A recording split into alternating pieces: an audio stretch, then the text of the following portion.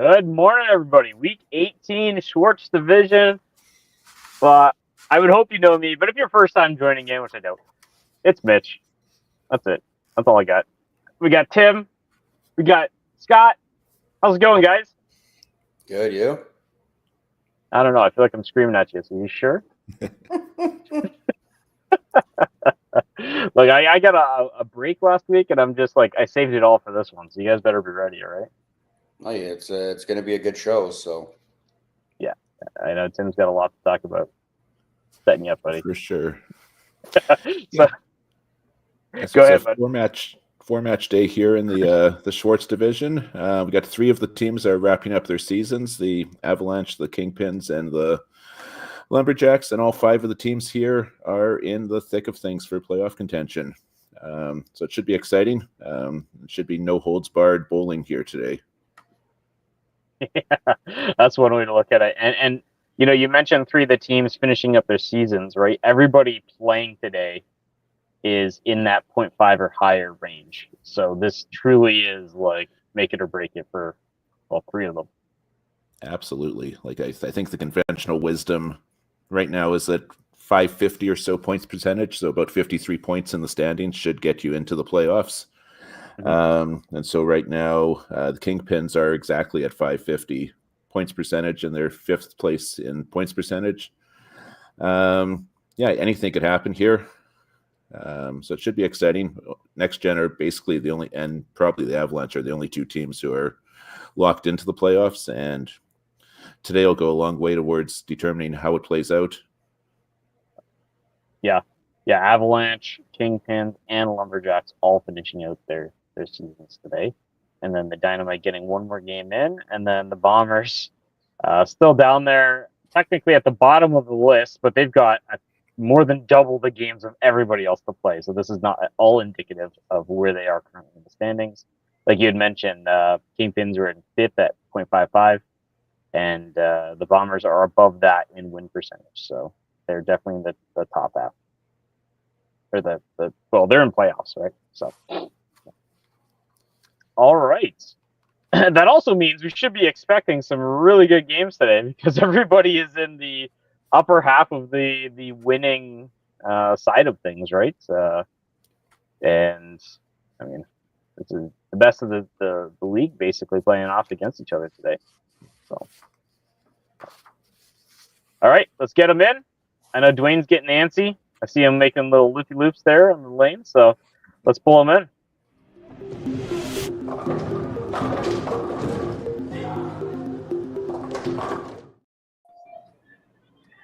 Hello, guys. How's it going?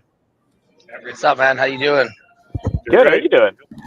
Oh, team's excited, man. Really excited to finish the regular season and get the playoffs going. Yeah, absolutely. You guys have been doing great. You know, if you set yourself up as in a really good way to finish up this season, and you know, you're not going to hold back. I know that, like, just based on who you are, and obviously that's not how things go. But you're doing good. You're gonna have some matchups today, though. The Bombers and I can't remember the other one off the top of my head. Kingpins. Yeah, and the Kingpins. That's right. Yeah. So it's gonna be fiery, right, DB? Yeah, you betcha, Mitch. We're lower in the standings, but it's going to be looking forward to seeing that time lapse. You know how it goes like this, and then it goes down. Then later on, it's going to be all the way skyrocketing to the moon, right? We're just another step in the way. Our season's still barely just halfway. So as Dwayne's already looking to playoffs, we're still looking at regular season. You know, he's getting ahead of himself, and we're just going to keep chipping away and doing our thing to get up there. So we're looking forward to taking one match at a time. What I heard was get your stonks in the Bombers, apparently, from DB, all right? To the moon. All right? I'm excited to play DB. Let's go. Bombers are going to be a good match. Well, both the Kingpins, too. Yeah. He's got a half a season left, so that's why it's just a different scenario for us. But like Mitch had mentioned, we did a lot of heavy lifting early, so I think our points are enough for the playoffs. So now it's sort of just see where we can finish and how to go about it, right? So yeah, placement is huge, right? Yeah. Save yourself as matches needed if possible. All right, guys. Well, I'm not going to delay too long because I know that and just so everybody watching, the other stream is offset from us, so they are in their second half of the game. They started 30 minutes before us, so I'm going to try and keep it on time so we can have like the second half thing going on. DB, can I get your lineup, buddy? Yeah, you bet. Not too much change here. We'll have Sean lead off, Bonnie back in second, Aaron will play third, Heidi will go fourth, and Mark will be fifth. And then we got Brett Mapstone on the bench today. Okay. And over on the Avalanche side, Dwayne? Yeah, we got Colton leading us off, Dean in the 2-hole, Alyssa, Mark, and then myself in 5. We got Dylan and Brooke on the bench, and KB's here as our extra. Okay, sounds good. Everybody ready to go? Let's do it. Yeah. Excited. All right. Good luck, DB. All right. Good luck, guys. Have a good one. Yeah, have a good match. Yep. All right. Let's throw up the Bombers first. I'll do it. I'll be a gracious host and take some of them. You know, I'll take the single ones. We got Mark Johnstone, Steve Cummings, Heidi Mapstone, Sean Heller, Adam Kemp, Aaron Arndt, Bonnie Olson, Brett Mapstone, his manager Darryl Bradley, bowling out of Sherwood Bowl in Sherwood Park. And on the other side, I almost clicked the wrong team. All right, Tim, it's your time, bud. Okay, the Winnipeg Avalanche are Dwayne Gilardi, Colton Uswa, Dylan Stevenson, Kevin Boyko, Alyssa Gilardi, Brooke Goulet, Mark Steves, Dean Bartel. They have co-managers Robbie Hendrickson and Cam Boone, and they play out of the Polo Park Bowling Center in Winnipeg. Awesome. We are right into it for the action here. Sean is wasting no time getting up on the lane.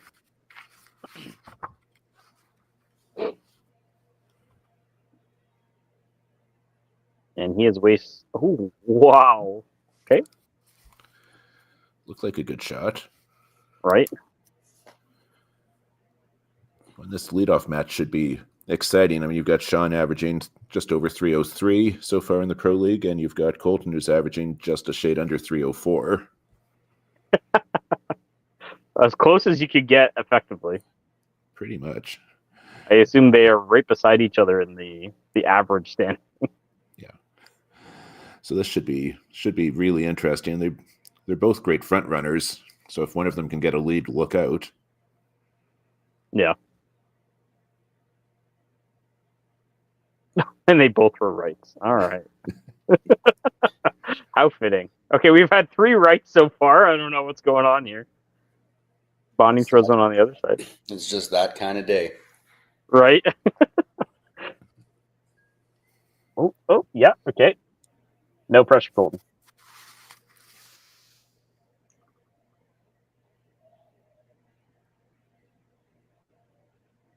Oh, and 3 spares. We are 100% on the rights. It's always a good feeling when you can throw a couple of good shots right back to back, hit what you're throwing for. Nice way to ease the match. 100%. Oh, a left. Way to shake it up, Aaron.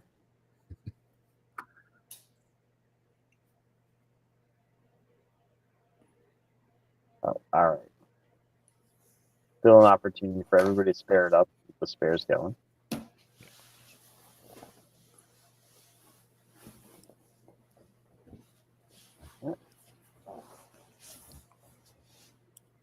It's looking better for... Oh, too good. Aaron did pick up that spare, though, so it's 3 corner spares in a row for the Bombers. Mm-hmm. I bet you Heidi can get them all down to 1 ball. I'm going to say right corner. Oh, you're evil. God. I've played so much at Sherwood Park that I know that that lanes 15 and 16. Lots of corners. I mean, those lanes that are next to the outside interior walls, especially with the weather and everything, it's just you don't get the splash, you don't get some of those breaks that you would in the middle of the house.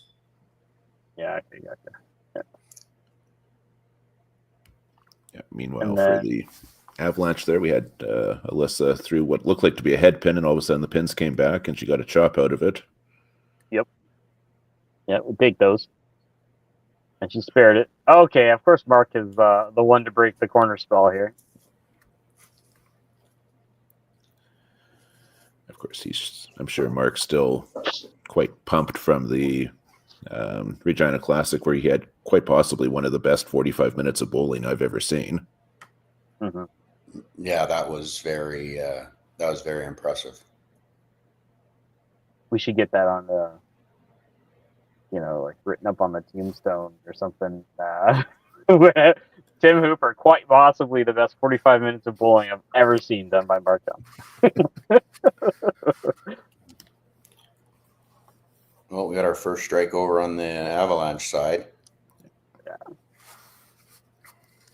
Mark's pretty hot start, honestly. Yeah, Mark's new to the league this year, and I mean, obviously not new in the Manitoba scene, but new to the pro league, and I mean, he's been quite the revelation. He's 304.6 so far in average. Oh, wow. Dwayne really got it out there. Yeah. Some of the players for the Avalanche might be a little bleary-eyed this morning. There was a big social in the bowling community last night. Oh, yeah.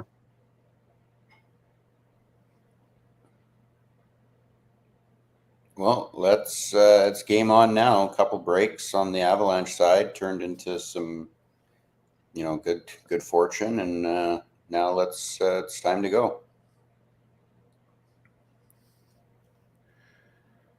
Okay. This time looks like Colton might be the first one to go, although it's pretty close.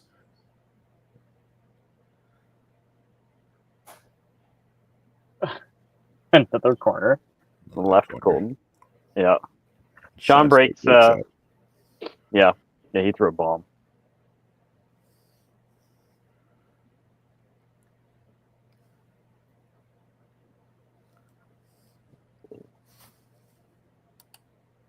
Yeah, Colton with a great spare.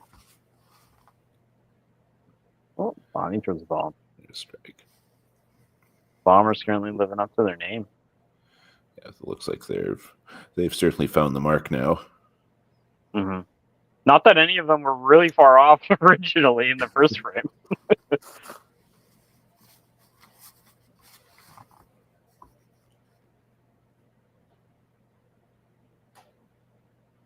So yeah, that looked like a better ball 15.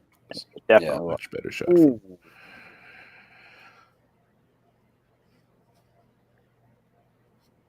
A little bit different of a hit there for Aaron. He ended up in the other pocket this time and just blew right through. Yeah, that 3-pin just didn't move on him. It just kind of died right away. Yeah. Pretty half, though. No doubt on the spare. Strike from Melissa. Yep. Definitely waking up to some good bowling today, though. Really good first two frames, honestly. I suspect it could be like this throughout this entire match and even throughout the entire day. Like all these teams are where they are for a reason. Yeah.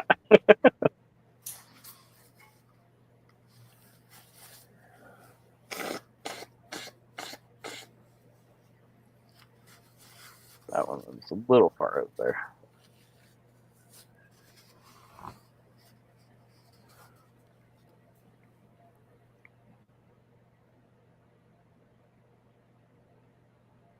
Yeah, I stepped out on that one, yeah. Yeah. Oh, great half by Mark C. Mark with the C. Or Mark Steves. Mark Steves, yeah. Yeah, I was just looking at the spelling of them. I don't usually see Johnson miss to the right very often. Yeah, well, easy half. Fix the spare. So that's 10 up and 10 marks for the Bombers to start. Yeah. Oh, not as lucky as Alyssa with the head in there. He's the 3-pin standing.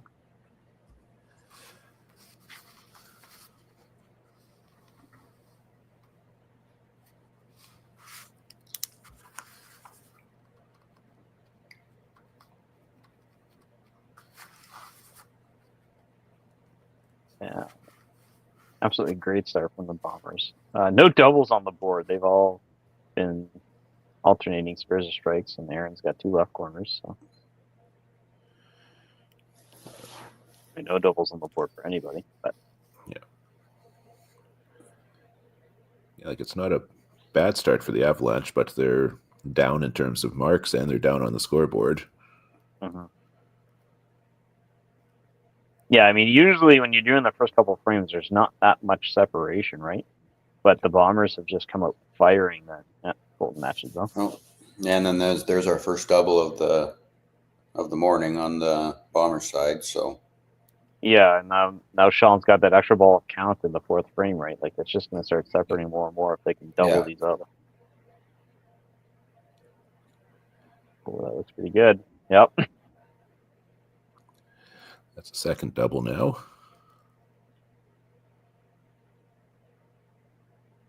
Oh, okay. We got the double on.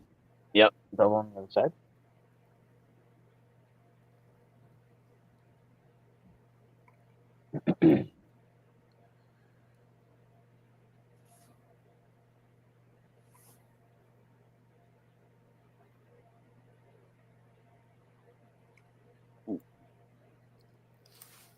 Unless we see something crazy, the strike streak is going to end here. Come on, Aaron. Make it happen.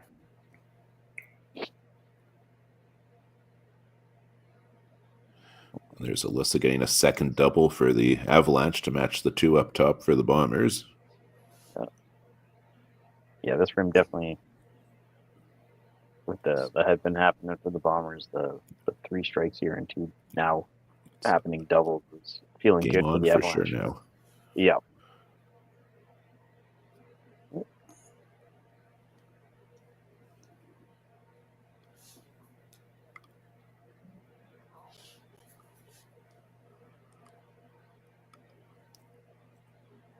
Got the animation on the Bomber side was celebrating Aaron's head pin. We had to rub it in, Tim.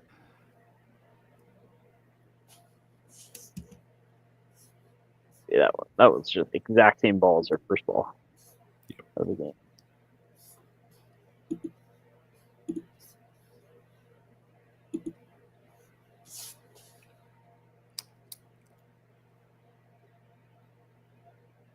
It'll be interesting from a manager's perspective. They just, like, again, given the magnitude of these matches, just how long of a leash some of these bowlers are going to have. Yeah. Yeah, like you see Mark Steves now with that open. Not that I'm suggesting he should come out anytime soon, but he started with a strike, right? Yeah. He was on the middle of the second shot. And again, given that he's got a 304 average, he's probably got an extra degree of freedom there that some bowlers might not have. Yeah. Dwayne saves himself. Yeah, and Mark throws him ball. Good one for Mark there after the previous frame and back on that middle. Mm-hmm. Yeah, 4 strikes though for the Bombers there. For Avalanche, and then 3 strikes in the spare for the Bombers. So basically, breaking even with 2 doubles for each side. Yeah, and I think a lot of the when you talk about the leashes, it comes down to really it's the points. It's the points at the bottom, right? Like if your match is kind of out of reach, but you think you can bring in someone that can get you some points for the bottom, that's kind of where you got to look at it too. Mm-hmm. Mm-hmm. For sure. It was kind of odd seeing Colton Buck there. It was almost as if it was in reaction to Sean's head pin. Literally what I was thinking. I'm trying to hide the TV up the top because they have it playing right there, but it worked out though. That was a good balk. Yep. I wonder if there was some reaction from the crowd and he heard it and he just pulled back. I don't have the dexterity to balk like that. And I start moving, my momentum is way too high, so. Yeah, I'm the same. Once I get to that second step, I have to get rid of it. The last time I tried to balk, I basically held onto the ball through my swing and almost hit myself in the head with it. So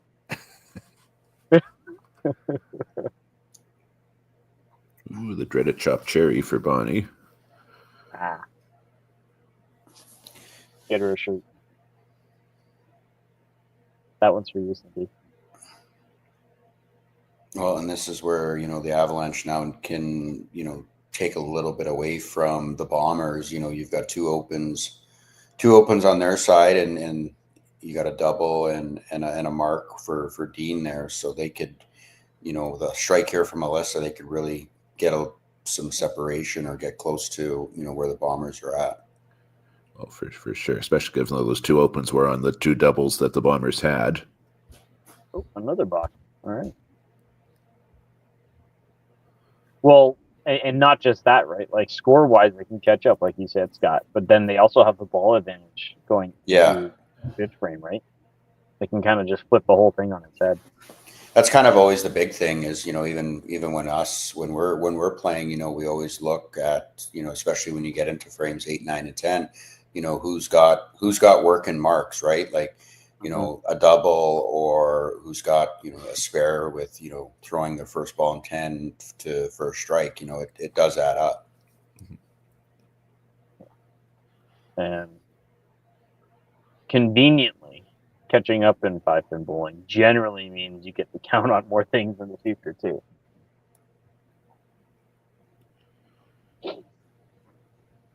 Yes, this is now, you can definitely sense the momentum swinging a little bit. I mean, it's still early in the match, obviously, but this is 3 opens now for the Bombers and 4, and 3 marks for the Avalanche. Yeah. And just as I say that, Mark punches.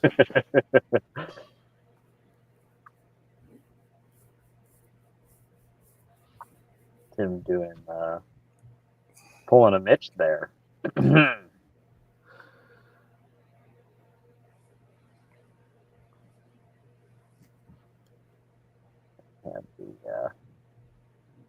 the Dynamite are all set up and ready to go. Yeah, you can just kind of see it right now with the Bombers, just because they've got, 2 head pins and a chop. They're just, now trying to push it just a little bit here to try and get something going. Mm-hmm.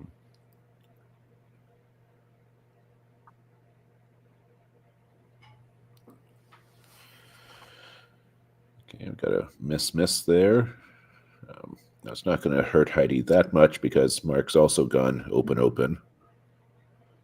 Yeah.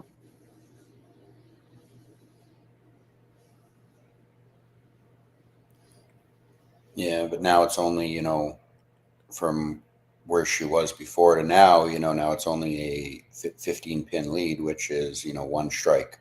So, that match is definitely is right there for one of the two to just, run away with it. Yep. Dwayne got the double to apply a little bit of pressure, and Mark responds. Yeah. Great job. Mark's been solid all year. It's been, I've known Mark for quite some time, and it's just to see him put the work in and everything. It's shown this year, and as a good friend, I couldn't be happier to see him, succeeding like he is.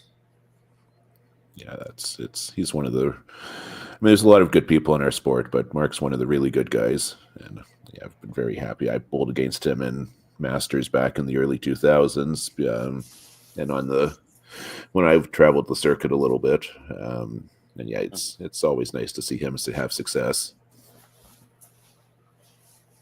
Yeah, real genuine guy, like just a blast on and off the lane, and it, like you guys said, I don't know him as well as you guys do, but seeing him succeed, and not even just succeed, he was excelling this year. Like, it was an absolute, especially as we come to the end. Well, if I'm not mistaken, he'd had some injury issues as well. Yeah, he's been battling an elbow/wrist injury for a couple of years now. So, he's been trying to put the work in to, obviously bowl pain free, but he's at the point now where I think he's got it managed to, do the run that he did in Regina and not, get to the point where you couldn't throw a ball. Everybody tossing out a little bit here.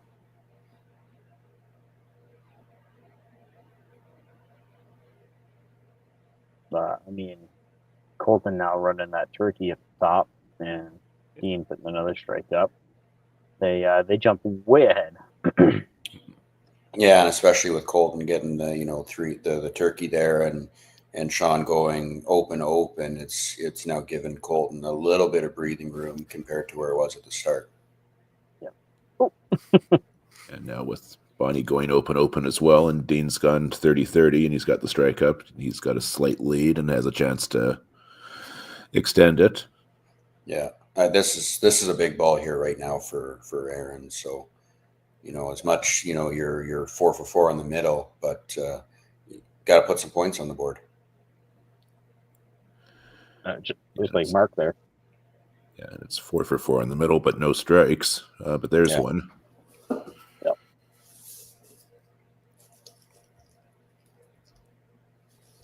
Mark, I think get back. I think that's the I know I'm getting pulled if I don't get a strike here. Strike.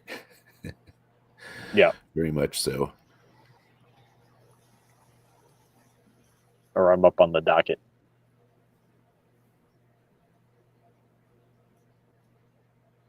Ooh, another thick left hit. Ooh. Good count for Dwayne, though. Just going to pull him back in.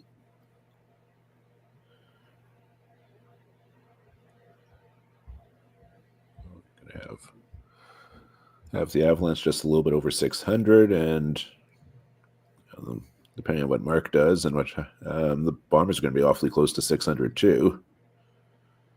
Yeah, it's going to be pretty close here coming into the break. So, yeah, do not go away after the break. You're going to see some good bowling. Yeah.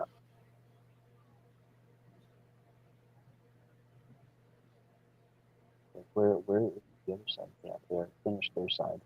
Their first game. So come over here and hang with us. Oh, and that was the same ball he threw in the frame 2 there. Yeah, he just pushed it when he gets a little bit quick towards the line. That's where he'll try and correct it right at the line, and then you just force it out. Yeah, I just can't quite stay with it, and much better there. That's the punishment.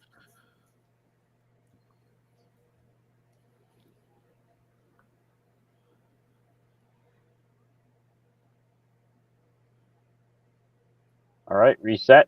It's commercial break time. Yeah, 6:23 with a double, a strike, two strikes and 2 spares to the 580 with a strike and a spare on the side of the Bombers. So Avalanche with a small point lead, but they've definitely got the marks to make up to increase it. So, all right, we'll be right back.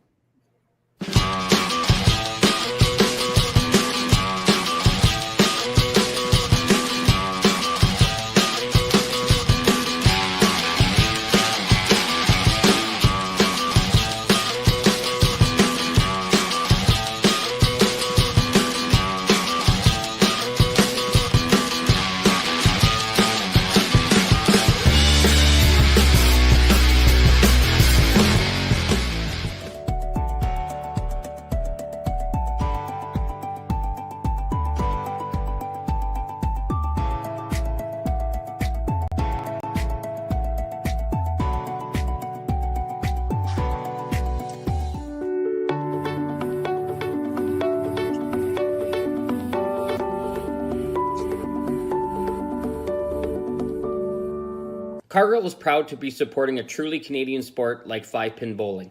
We look forward to watching some great competition from many competitors and bowling centers across our country. With hundreds of locations across Canada, Cargill is committed to helping the Canadian farmer thrive. Whether it is selling commodities, getting agronomic advice, fertilizer needs, crop protection, and marketing expertise, Cargill is here to help. So please enjoy this bowling. Thank you.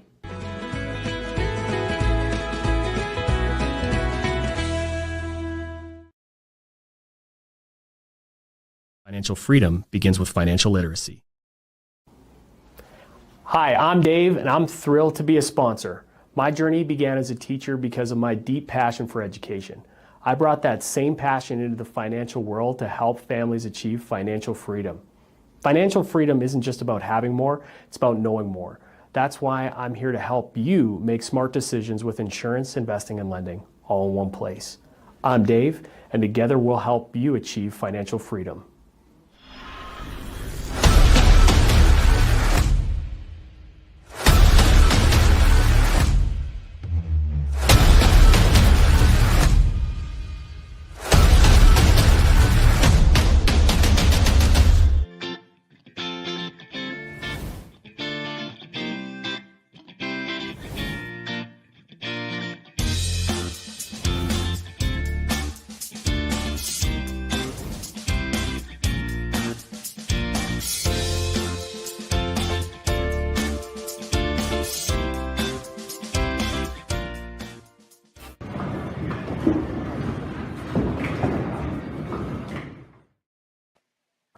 All right, second half. Here we go.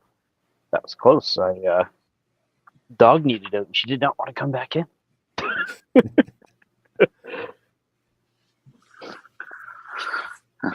Yeah, I mean, as you know, or as everybody knows, really, the last 3 frames of the game, so much can happen, but it's always nice to have something going.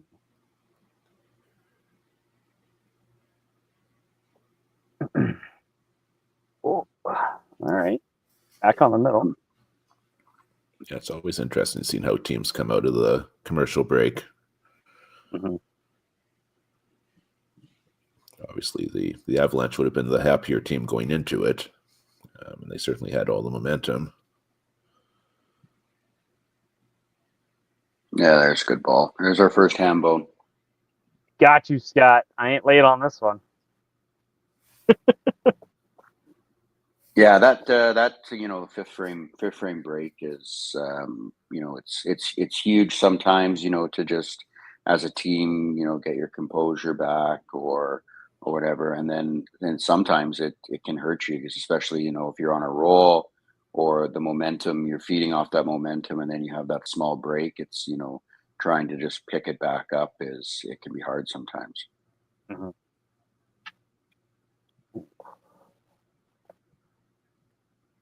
I mean, are we looking at a leash here for Bonnie or a pull for Bonnie if Dean spares this? Yeah, I think with the Bombers, they are in that that spot where they've got both women in the lineup with a guy on the bench. So to be looking at pulling her over Heidi, is probably gonna happen. I would think here. DB might give her a ball in 7. He might just go and put Brett right in 7. But I would think that's probably where it's going to be, depending on what Aaron does here too. True enough. Yeah, because it's not like Alyssa's. I mean, Alyssa's not running away with this quite yet, and No. Oh, cool. Like, conceivably, there's 2 or 3 places where they could use a substitution right now on the Bombers. Yeah, and they only have 1 today for everybody watching who just joined us. They only have Brett Knapson on the bench. Yeah. So. Oh man, that's the worst feeling. Good old 5'8". Yeah, it looked like a good shot, just maybe a little thin on the right side, and it looked like it skipped in behind the corner. But that, now that brings Aaron's match back into play with Alyssa. She's gone open. He's got now the working spare going into 7. So now that brings that match, back into play. Yeah. Sure. Alyssa's missed the middle 3 times now in a row, right? Yeah. And no, don't get me wrong. If anybody can find the middle, Alyssa can do it, right? So.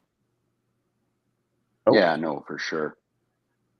But as far as the discrepancy between the 2 players on each side, this looks like a substitution. Oh, no, maybe not. The way Mark came back there looked like he was almost asking to be pulled. But Yeah, might have been. Another. There he's like, why can't I do that my first ball? God. Yeah, that's I think 3 times now he's missed. Mm-hmm. He's missed left here, which is not like him at all. Yeah, especially that last movie, the one we just watched, was really just a 3-punch with the lucky 2 on the ass. So. Yeah. Then Mark actually here, Mr. Johnstone, just into the right again. Yeah, it's just like I said, it's a small timing issue right at the line that's causing, catching him a little bit off balance, and you're just trying to correct. Oh no! And talking about pulls, I mean, we've got basically 3 players on the Bombers trailing their counterparts on the other side. Where the matches are still close enough to, salvage, right? Yeah, and I think if it was maybe any other team, you'd maybe thinking a little bit more about it. But I think with the Bombers and the talent that's on that team, that I think you're pretty confident having these guys still in the lineup, knowing that they can do what they need to do. Oh, yeah, they're all great players. They can certainly throw their way out of just about any jam they get into. and a power job.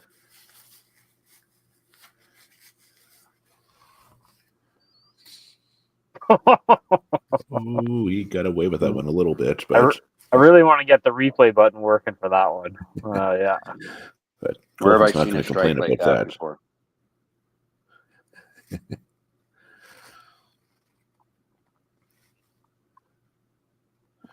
This is where you start to see the compounding effect here now too, because the Bombers had 4, 5, 6 where they did not put up an awful lot of marks, and the Avalanche have, and now it's points building on points building on points. Yeah. This was only 30, 40 point difference at the commercial break, and now it's up close to 150. Here's Scotty the poll called for it. the Bombers. Yep. Brett Mapstone coming in for Bonnie.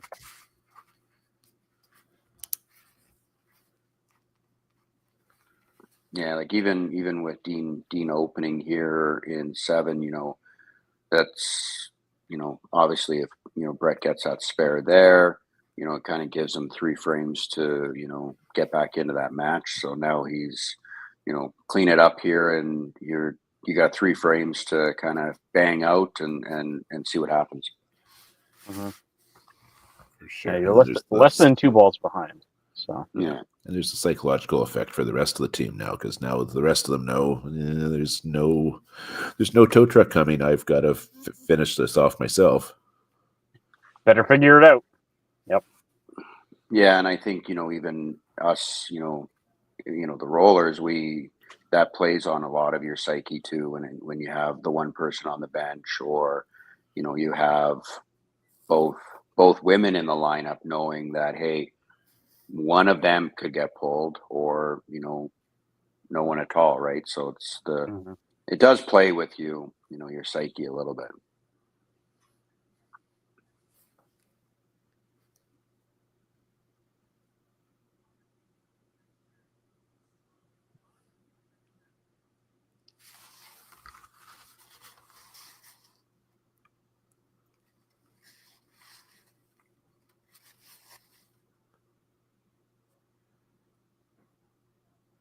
No, there we go. Better for Mark. It's another strike up there. Heidi with the corner. He's all over it. Better frame here for the Bombers.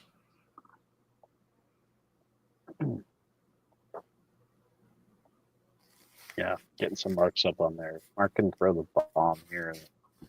The strike rate, then good way to go into 8.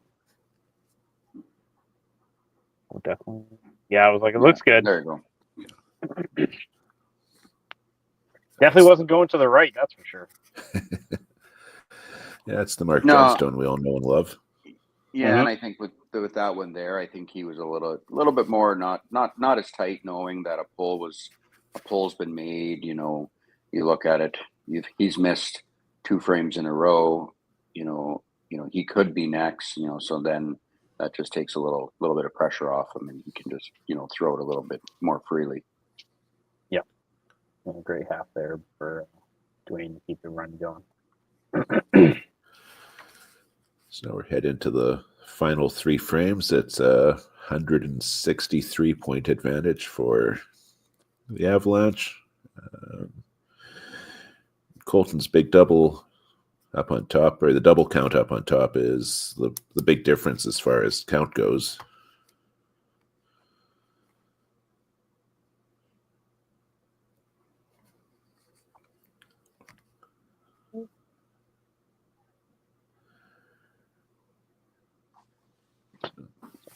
Just a little thin. Yeah, that's how you're just trying to put a little extra on it to hopefully get a break, and you end up getting that chop or.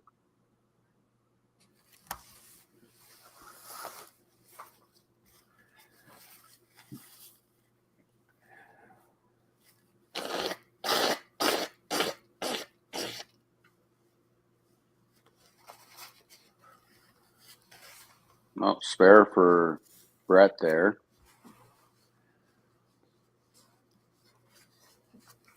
Puts a little bit of pressure on Dean. Yeah, that's big ball. Sorry guys, just doing something. Just getting camera set up for the next game.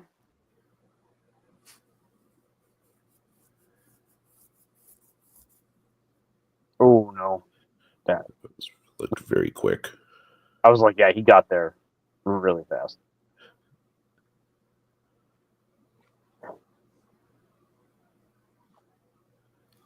Oh, I didn't miss the 6-pack. Okay. I was not here for it, so No. Sorry, Colton. It's probably my fault. I wasn't ready. Ooh.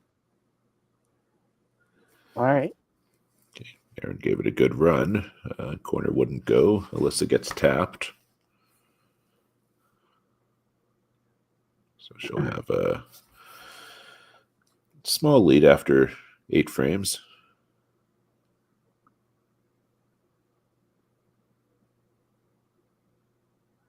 Yeah, there's a good spare.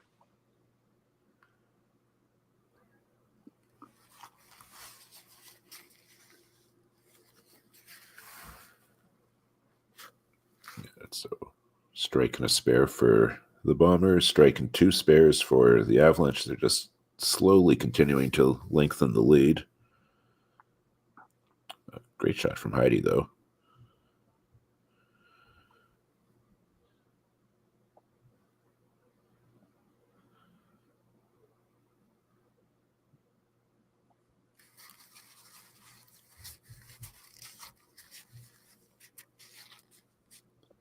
Just getting set up.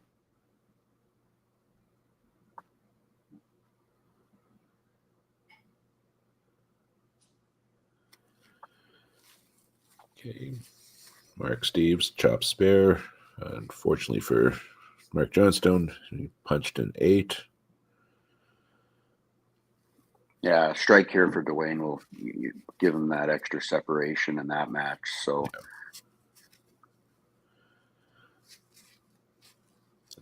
It'll get the lead for total out to close to 200 if he can throw the strike here. Yeah. Yeah, that's a good ball. And he does. It's 5 marks up for the Avalanche, 3 for the Bombers.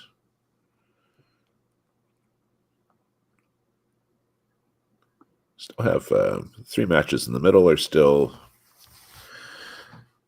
could potentially go either way.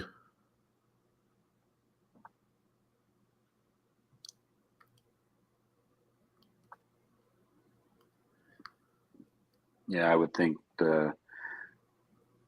top match and bottom match are pretty much, I think, kind of done. So now you are focusing on those, the 2, 3, 4 match and kind of building on total. But I think that might be a little bit out of reach right now.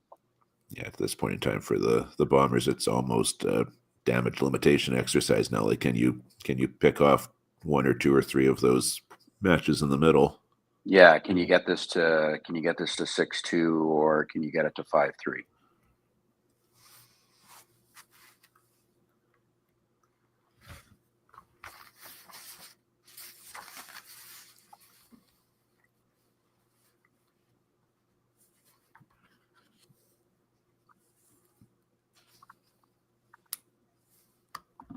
All right, I'm done. So, next one. I get to watch the end of this one. All right. Oh, there it is. There's the head pin power chop. On the right side.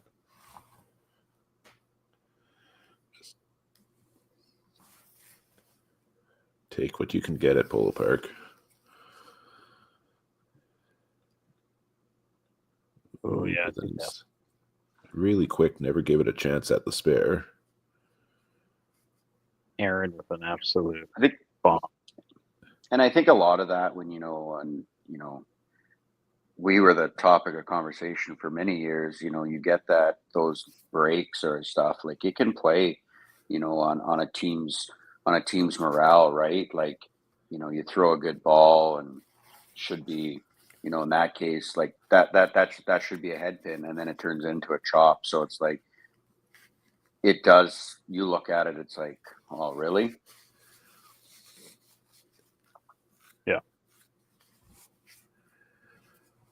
We've seen a couple places that have some crazy kickbacks. Whoa. Yeah, it's a good one from Alyssa. Yeah, especially with Aaron pressure throwing on a little bit. Exactly, yeah. That's On right. those. Yeah. But it also gives her a little bit more breathing room in 10, because it was on a, on a spare in 8. So, the total is there. So yeah, now that leads up to 34 in the 3 spot, and it's so out beyond 2 balls. Yeah, there's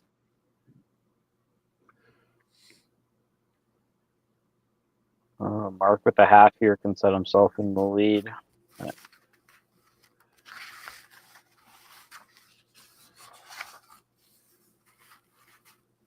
yeah, the Bonnie Brett up top there, you got 186 to 211, but Brett's got that working, the 30 count for 10 if he can get that, first ball strike. So There's a possible 201 to the 211, right? Then yeah, so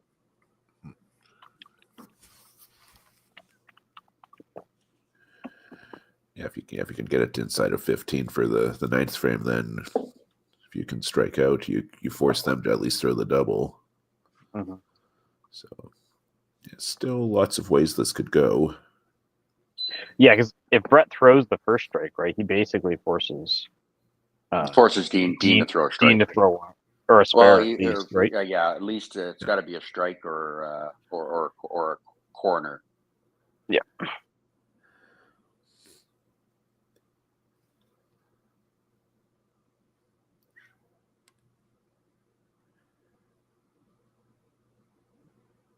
And really, like, even Alyssa and Aaron, that match is all in Alyssa's hands. What she does on her first ball is going to dictate that match for sure. Oh, yeah. Dwayne just jumps in front here. Yeah, good double there. That was a good shot. Another good frame for the Avalanche. Seem to have been saying that a lot this match. They're a different team this year than what they were last year, being, the Snowmen. They've just got that perfect, team concept where they can kind of just feed off each other. So Yeah, I mean it's a bit of that, and I mean the results on the lanes for sure have been there like last year. Oh my! He threw a 3 and ends up with an 8. Wow, that was bizarre. Oh, I'm sure DB will have a couple comments here Yeah. after. Yeah, where's DB? But that's what I mean. You know, now he's taken something that was, you know, still spareable to now something that's a little bit easier to spare. Yeah, you got it. So, you know, that does, unfortunately, those are the breaks you're going to get when everyone's playing in a house that's not the same house. So you got to take it with a grain of salt and kind of, it is what it is. Let's also be clear here. With the revs and the speed that Colton throws at, he gets breaks. Oh, 100%. Yeah. I'm not saying that the house has nothing to do with it, but if anybody's going to get a break, it's going to be Colton.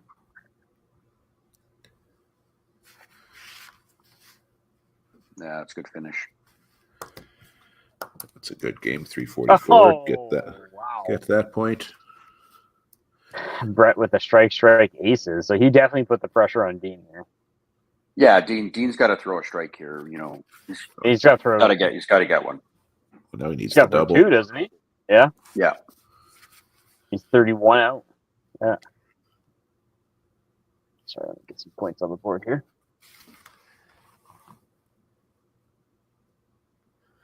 That's one. He gets the first one. Yeah.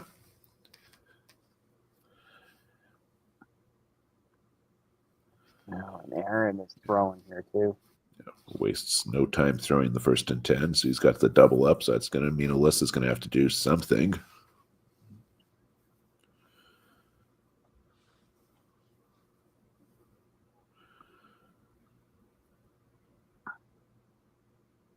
Yeah, Bombers are wasting no time. Sorry, Scott. Go ahead.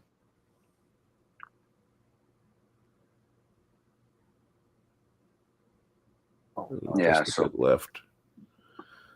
This now does, with, Brett comes back and takes that point, depending on what Alyssa's going to do here in her first ball, obviously this is going to be a big spare for Aaron.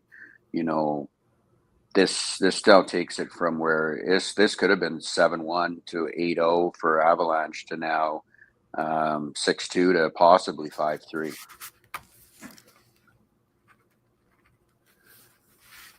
Yeah, I mean, she's got what, 225, and her first ball counts twice. Yeah, first 2 balls twice.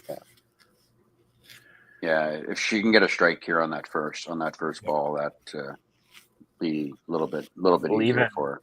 Even a corner. Yeah, even 555 would be good enough here, I think. Yeah, 555 would be 250. Yeah. And that's a lot more than 555. Yeah.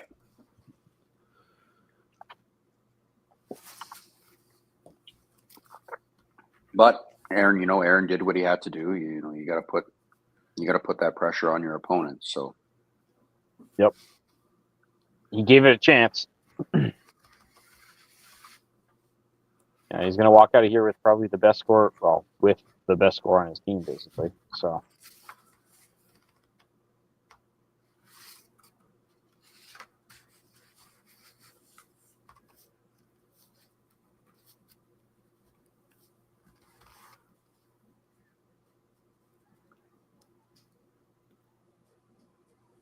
Yeah, depending on what, a strike here for Heidi would be pretty good. Mm. We'll put a little bit of pressure on Mark to throw that first ball in 10. Yeah. He doesn't just think of 5 now.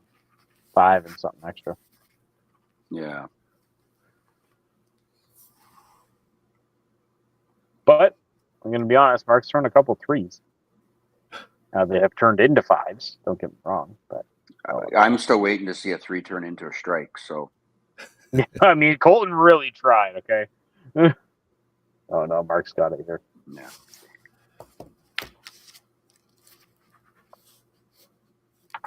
Yeah, like it's kind of it's unfortunate.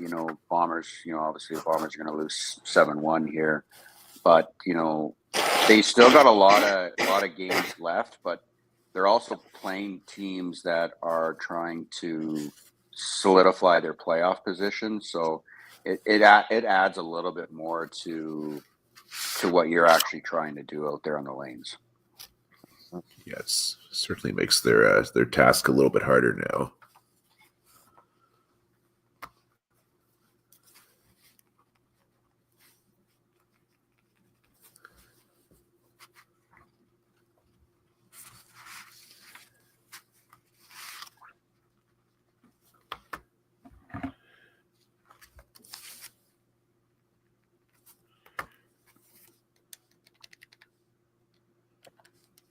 And we'll see Dwayne finish out his game here.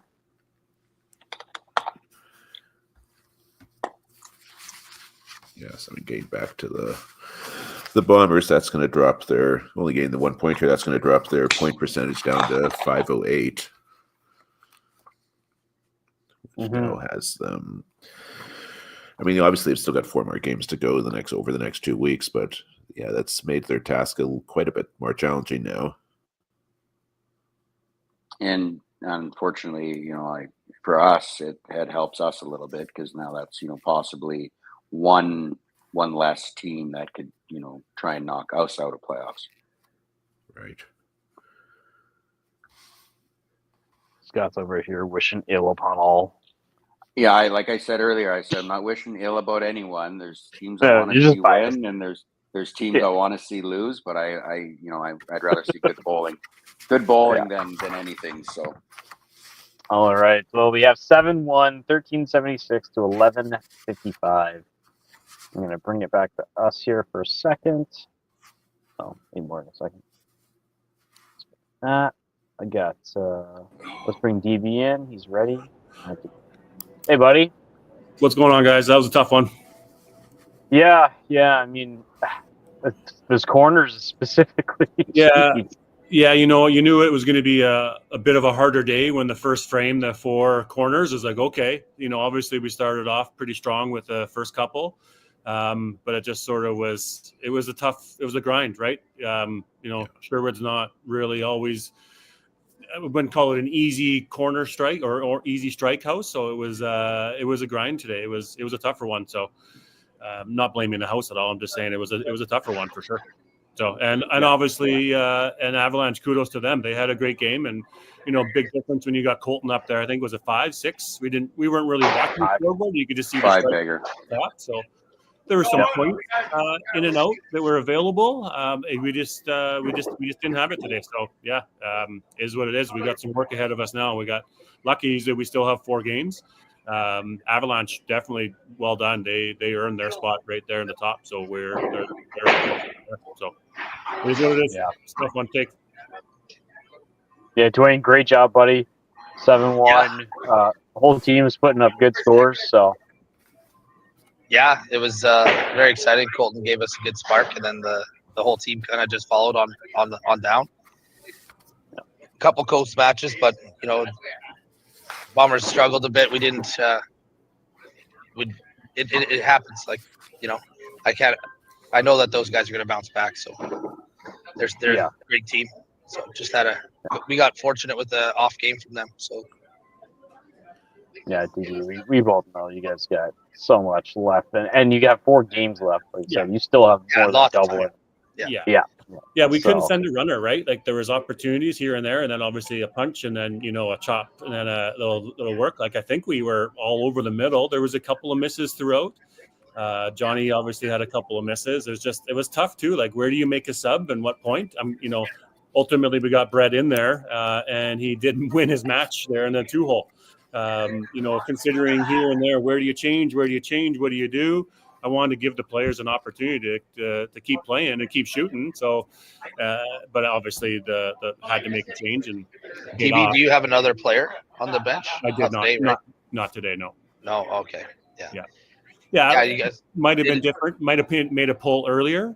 But again, these are all good players. They all want to play. They all deserve to play. Yep. They've all, proven themselves time and time. It's tough being in these shoes to try to make that choice. But whatever. We'll bounce back. We got 4 games to go. I'll be a lot sadder when it's the last game and we miss the playoffs. So we still got our targets to make the playoffs. That's our goal. Right? Do you have one more today? Our goal is not to be first overall. Right? Our goal. No, just the one today, Dwayne. Oh, just one for the Bombers. Okay. Yeah. Right, I mean, you guys, if you can get in there, you do your thing, right? So. We do play Bonnie Doon next weekend. We have 2 matches there. Does that make a little bit of a difference? Yeah, that'll help you a lot too. That's right. Let's be honest, guys. And we do play next gen at Bonnie Doon, so in their own house. So, are we going to get side by side for that? That'll be exciting. Last week, obviously, when we played, we had a 1480 here at Sherwood. So, I mean, the scores can be shot. They certainly can, but we know that potentially the scores could be higher at Bonnie Doon. So it'll be a good match. We've got to win throughout. Now we're probably under 500. I don't know. Are we a little bit less? Just above. Yeah. So 507. We're below the cut line right now. Put it that way. But we got 4 games to go. So, and we'll see what happens today. There's a big day, obviously, yet with Kingpins and Lumberjacks and all these guys to finish up. So I'm looking forward to staying tuned and watching it. Awesome. Well, thanks, guys. Dwayne, you got a bit of a break. You'll be back for Game 3, right? Yep. And we'll play Kingpins. Yeah, exactly. Yeah, and you guys will finish out your season against the Kingpins. So. Yeah, do the same to us. Do the same to them as you did to us, okay? Would you? We'll do our best, TV. You guys are in the playoffs. You're in the playoffs. Let's make it nice and tight down there at the cut line. That'd be great. Yeah, right on, man. Well, I'm excited to watch your guys' live match there. Well, you guys get to go head-to-head at Bonnie Doon. That'll be really exciting. Yeah. I think that's exciting just like for the league, too, just to see same playing field, side by side. Yeah. That's super exciting. Yeah. We'll see. So, yeah, man. All right, guys. Well, good luck, eh? All right. Good job. Yeah, thanks, guys. I'm going to run a commercial, and then we'll be right back.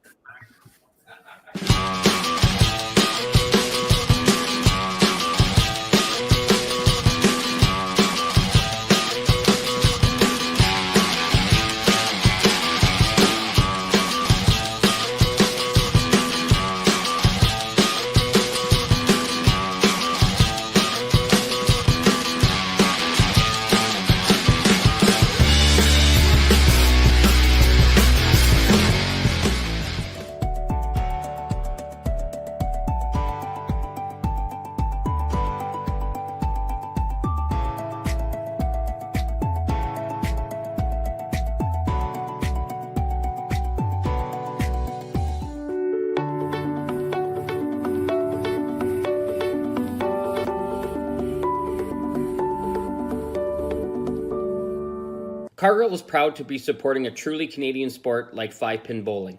We look forward to watching some great competition from many competitors and bowling centers across our country. With hundreds of locations across Canada, Cargill is committed to helping the Canadian farmer thrive.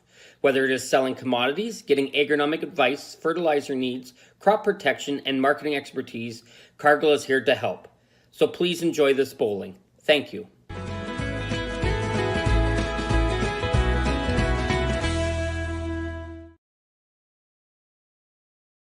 Financial freedom begins with financial literacy. Hi, I'm Dave, and I'm thrilled to be a sponsor. My journey began as a teacher because of my deep passion for education. I brought that same passion into the financial world to help families achieve financial freedom.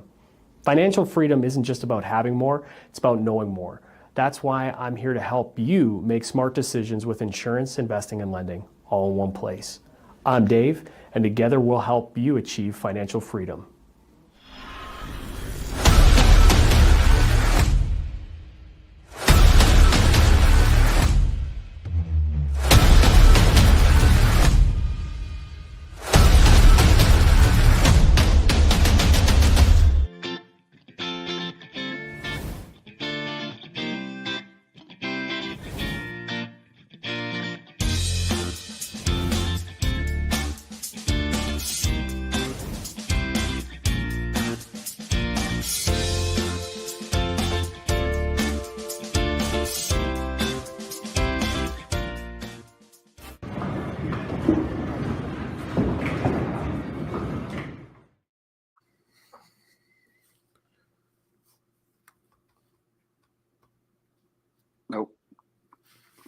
We lose Mitch.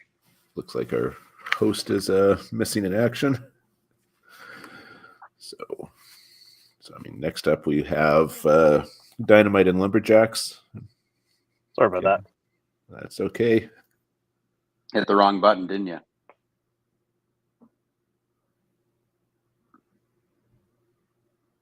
Oh, He's frozen again. So try it one more time. But yeah, Dynamite and Lumberjacks next up. Yes, sorry. Okay, my phone decided to update Chrome halfway through the stream. Great idea, phone. All right. Jeez. All right, let's get them in here. I think Tim, I caught the tail end of that, and you basically said we have the next match coming up. So let's just go right to that. Let's go right into it.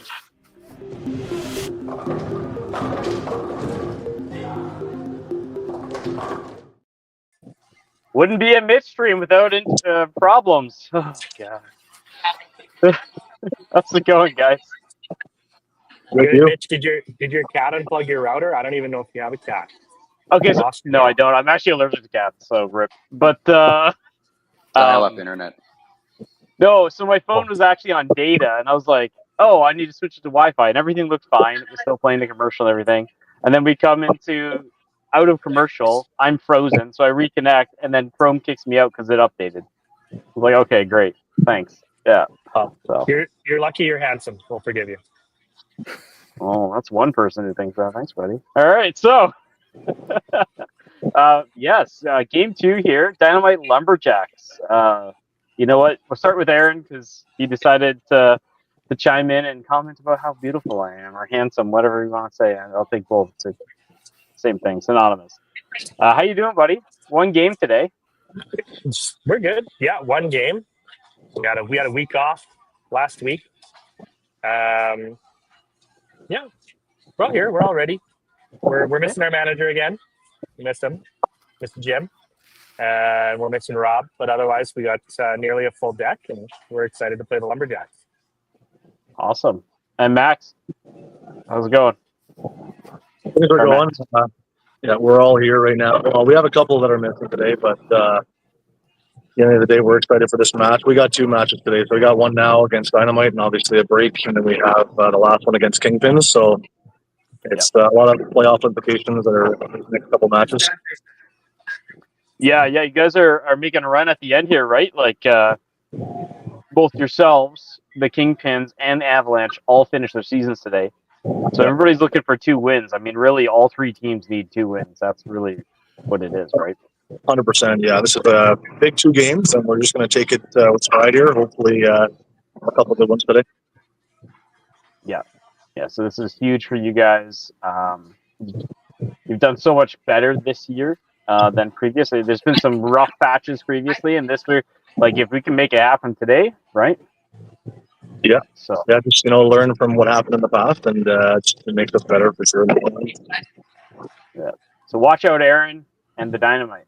Got it. We've been hearing the word spoiler. Like when we play all our games in the back half, like most teams are finishing their season, either the game they play us or the game before. So we know it'll be a good match, and we're aware of the standings and who's where and what. So it should be a good time. But yeah, I have no doubt that this is going to be. I mean, honestly, I think all 4 games are going to be really good today. But with yourselves playing this one, Bombers playing the first one, Lumberjacks, Kingpins, Avalanche. I mean, we've got the top teams playing against each other here today. So that's how you want it. Yep. All right. You can almost say we save the best for last. So but all right, Aaron, I am going to get your lineup today. What you got, bud? Yeah, so we got Tyler Van Dangle in the 1 hole. We got Jana in the 2 hole. Mr. Twister, Randy Morissette in 3. We've got me in 4. That'd be Aaron. We have Scott Barber in 5. And we have Tiger Don Holland and Chad Van Dangle on our bench. Good. I'm glad everybody had nicknames. All right. Matt, what's your lineup for this one? Yeah, so in leadoff, we got Chantal Sear. 2nd hole, we got Isabelle Saunier. 3rd, Fred Martin. 4th, we got Matt Wallace. And 5th, it's Matt Leonard. And on the bench, we have Max Beauchamp, Max Lafreniere, and Sly Bercier is actually away today, so he's not available. All right. Well, you guys ready to bowl? Yeah. All right, let's get to it. Good luck, Aaron guys. gives you a thumbs up. Yep. All right, let's jump in. Good luck, man. Okay, here we go.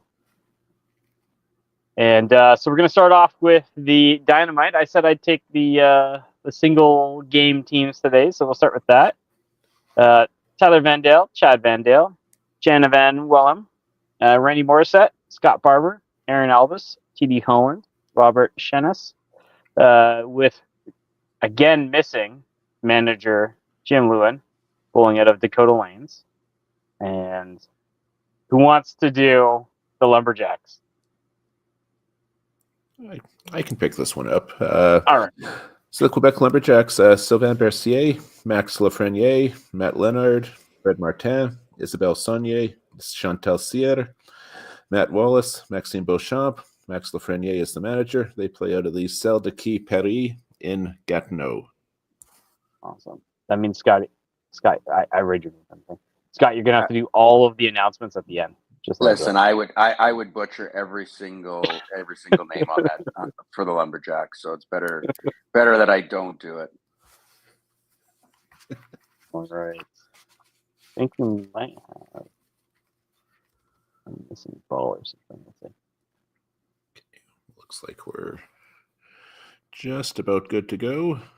Yeah. I'm just gonna make the scoreboard on the Dynamite set a little bit bigger so it's not full of the buttons like that. There we go. So with the Lumberjacks today, just a heads up, we are dealing with the predictive scoring, the old-fashioned way back when AI, where they add 10 points per spare and 15 points per strike. So the total will be slightly inflated.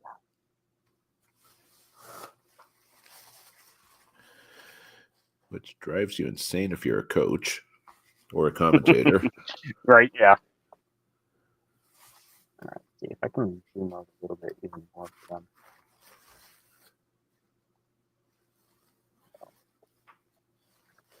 I'm saying earlier, we have a super clear camera for the Lumberjacks here, actually.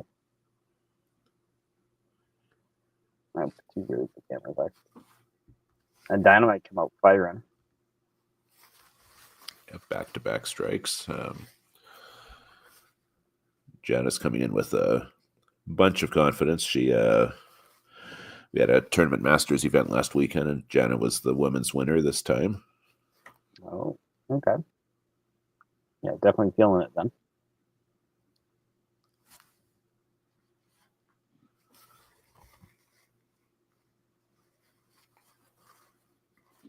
Yeah.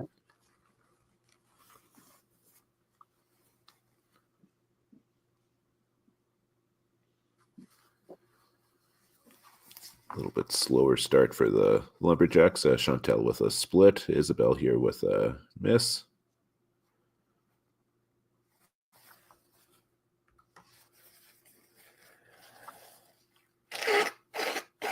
Oh, yeah, there we go. Get some of that. Now, if I remember correctly, and it might have been lane dependent, so I'm not sure. But Paris with the bouncing pins is definitely a thing. Can be. I don't think I've seen too many, or I certainly haven't called too many Lumberjack games this year, but that is my recollection too. You can get some good action.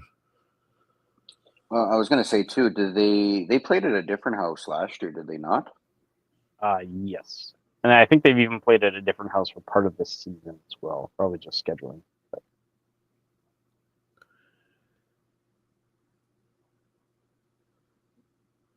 I'm trying to remember. I can't remember off the top of my head last year's.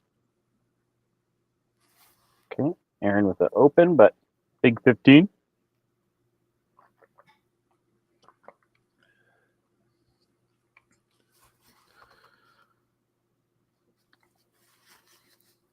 Good half there, Fred.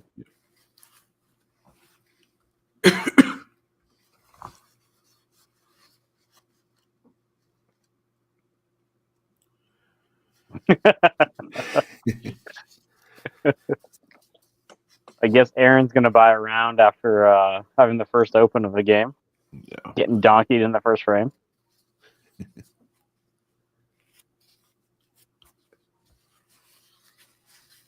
Yeah, but it's a that's a good start for you don't mind being that donkey if you get the other 4 guys throwing strikes. So Right, a donkey frame is a good frame.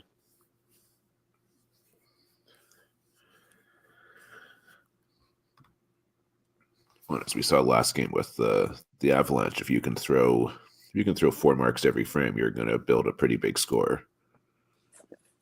I think that was the difference, last game. If you kind of look back on it, right? Like the Bombers started really hot, but then they started having like 1 and 2 mark frames in the middle, and that really just slowed down the whole thing.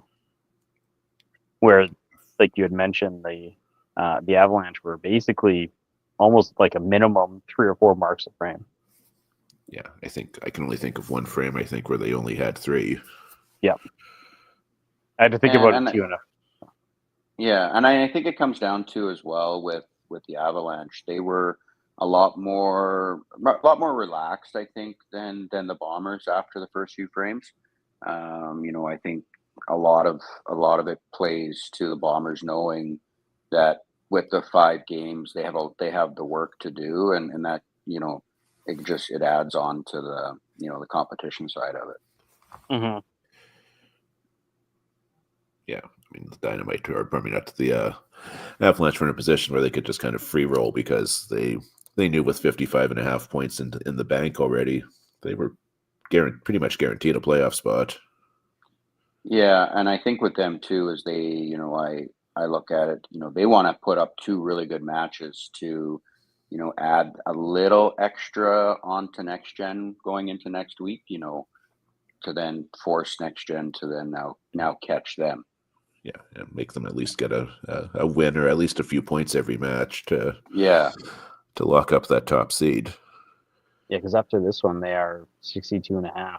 Yeah, so only 2.5 behind next gen. Yep. And next gen had 2 games left. Yep. Yeah, against the Dynamite and the Bombers. So it's not the easiest of schedules for next gen. It's also nice to see too with the way the Schwartz division is matched up this year. It's not a 1-team race and everyone else is trying to catch them. You've got a lot of teams that are right there, and they're going to make a team like Next Gen work for every point. Yeah, mm-hmm. for sure. And even go ahead. I was going to say, even if you look at the win percentages, right? There's a lot of teams in our Schwartz division here that are sitting in that 0.5 XX area, right? There's only 2 teams above 0.6. Yeah, like after that last game, going into this game, the Lumberjacks were in 6th place points percentage at 0.506, and the Bombers have now fallen to 0.508, so they're just ahead of them. Mm-hmm. So these are now 2 really big games for the Lumberjacks.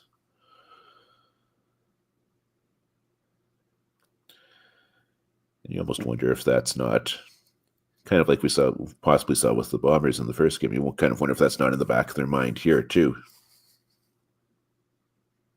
Yeah. I mean, and then the Dynamite have. Let's see. I'll just bring it up real quick. Yeah, 3 games left. This being the one of those 3, right? And they're at 0.59. Yeah. So they're okay, but they can't afford really any losses. Otherwise, they're going to be in the same position as the Bombers, basically. Oh, exactly. I mean, they've got a little bit more breathing room, but they've still got a lot of work to do. Yep. And it's not like they get any breaks from the schedule either. They've got Next Gen next week, and they've got the Snowmen, who have an outside shot at the playoffs, but they're another Winnipeg team who would love nothing more than to knock off one of their local rivals. Yeah, play spoiler for sure.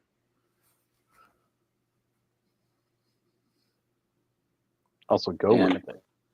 Or well. And I think too with that Snowman team, they're very after the kind of the changing team members from the Avalanche starting up and having the Snowmen where they're at. They're like me. I think they've done a great job for battling and being right there in the mix. Mm-hmm. I would agree with that too. Like given the lineup changes that happened this offseason for them and everything, yeah, they've put a good season together. Yeah, they still have 2 more games to go, right? So yeah, a lot can happen. I think they play one next week, and then I think they play one more to finish the year, or they have both next week. I can't remember. Yeah, and the Snowmen will have the Dynamite and the Bombers are their last 2 games, so they're, even if they maybe don't make it to the playoffs, they're going to definitely have influence on who does. Yeah, that's fair. Yeah. Better frame for the Lumberjacks, 3 strikes up there. Yep. Much better frame for Matt there. Kind of shaking off that first frame jitter.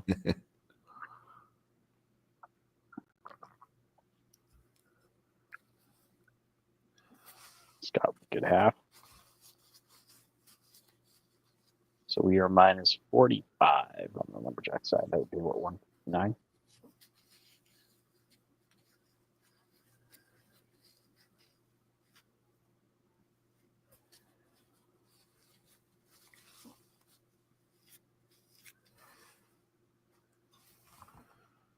Oh, wow. That pin got stuck in the gutter. Yeah, that was a good ball. Great shot for Chantel.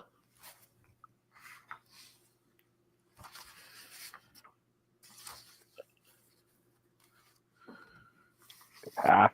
Tyler, keep the streak going.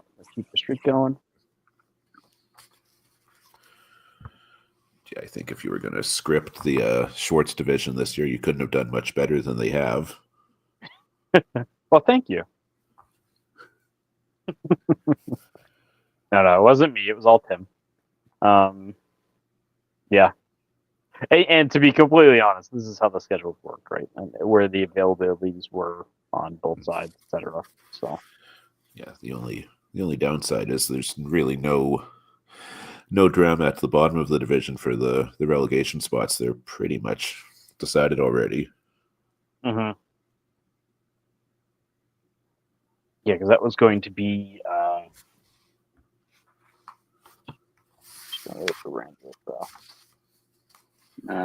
think it's the knockouts and the average pros are right there at the bottom. So yeah, because the average pros can only put themselves at 32.5. So yeah, Storm Strikers with that half point really making a big difference there. That's kind of ironic that the half point you get for a tie winds up being the ultimate tiebreaker. Yeah. Really, it was the other way too, right? It was actually was it Northern Knockouts, right? With the half point where they needed the full one. Again, being a tiebreaker just in the negative way rather than the positive way.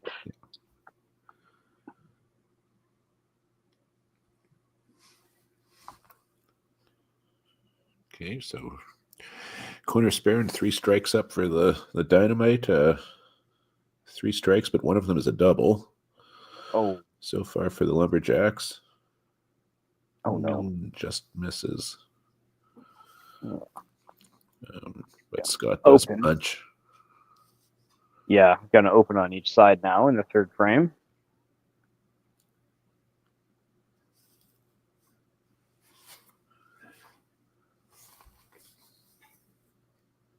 Still, the Lumberjacks are minus 60, so 246.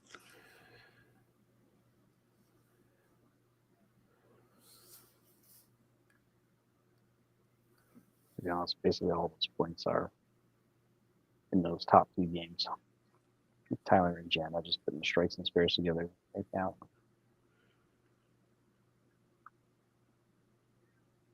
Wow, I thought that was good. Yeah, that right 3-pin just kind of died. Yeah, it barely got hit. That's what it looked like. Like a power chop kind of scenario where you just take the 3. Yeah, just a little extra rotation there, right? Coming in on that head pin. So, ooh, our first careless whisper. Hashtag Cindy.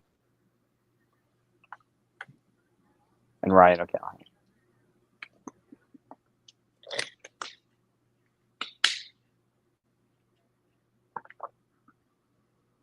All right, just reset.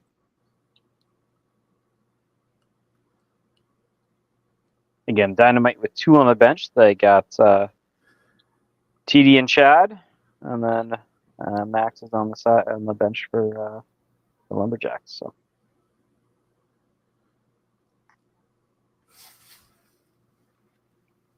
Oh man, it just keeps going. Chantel answers though. She's got the turkey though. Yeah, a couple of great shots, and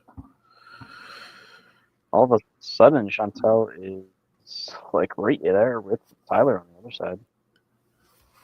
Yeah, or same thing, kind of like the first match. The 2 lead bowlers. Who's gonna crack first. Mm-hmm. That's kind of where Chantel's lived this whole season too, right at the top. Yeah, she's a solid player. Yeah. And this frame is going to create separation here for Jenna. That head pin and the double for Jenna. Yep.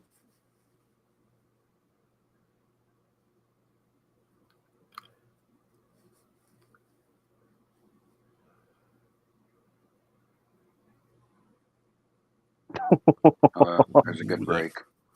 Could have been a lot of things. Oh! Almost picked it up.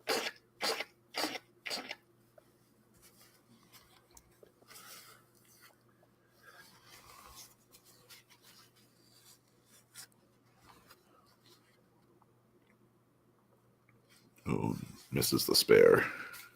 Yeah, the Karma 2 pin. Get the extra pin on the first hit, but you lose it on the second hit. Good ball by Fred. Yeah, another double on the board. And that's huge, and that's a huge ball for Fred too. With with Randy kind of opening there in 4, that kind of keeps him right there in that match now. So absolutely, he's got the lead now, plus balls. Yeah. It's 2 doubles up now for Lumberjacks. Aaron trying to see if he can get a second double for the Dynamite. He liked that one right out of his hand. Yeah. Matt Wallace throwing another one on, or throwing, I think it's the first one. Can't overstate the importance of getting those doubles. Like, I know Jeff Bourne, he always likens the double to, like, you pick up a sledgehammer, and if you can throw the next one, you swing it at your opponent, and if you punch or something, you hit yourself with it. That's a good analogy. Metaphor. Yeah. Yeah, and if you keep throwing strikes, it's like an episode of The Punisher.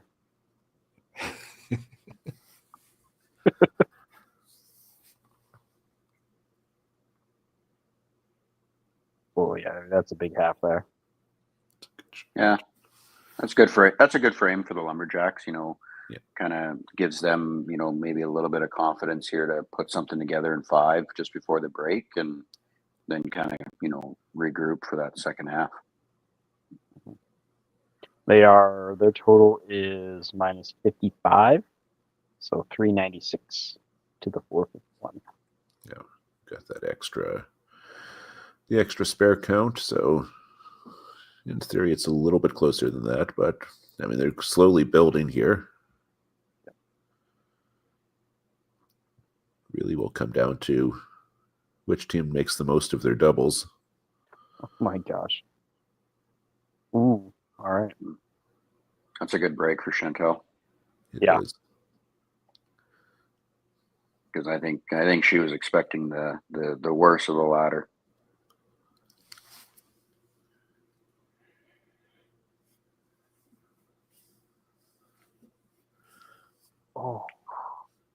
don't know if that could have been any closer.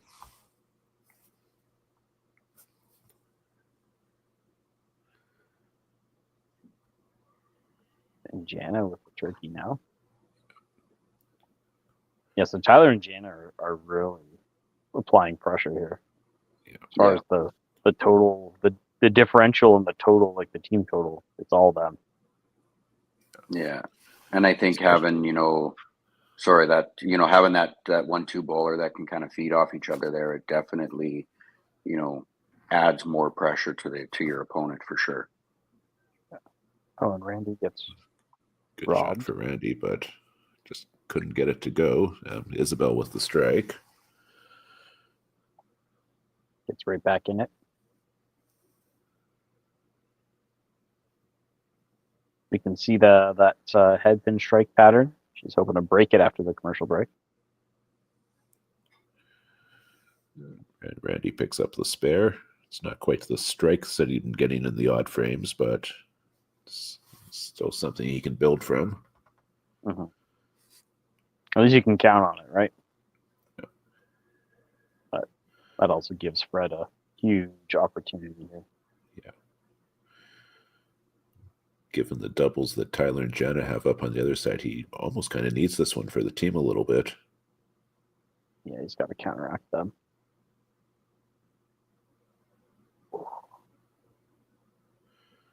Aaron gets roasted. That's what the R is for.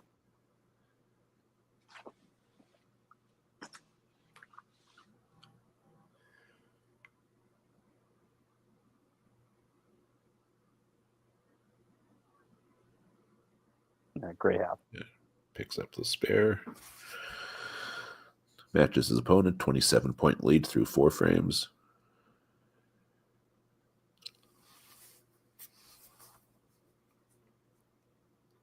Yeah. And with Aaron throwing the spare here, it ends the streak of strikes. Not that, a spare on strike is horrible, but that does give Matt Wallace the chance here to put a double up on the board. If he can double up, he kind of takes control of this a little bit. Mm-hmm. Oh, that's 3 in a row for Scott. Yeah. Yep. It's a good shot for Matt.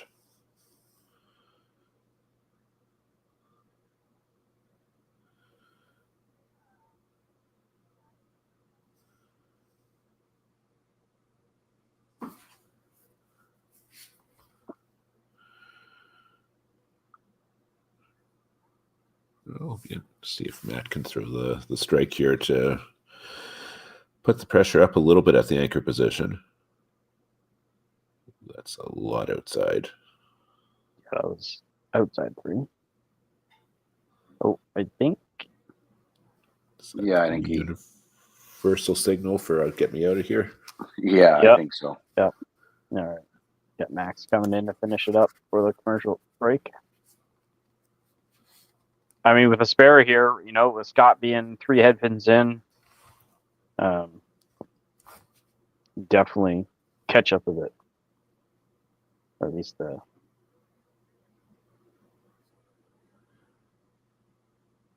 looks good. All right. What is that? Oh, I'm going to look at the animation. 2 strikes, 2 spares. Yep, so minus 50, so 536 to 599 going into this commercial break. We'll be right back.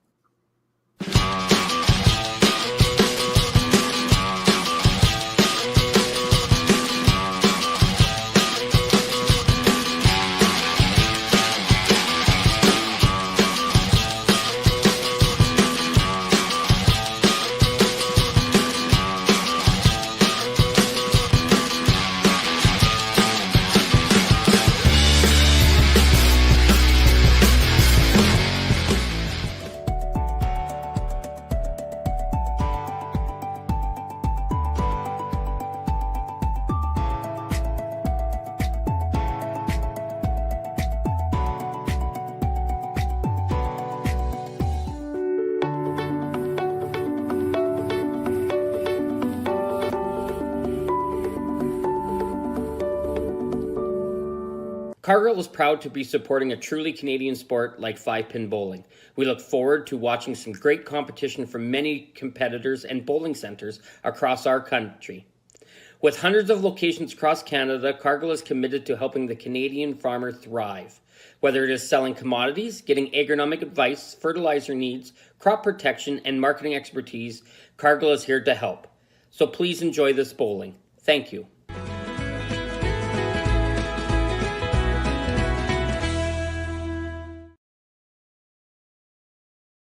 Financial freedom begins with financial literacy. Hi, I'm Dave, and I'm thrilled to be a sponsor. My journey began as a teacher because of my deep passion for education. I brought that same passion into the financial world to help families achieve financial freedom. Financial freedom isn't just about having more, it's about knowing more. That's why I'm here to help you make smart decisions with insurance, investing, and lending, all in one place. I'm Dave, and together we'll help you achieve financial freedom.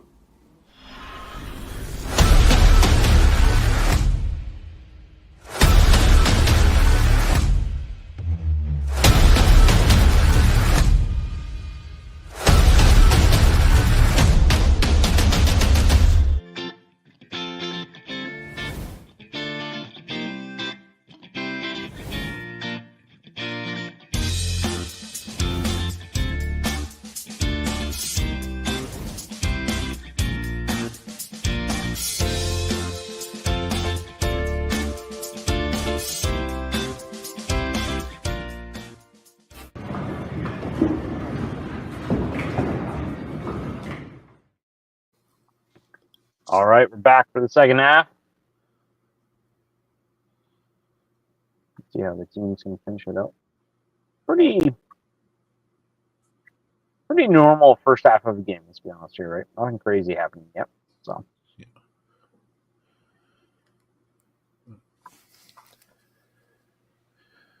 Looks like Chad's warming up a little bit, so that might suggest a substitution is imminent for the Dynamite.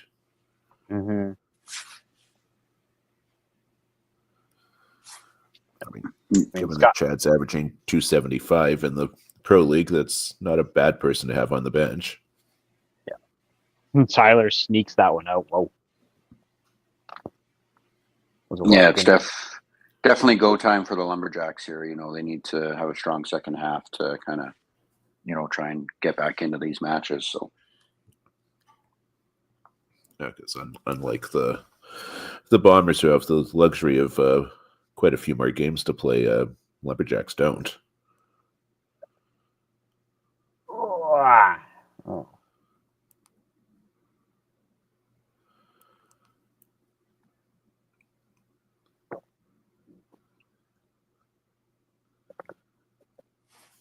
Just lots of points in that pre-existing double before the commercial break, and half here is huge. Ooh, that just hung on. I know, right? That was right in the rails. Yeah, could tell from Jenna's reaction, she's pleasantly surprised that it got there. Yeah.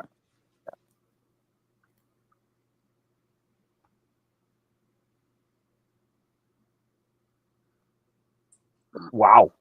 It came right through the two pins.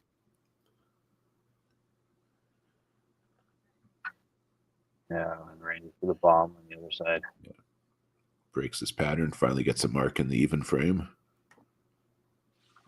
Now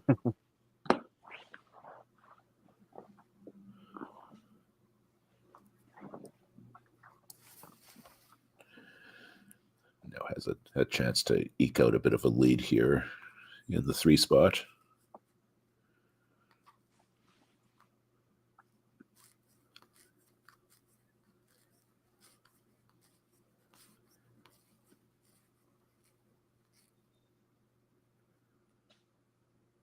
no, there's a good ball.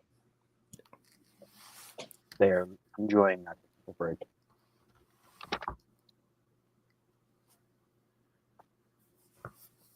I think this is the give me a strike, Scott. Yep.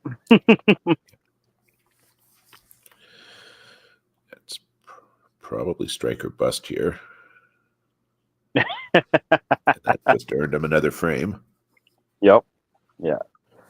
I mean, eventually you got to let him finish too if he keeps throwing them right. But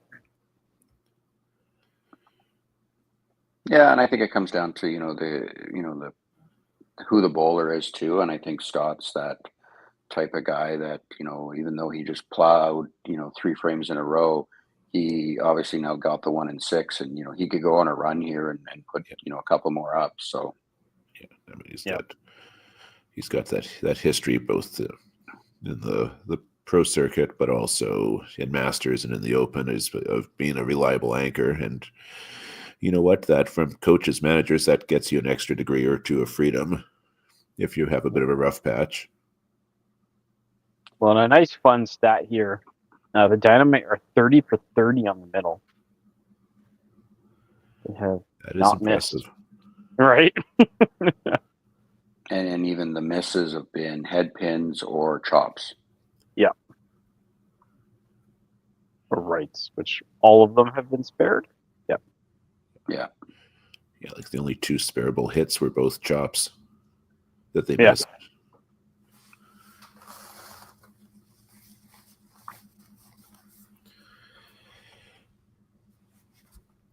When a team's that accurate, it's really tough to get ahead of them.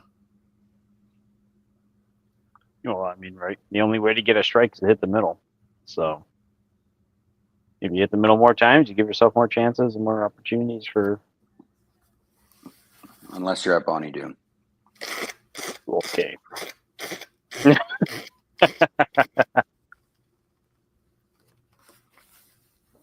I think the biggest thing too is you can have a team that's on the middle, like obviously like Dynamite, they're 30 for 30 on the middle, but they're sparing those corners, and that is what's huge. It's when you don't spare a corner, or obviously the 2 chop offs there, that's where you could be on the middle the whole game, but if you're not converting those spares, that's where it can hurt you. They only really have 2 spareable opens. So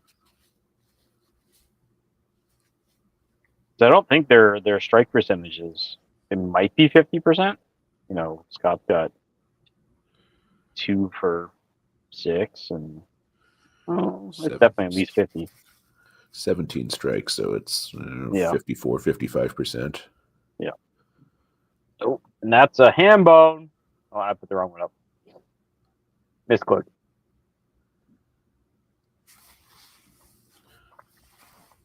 Chantel looked like she just gave it a little bit extra there. Definitely some push happening on the side of the Lumberjacks. Yeah, squeeze. They're just starting to squeeze it a little bit more now.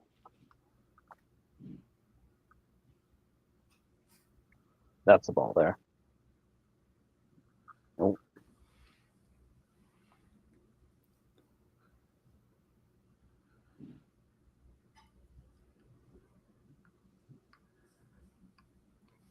So that head pin gives Isabel a very small opening to try to see if she can widen it a little bit. Mm-hmm.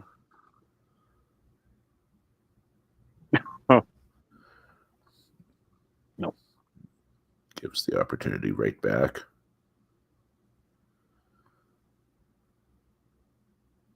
So Jen will have a very comfortable lead in the 2 spot.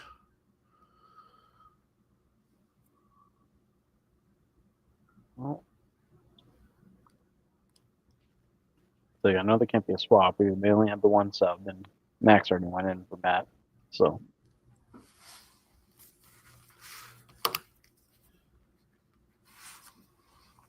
oh my gosh.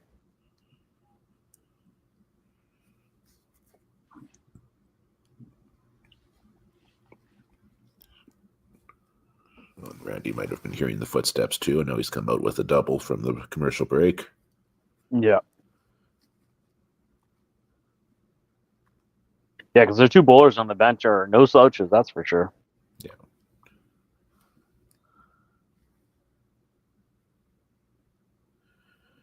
Well, that's just it. I mean, we've talked about Chad and what a fine season he's having, but I mean, TD hasn't seen a lot of action, but she's sitting 5th in the Masters for women, so she certainly can play. I can't wait to talk to Aaron about the first miss of the whole team. happening in the 7th frame. We'll have to make sure we grill him for that.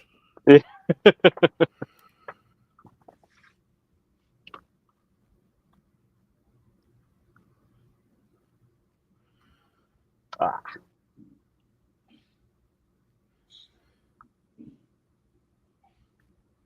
But you also know if you go 34 attempts before your team misses, you're doing pretty well. Yeah. Yeah.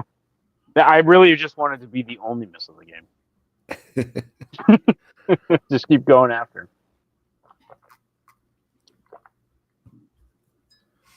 That actually does, that game specifically, right? You know, if Matt can throw the half here. Yeah, he gets a spare here. Then now that matches, it's close. Mm-hmm. Oh yeah, no doubt. Yeah, all over that.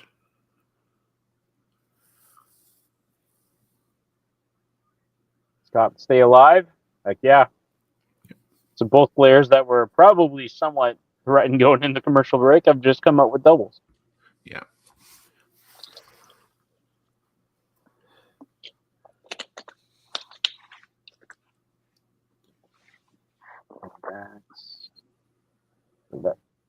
Power drop. That's that right to left. You're into the left pocket. It just pushes it straight back, eh? It does. Get those. It's all in the angle.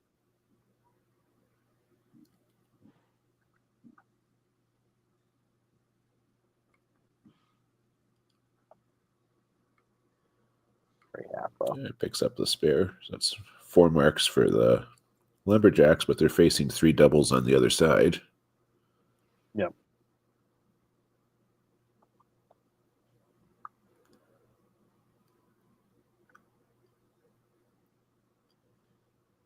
And their true total is minus 45, so 7.5. Yeah, so this leads up around 160, 170 points. Now you can throw it up, Mitch. Thanks, buddy. I got you. Yeah, see. Yeah, he's just, Tyler's just throwing bombs. Like those are, you can see it as soon as it releases from his hand. That's looking good. Yeah. Yeah, he's got a very big lead, and it's not like Chantel's been playing bad. She's not made very many mistakes herself, but the way Tyler's playing, even one mistake is too many. Yeah. Yeah. Yeah. With Tyler, he's throwing no mistakes on the board. So.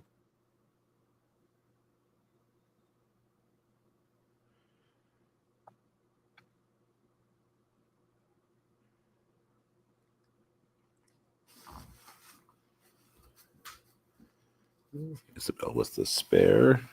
Jana missed the corner, but she'll pick it up for 15.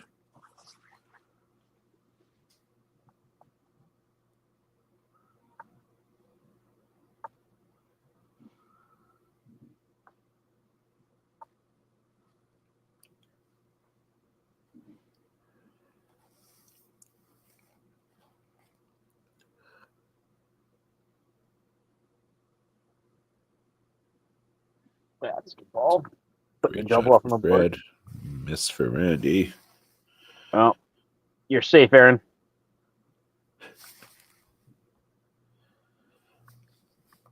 Now with that double for Fred, it's made that third match interesting.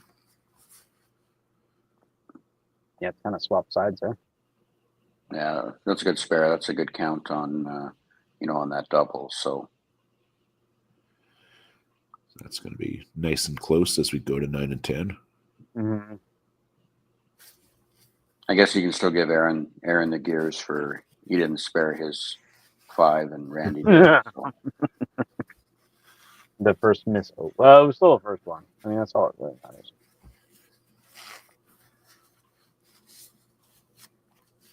Just can't find any additional bullet points to throw in there except missing this man. And he came back. He's like, yeah, but Mitch, then I struck out. Yeah, that was a good ball. Yeah. So he's down 5, but they're both on strikes and 8. Oh my. That now just kind of opens, the door right there for Scott to kind of put a little bit of pressure on the fourth bowler or the fifth bowler here. Yeah, follows up his 3 headpins now with 3 strikes.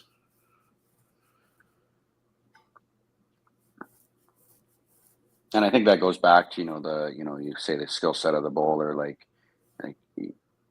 it shows he's got the composure and he knows what he needs to do after having 3 headpins in a row.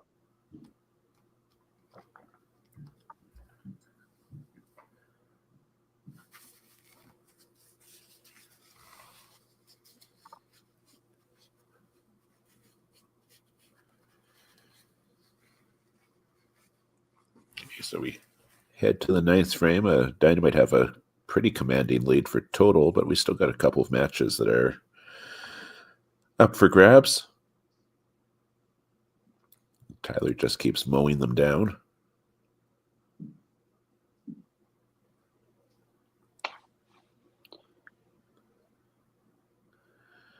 Yes. Sorry. 6-pack. Started setting up the Kingpins cameras for the next game. Very nice shot for Chantel as well. Oh, Jan is back in there.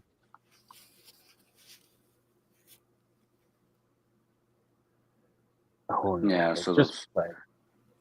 so those top 2 matches I think are pretty much done for, on both sides, and now we gotta just look at these last 3 here where can the Lumberjacks steal a couple points here. Mm-hmm. Well, with Scott coming out of the commercial break like he has, he's kind of just really applied the pressure to Matt, right? Well, Max now. Yeah. That corner for Randy's now going to give Fred a chance to give himself a little bit of breathing space in the 3 spot. Yeah. But Randy makes the spare, so it's not going to be a huge amount of breathing space. No, but he's at least got something to work on in 10, so. Yeah.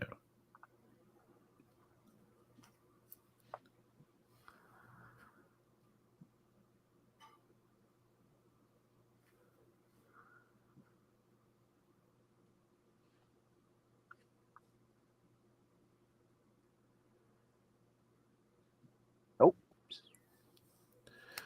Thought better of it. Yeah, good ball by Aaron. Yeah. Whatever. Overcome the trauma of that miss in 7. The trauma hasn't happened yet, Tim. Hold up. Oh, wow. Huge shot. Huge shot. Yep.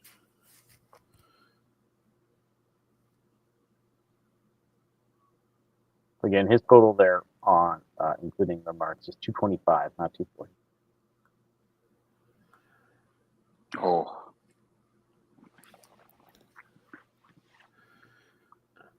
Still, he's got so many more. Fred has so many more balls in hand than Randy, plus the 11-point lead, right? So. Yeah. Scott gets the big count with the right corner. Ooh, but misses the spare. But he's now built up enough of a lead that his match is done and dusted. Mm. And that avoids the aces there with a nice little 2-pin fall on the left side. Yeah, with Aaron's double, that's going to, even though he's going to be up slightly in score and through 7, that's going to put Matt behind now.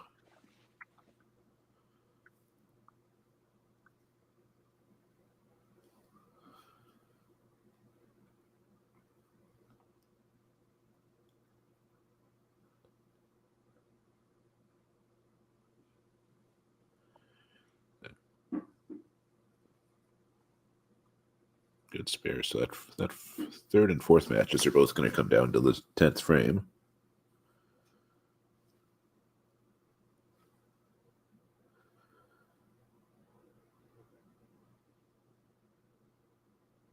Come on, wow.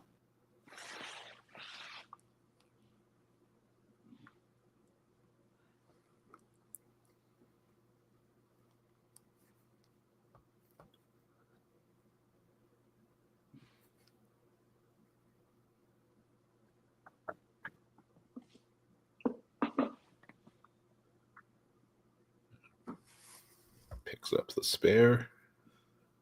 Yeah, four marks going into 10 here, but it's mimicked on the other side, but two of them being doubles for the Dynamite. Obviously, Fred still has a double. Oh, actually, never mind. Sorry. National Foul has one too. So, With the lead out around 240 now, it's total's pretty much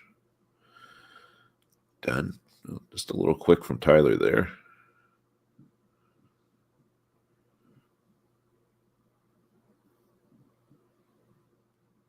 Yeah, he took a little less time to throw that first ball than he has the last 6 in a row. So, yep, he threw the exact same ball the second time. There we go. Look at that little. It's almost like a pause, eh? Yeah, I think that's almost more the, hey, my match is over. Just get up, throw the 3 balls. Yeah, the team's at a point where the total doesn't matter either. So yeah, it doesn't matter what Tyler does, except for his average. Chantel goes spare strike for 290. Very nice game for her as well. Mm-hmm. But, I mean, she ran into a 6-bagger. Yeah. Well, yeah, double corner spare 6-bagger. Not much you can do there. No. Besides copy it.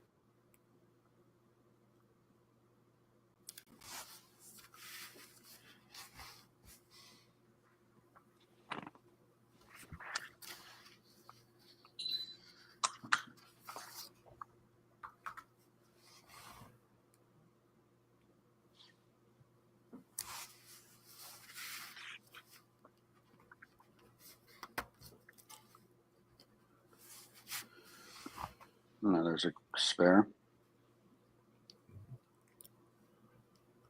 Solid game for Jana. 265.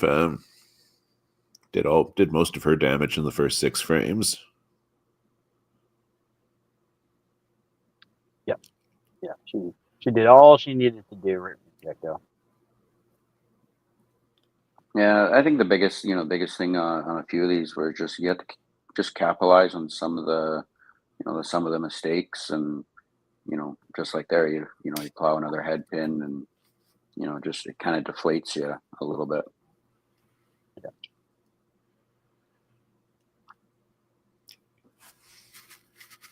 Randy wasted no time throwing the first one in 10.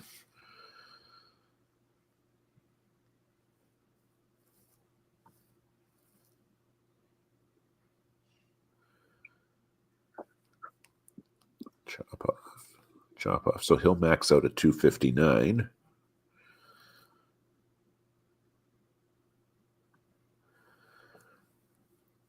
That's a huge shot for Fred, and that will get him the victory.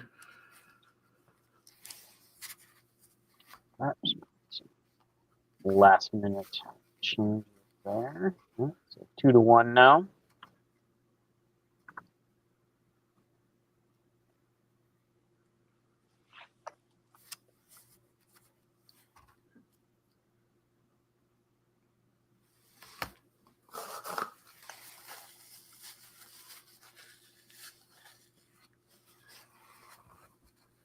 All right, it's now actually counting properly, so we're up to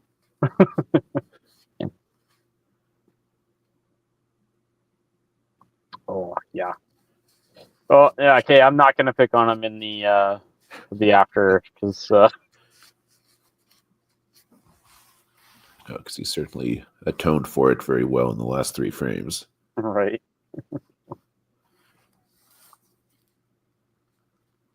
$305, Fred.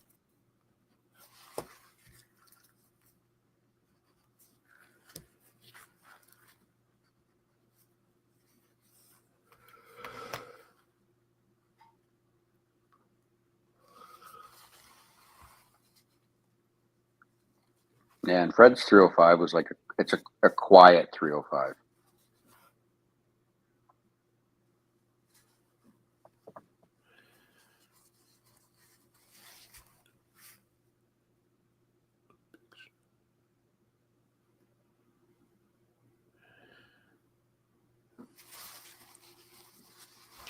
Okay, that split will give the fourth match to the Dynamite. Yep.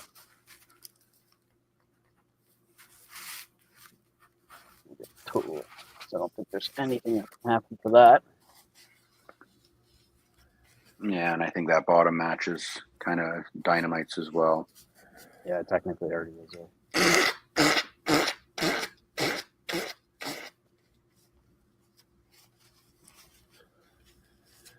Alright, let's spare the. Oh.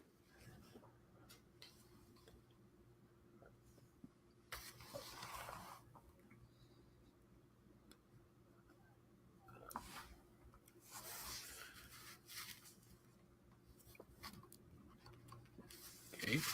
Despite the fact he had 2 misses, that's still 277 for Aaron. Yeah, great game with a head pin in there too.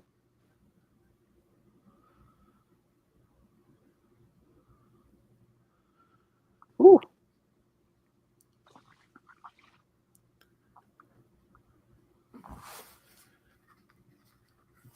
Scott with the strike, and the Dynamite are going to run this over 1,400.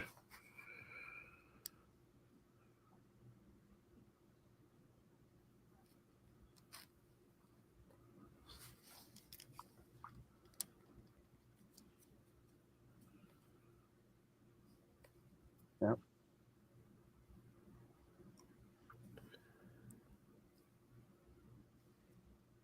Dynamite have had a couple rough ones recently, so this is a little bit of a return to form for them. Yeah, but they had a 3-match losing streak, but spread out over a couple of weeks. But they won their last 2 the last time out, and now they're going to get the win here.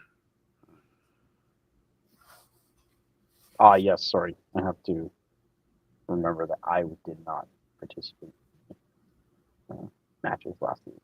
And I think with the Dynamites too, like their last few losses they've had, it's not like they've played bad. They've had big games thrown against them. Mm-hmm. Yeah. All right, 7-1. 12-18. We just crested 1,400 on the side of the Dynamite, so I'm going to take that off the screen here. That's all right.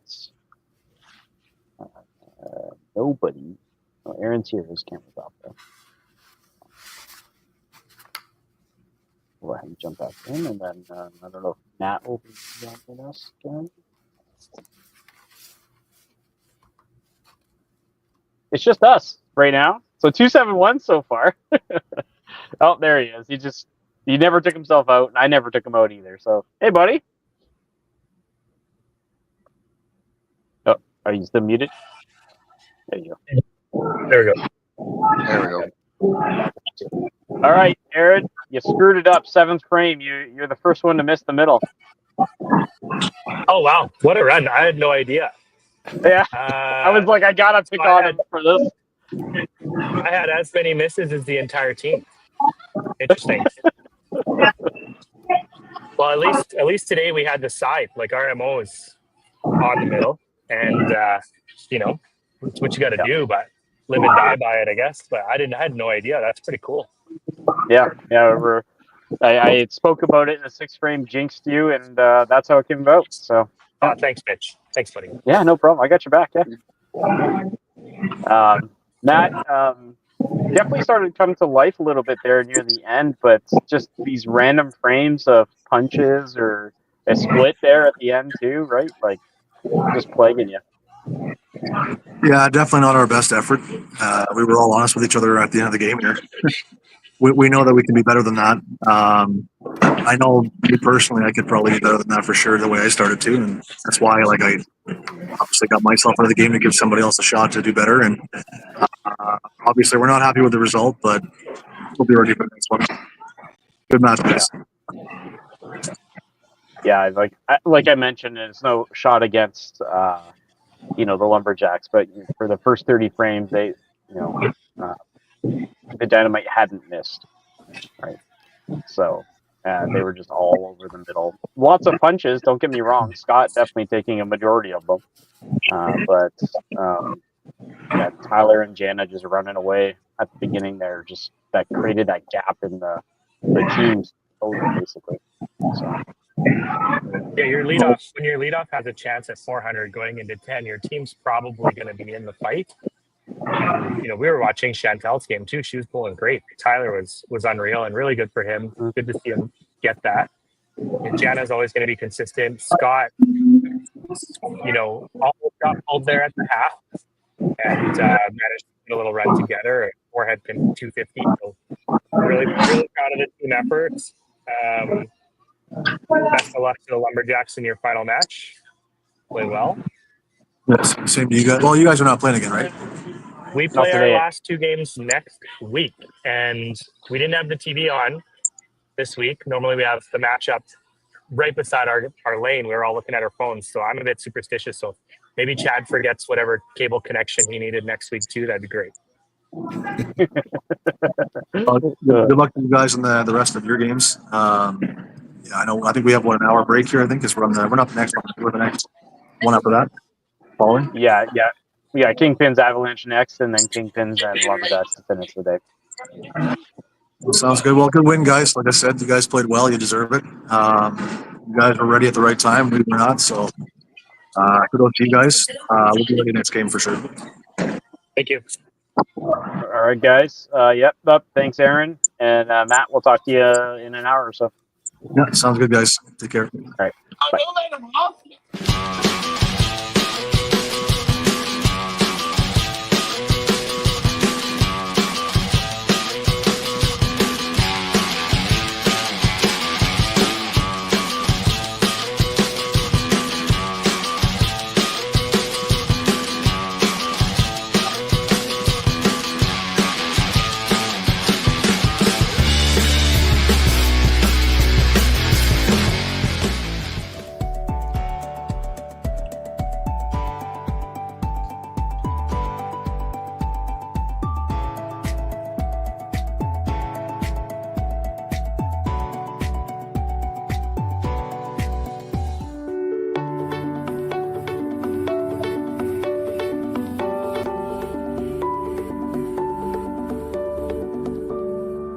Cargill is proud to be supporting a truly Canadian sport like 5-pin bowling. We look forward to watching some great competition from many competitors and bowling centers across our country. With hundreds of locations across Canada, Cargill is committed to helping the Canadian farmer thrive. Whether it is selling commodities, getting agronomic advice, fertilizer needs, crop protection, and marketing expertise, Cargill is here to help. So please enjoy this bowling. Thank you.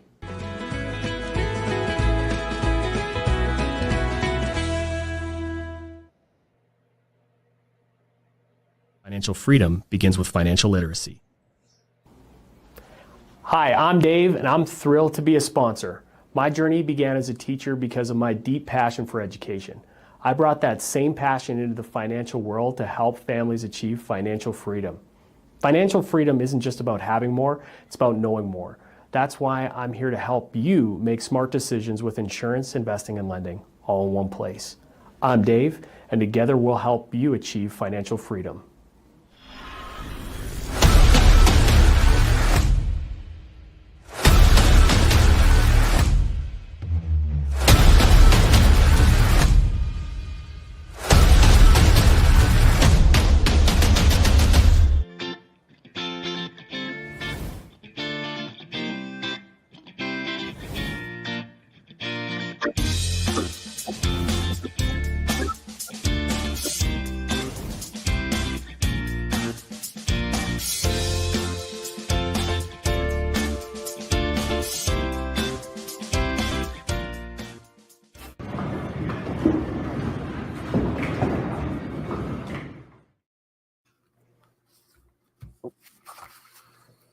Go. All right, it's halfway through, boys. So we've had 2-7-1, some decent sets thrown. Everybody's feeling good? Oh, yeah. Great. All right. Well, you know what? We've got the Kingpins going to be their second last game of the season, and the Avalanche their last game of the season. So let's, you know what? Let's just bring them right in, and we'll get it going.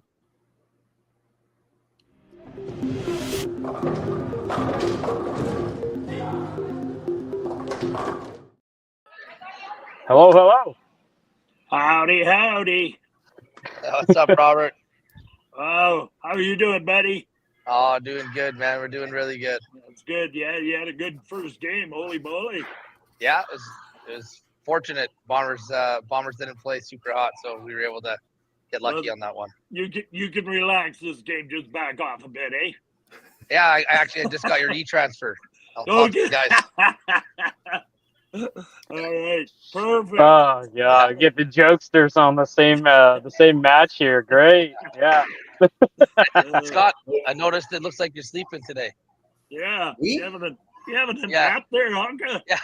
No, I'm sitting in my nice chair. I got a blanket on, fireplace going. Jay's game on now, so it's it's good. I'm looking forward. I'm actually looking forward to this match. I think it's two really good teams trying to solidify where they're going to be at the end of the year. So That should be a good one. Yeah, especially now that I got my pockets a little heavier now, so we're good. God. All right, guys. So, Dwayne, we know this is your last match of the season. You're going to be putting in the final stamp on everything. 7-1 in the first game. Feeling good coming into this one? Yeah, I think everyone's really excited. We're getting everyone in the lineup, and just the way the first one ended, we were pretty excited to get this underway. Yeah. And Robert, how's everybody doing? I know you've got a bit of a we've got an injury-stricken team. No. Yeah, we got a bunch on the IR. We had to bring in an emergency spare today just to have 5. Oh no. Yep, not good. So who did you bring in? Because I know. We brought in. He is on the Central Men's Open, and he is on the Masters, Mr. Shelby Crest. Oh boy. Just to play you, Dwayne. Oh, just to perfect. play you, buddy. You know what, Robert? Thank you so much. I'm gonna keep your money. I'm gonna keep in your money, and we're still gonna win. That's awesome. Well, sorry your team is injury prone or whatever you did to them. I don't know. We're just fucking old. Oh God. But no. You know what? It'll be a good match. Yeah. All right. Yeah. Well, with that, let's Rob, we'll get your lineup first, buddy. We got Eric, we got Carl, Gino, Sean Schwartz, and Shelby Crest. No bench. Yeah, making his debut. All right. Perfect. And Dwayne, I know you mentioned having some other people play. What do you got going on? Yeah, we got Colton leading us off again. Kevin Boyko playing 2, Brooke Goulet in 3, Dylan Stevenson in 4, and then myself in 5. And then on the bench, I think it's Steve and Alyssa. Bench players, what the hell? Yeah. It's not our fault we you injured everybody. We had an 8th person too, so. Yeah. Oh gosh. But yeah. All right, guys. Good luck, hey, Robert. Yeah, you too, buddy. Thanks for calling Shelby for me. I appreciate it. Yeah, you bet. No problem. You guys. Oh gosh. Okay. Let's I feel like I should do the Kingpins. Sean Schwartz, Gino Zibar, Jen Baker, aka Schwartz now, Eric Jose, Anthony Street, Scott Klassen, Coral Nichols, Greg Gagliuk, Shelby Crest, the emergency spare today since literally half those people are out. And with manager Robert Gallagher bowling out of Heartland Bowl in Settler, Alberta. And then, Tim, we had you do it the first time, if you don't mind. Okay, sure. We got Dwayne Gilardi, Colton Uswa, Dylan Stevenson, Kevin Boyko, Alyssa Gilardi, Brooke Goulet, Mark Steves, Dean Bartel, Tag team managers, Robbie Hendrickson, Cam Boone, and they play out of Polo Park in Winnipeg.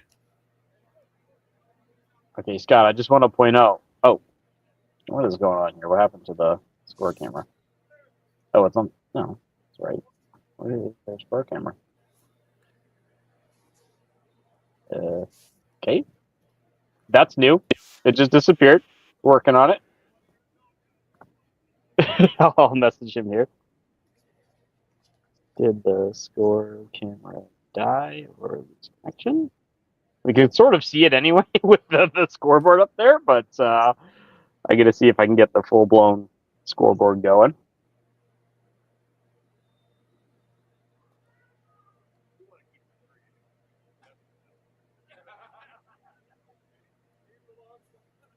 Hopefully he reads the chat. Oh, it's coming back. Okay. It's back. Maybe it just lost connection for a sec. All right, we're starting off with 2 strikes. Yeah, this is going to be the lead bowlers. This is going to be a good little match between the two of them. You got two guys that kind of feed the energy for the team, so it's going to be a good one. Yeah. Oh, Kevin. So currently, the Kingpins have 3 out of 6 of the Alberta Central men's team on it, with 2 of them being the singles representatives.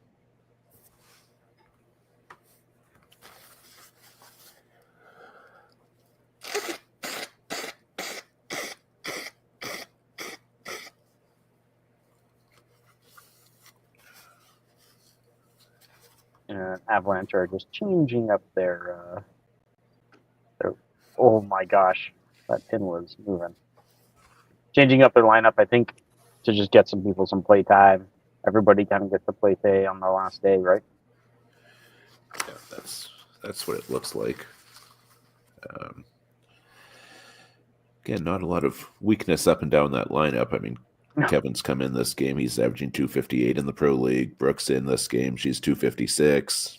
Dylan's come in 271. Yeah. Then you've got Alyssa and Steve on the bench, right? So yeah.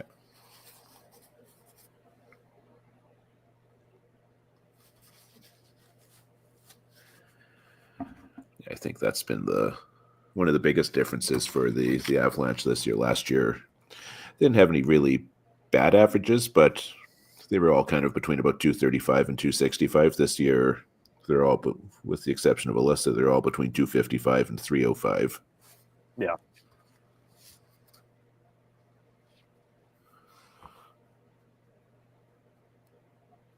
Oh, great shot. Yeah. So far, a great start for the Avalanche here.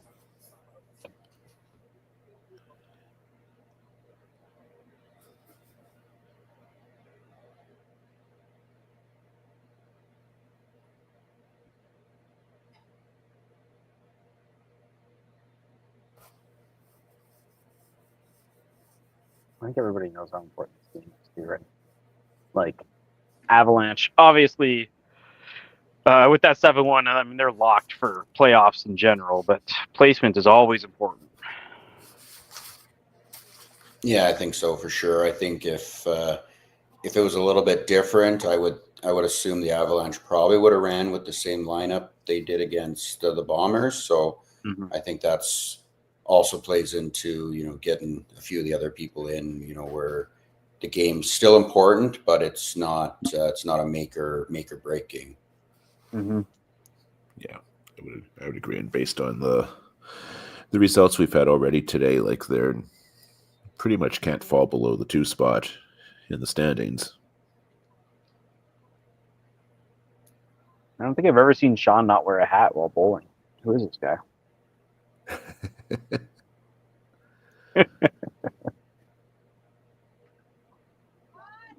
Oh, an absolute bomb by Shelby. Yeah, so Jen has, I think, an arm or an elbow injury. Anthony's got something going on with his lower back. To be honest, Greg's probably just on vacation, and I don't know what's going on with Scott, but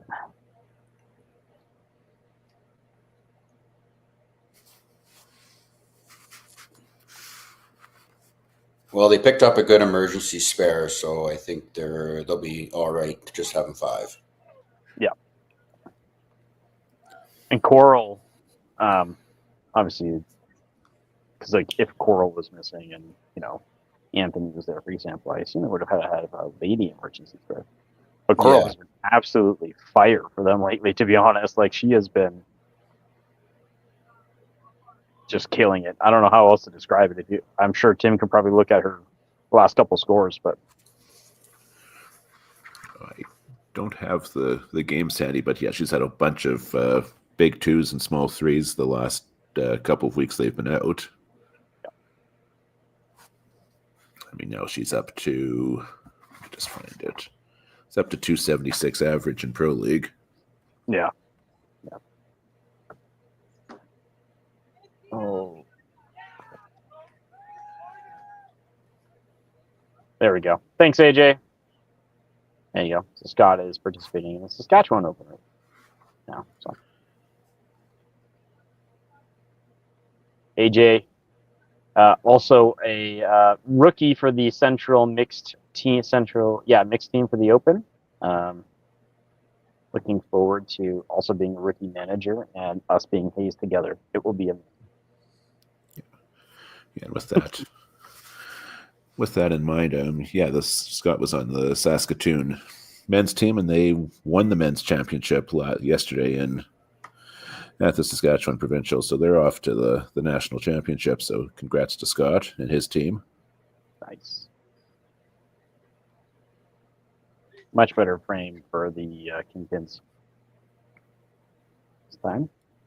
A little bit hard to read the small numbers, but the total is pretty obvious.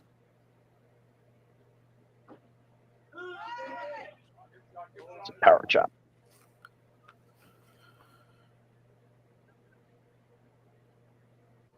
Of course, in Manitoba for the Open Championships, it's a direct entry provincial singles tournament. Mm-hmm. So we have not had any zone playdowns or anything. I was about to ask if you guys had that yet. I didn't see any results or anything be posted. So no, the Open Provincials will be Easter weekend, Friday, Good Friday, and the Saturday. Yeah. Okay. Yeah, that's when we are having our Alberta one. I think most of the provinces have theirs all that Easter weekend for the most part.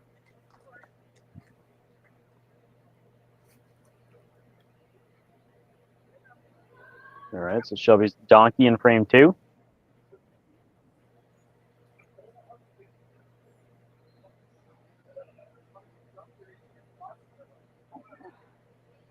Meanwhile, the Avalanche have picked up where they left off an hour ago. They've got 10 bowlers up and 10 marks up. Yep. Yeah, they're doing the bomber opening. Yeah.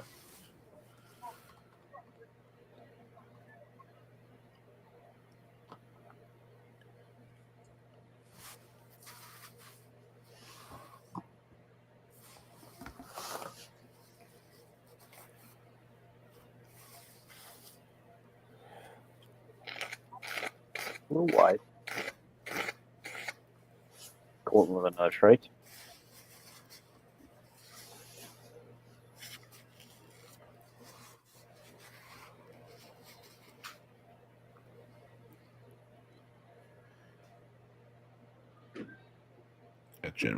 Generally speaking, it doesn't take a lot to get Kevin Boyko going, but having somebody like Colton in front of him certainly will. Yeah, I think Colton can get anybody going. Yeah.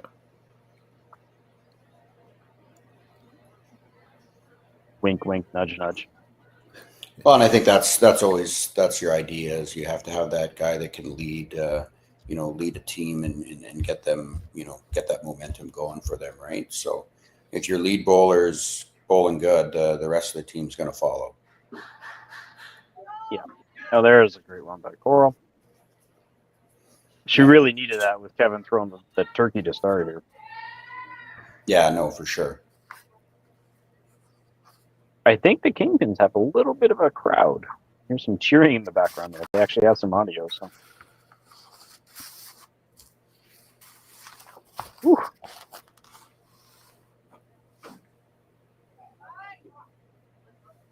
Oh. Gino is disliking the odd lane right now.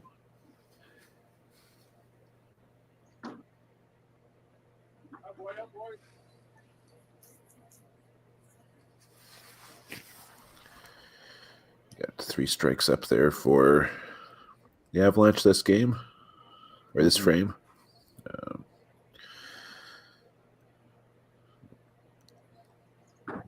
Again, as we've been referencing all program, just the importance of getting these doubles and what you can do with them, and that could have been anything from aces to a strike, and he gets the left corner. Dylan was pretty happy with that one to the right foul.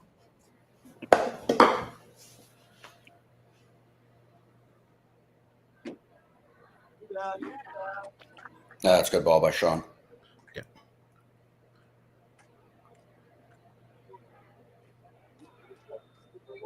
Last time out, Sean had a 355 for the Kingpins in their match against the Average Pros. That was a couple of weeks ago. Well, he had a bunch of good games and then one that didn't start so hot. He ended up getting swapped out. But otherwise, he's been, because they had their 2 1500s, right? On the day they played 3. So yeah, he's averaging 276, 277 for the year as well. Just good, solid play.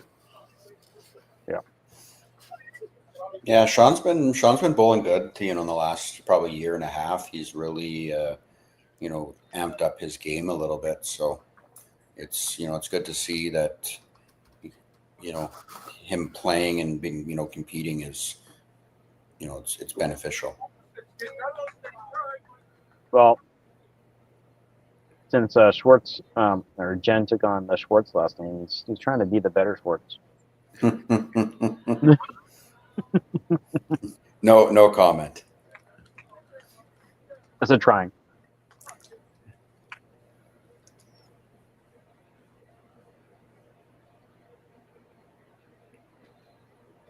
Oh. Both Colton and Eric opening up with head pins there in 4, so that kind of puts that match back to somewhat even. And it just resets it.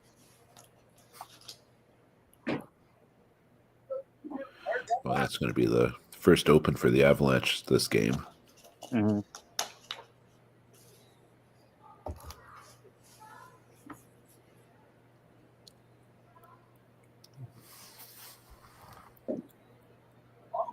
There we go. That's the ball. 4. Yeah, another mark, but that's 3 misses in 4 frames. Yeah, just sparing them all.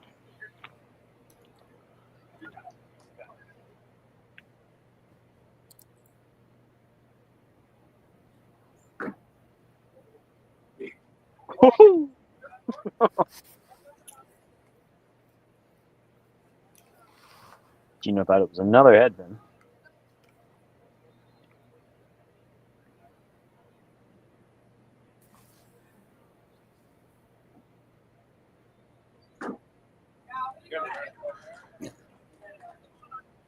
Great half. Yeah, good half there considering you got a little bit of a break, and so Yep.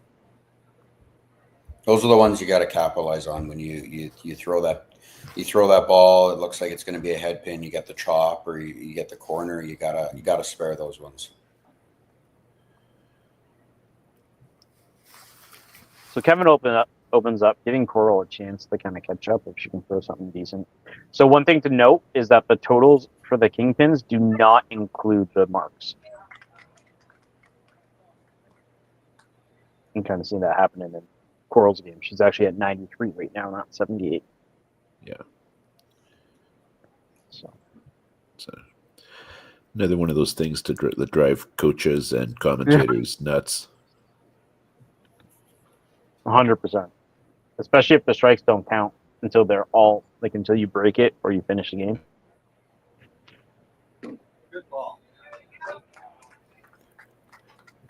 That just means we got to be mathematicians. I got you, Scott.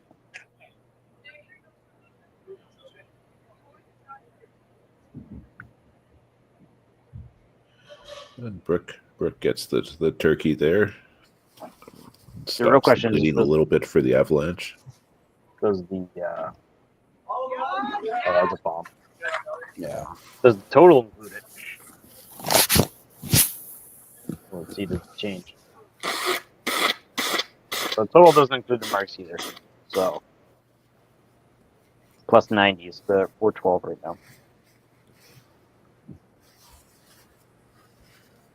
Or 422, sorry.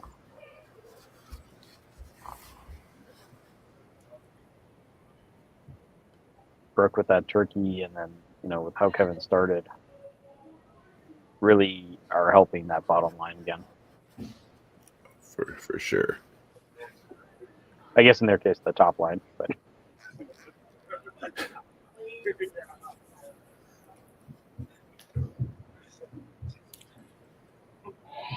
This is a big ball for Dwayne here, to kind of keep some pressure on Shelby and give him a little bit of a breathing room. Yeah, it would keep the balls of count relatively even. Aye. Yeah, you can't let Shelby have it easy on his debut. It's got to get the full experience, That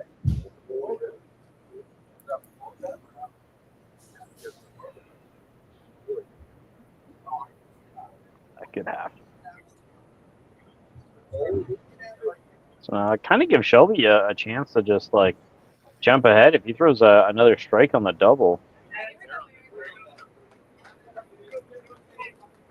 He's going to be at 82 and 3.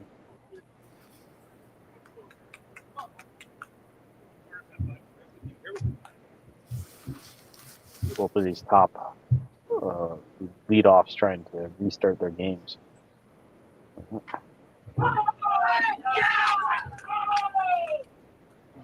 Good shot for Eric. Looked like Colton maybe just laid it down a little bit. Mm-hmm. Didn't look like he had as much crazy body movement at the end. Well, that pin is moving. It's kind of hard to see what he moved there for you.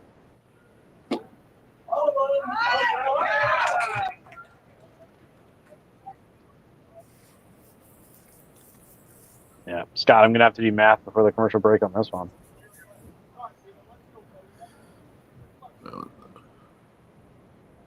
I got you. Kingpin slowly building some momentum here now.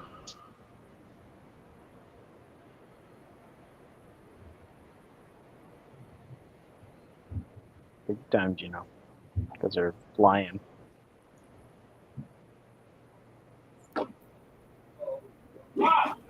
The same shot as last time. Wow. Just enough off of it to split. I did not see Kevin's chop here. Did he go head pin into chop, or is it? It was a split, and then the pin came flying down onto the corner. Yeah, it looked a little delayed on the.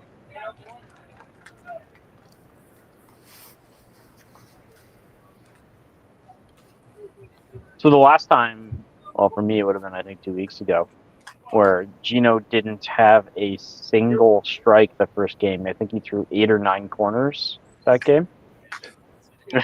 I think he spared most of them, 7 or 8. Well, I wouldn't expect anything less from Gino. Yeah, that amount of experience, He actually didn't get a strike until, I think, the 15th or 16th frame that he threw that day.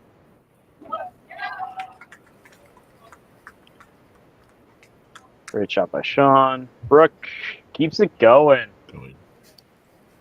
Hand bump. There.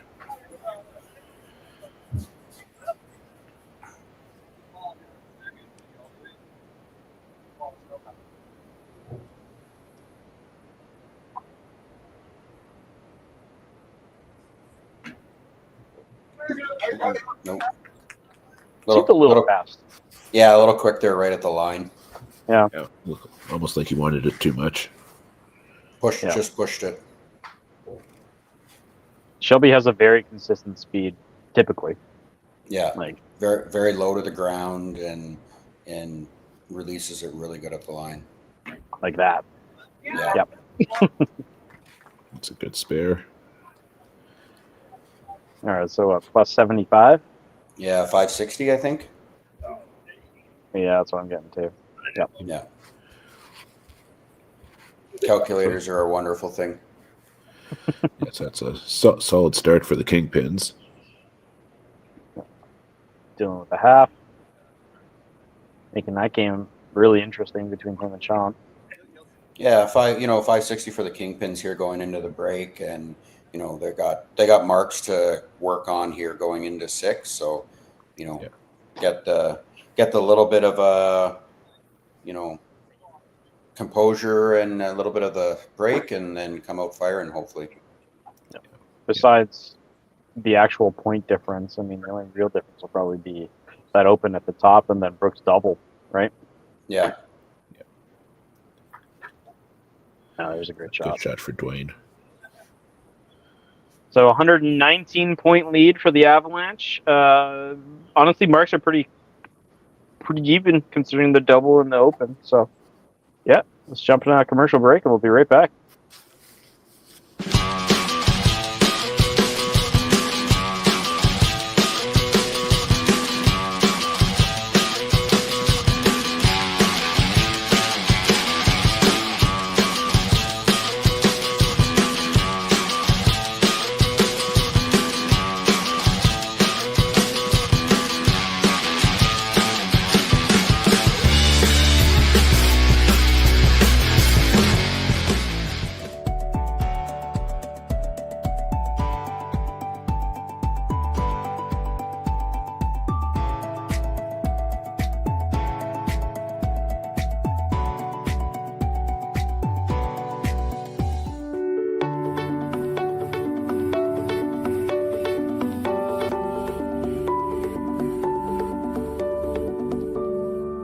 Cargill is proud to be supporting a truly Canadian sport like 5-pin bowling.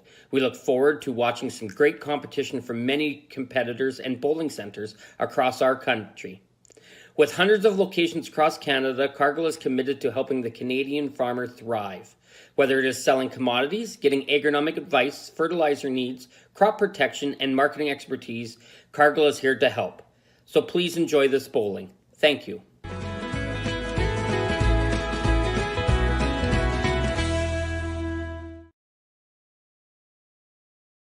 Financial freedom begins with financial literacy.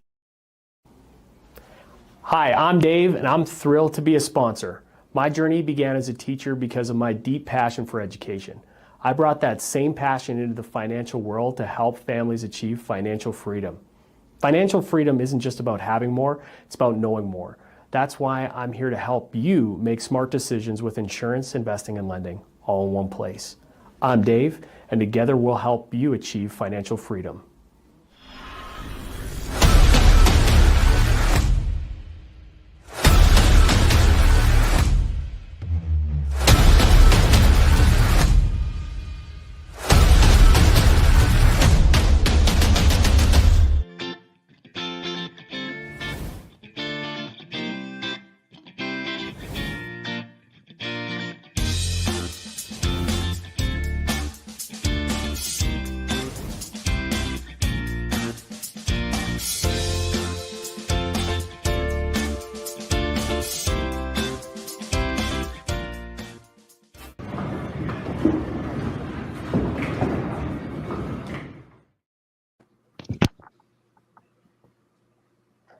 All right, back for the second half. Honestly, pretty good half. To start this game, especially with Avalanche, 679 at the halfway mark is a really good score to have. Yeah. Well, and as we were discussing, it's not like the Kingpins have been slouches either. They're what we say 560. Yeah, and I think with the Avalanche here, 679, you know, they don't want to let off the gas too much. I don't think. I think they want to just keep doing what they've been doing here, and keep that separation. Yeah, there's a good strike there for Colton. Get back Good into shot it, there for sure. especially with Eric throwing a double up on the other side. Yeah, and Eric's one of those guys when he's feeling it and can get it going. He is hard to catch. Yeah, I think I heard him yelling from here, all the way in Red Bull. Oh, I'm in Grand Prairie, so yeah, I can hear him from here too.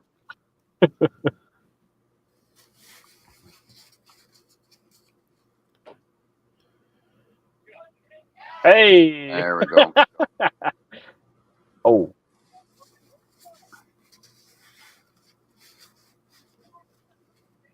Yeah, Gino needed that. I mean, at this point, Brooke has to miss that for Gino to have a chance, but for the bottom line, that's important, right?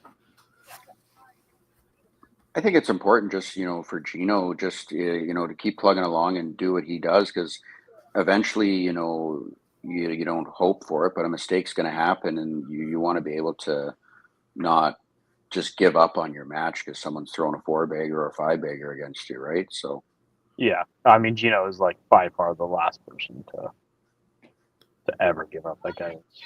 Yeah. Gino's one of the best grinders out there. Yep. Seen him do it so many times, and I haven't even known him that long, so.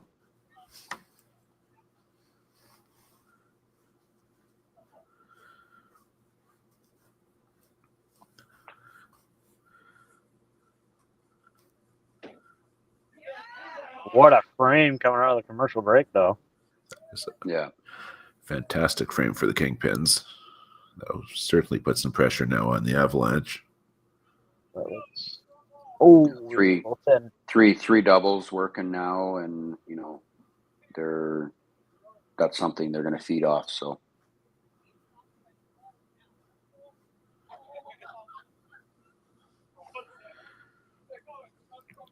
Brooke leaves the corner to break off her run of strikes. Definitely be looking to pick up the spare here.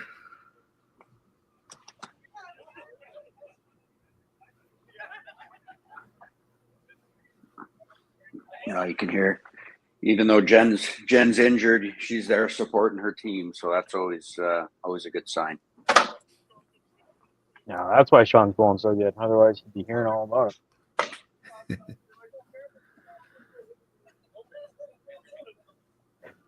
Yeah, I wouldn't be surprised if the whole team's there. Like I said, it's not like I think Scott's the only one who's MIA for alternative events. Well, maybe Greg too. But I'm sure, like Anthony and Jen are there. A great shot for Dylan. Yeah.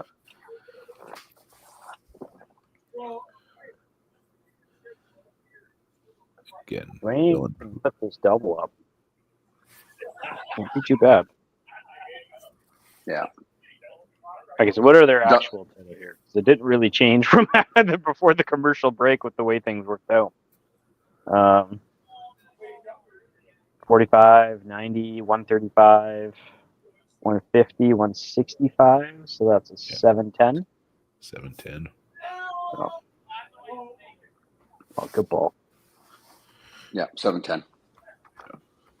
I mean, not a bad frame here for the Avalanche with 4 marks, but by comparison, they definitely had the worst of it. Mm-hmm. Really, I mean, other than Dwayne putting now his double up there, right? But Brooke lost hers, right? So yeah, what happens with these 3 doubles on the Kingpins is going to basically dictate. Yeah, 7 and 8 are going to be,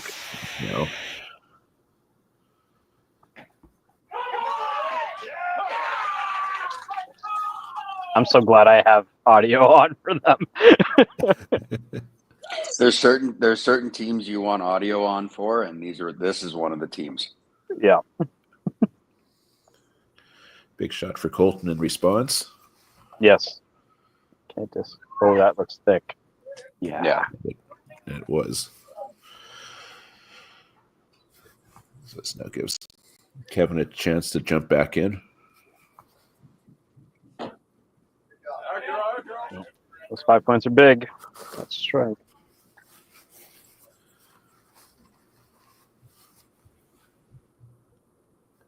And they know it. We can see the screen up on the top right of their player cameras.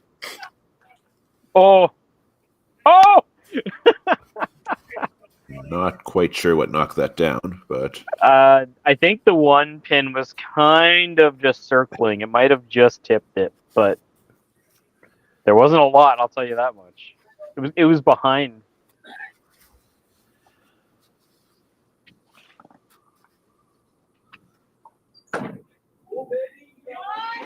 Oh! It's fun to listen to the crowd there too.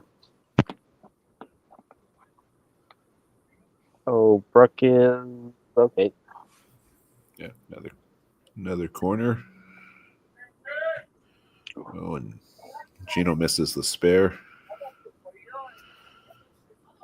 Very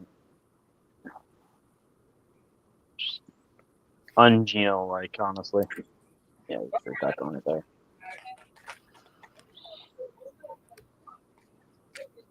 Yeah, Brooke nailed that one. That was dead center on the 2-pin.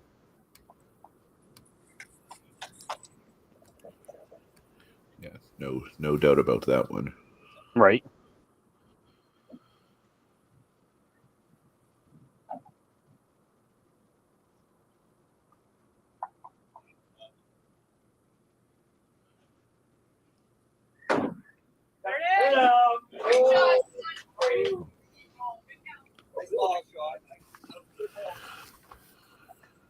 Good shot, but that right corner pin defiantly stands up.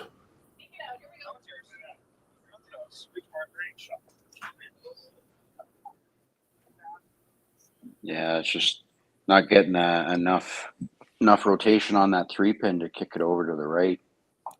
Ooh, that was rough. And Dylan throws the double for the Avalanche.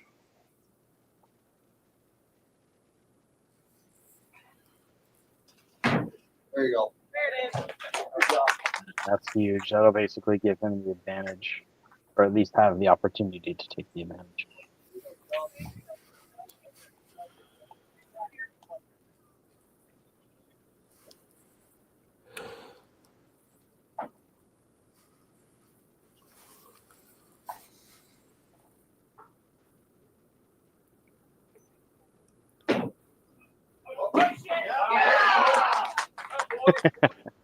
All right, Shelby puts the other double up.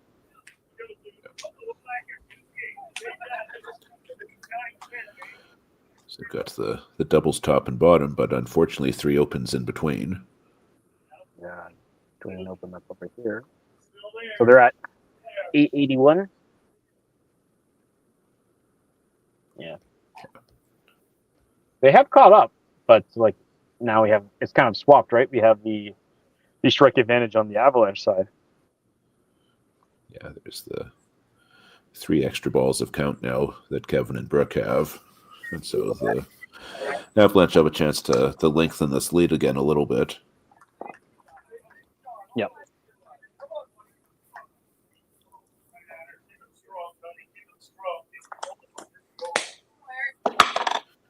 No, this top match, they basically just this match. Go ahead. You might almost get the sense this match might go the way the leadoff match goes. Hmm.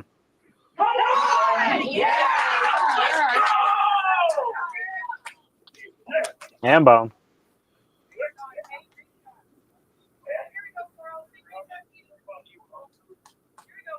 Whoa. Wait for it. Yeah, right. There we go. Coral. That was definitely a better ball than what she threw in the last frame. So Yeah. All right, I think they're gonna knock the pins down here. Counted as down. Pretty sure it was. Ooh. The shield coming down is what cancel that one.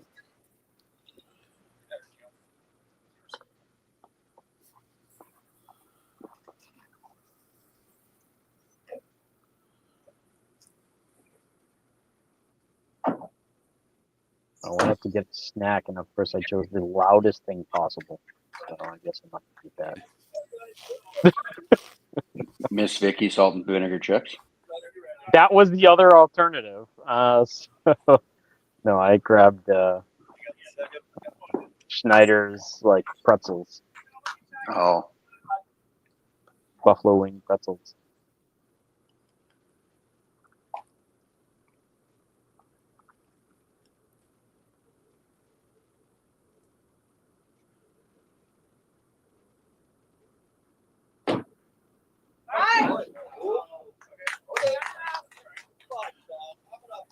That was quite the car chop. Kevin called that one. Yeah, walks it out. Just about kills the bowler on lane 2. And they deserved it. Well, they should have been paying attention. Right. That's the way Sean. Yeah, Good spare. Good chop spare by Sean there.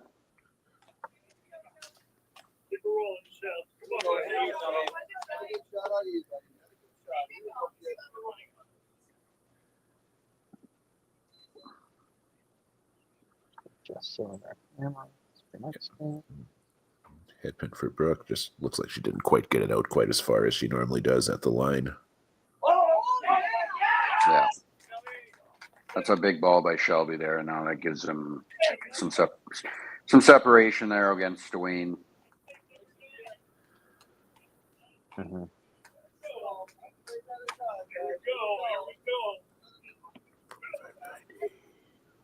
So that's 135 and hidden count. So 10-16 Yeah. for the Kingpins. Not too bad sitting in the 8th frame. Yeah, it's very solid, but they're behind, which is, I mean, this has been a heck of a match so far. Yeah, they still need some openings to show themselves, right? Yeah, and I think too, they were, just over 100 pins at the break. So, It's a bit kind more. of, Like yeah, you're bringing it in basically to that 50, 60 pin difference. That's it's doable. That's doable. Yep. But that's a huge triple there for Dylan. That keeps the 2 doubles up for the Avalanche. Yeah, match Eric and Shelby on the other side. The doubles are mismatched, which is always fun. People start running away with matches.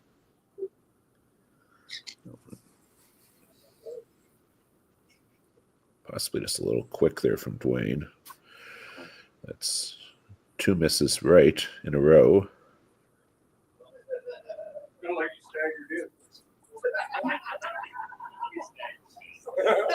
He's probably just squeezing it a little bit harder here right now, trying to, put a little extra rotation on the ball to get that splash that he likes. So.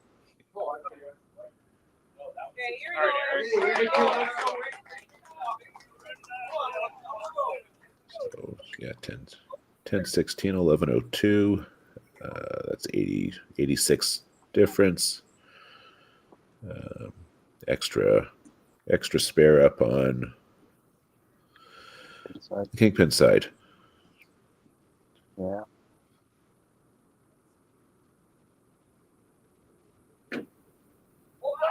Yeah, that was right at it. Unfortunately, right out of his hand, that looked like headpin was the only result. Yeah.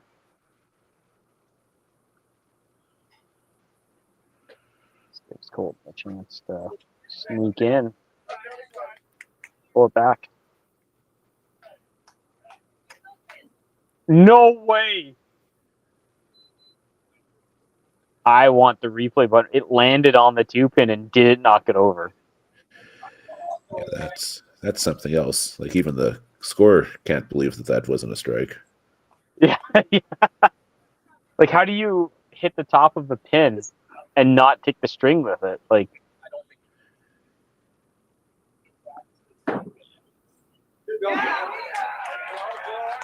I was trying to tell if that was the 3-pin that slid over. Hold up, I'm gonna go look at it now. I think that was more of the 3-pin slid over into the 2 position. Hold up, let me see here. Grab those sticks, buddy.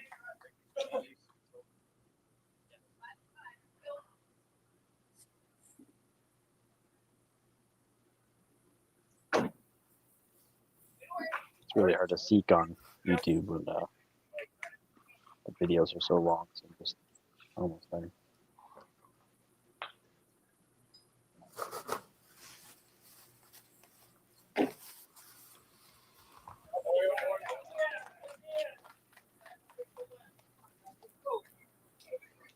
So, all right, here we go. Yeah, so in the live action, the Kingpins lost the double that Eric had, but Coral got one right back. No, the head pin landed on the 2 and didn't knock it over. That's incredible, actually. I might actually load that up to watch.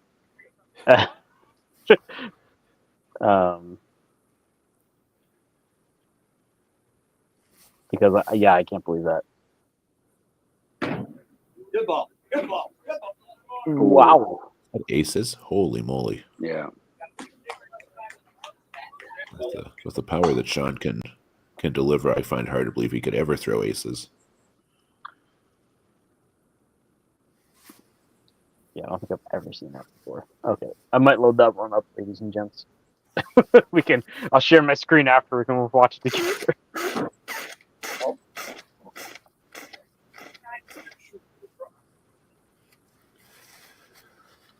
And fortunately, this is not the 9th frame. I think the Kingpins didn't want to see, so definitely just have to plug away at it now and try and get some pins to the bottom there, and hopefully bring that total back. Yeah. I mean, Brooks now gone head pin split back-to-back frames, but I mean, fortunately for her, she did all the heavy lifting early in this match. Mm-hmm. Just looked just a little fast. Yeah, very similar to his ball in frame 5, just a little quick at the line.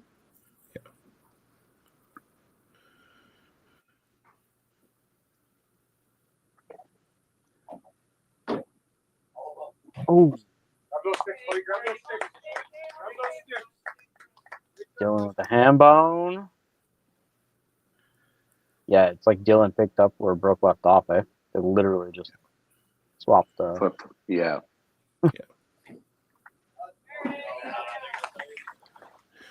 Yeah. Just as we were discussing in the previous Avalanche match, like they're just every frame it's 4 marks.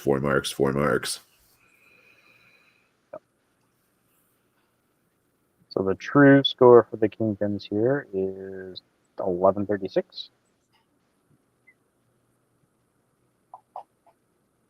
So they're trailing by basically 130 now.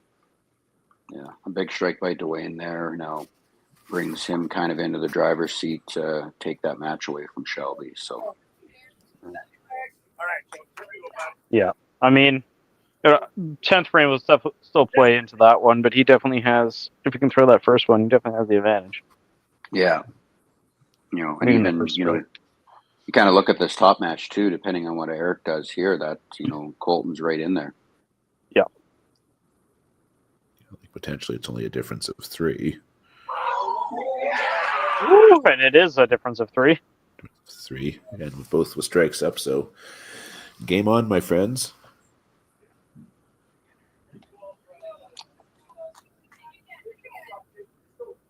going to get much more intense than this.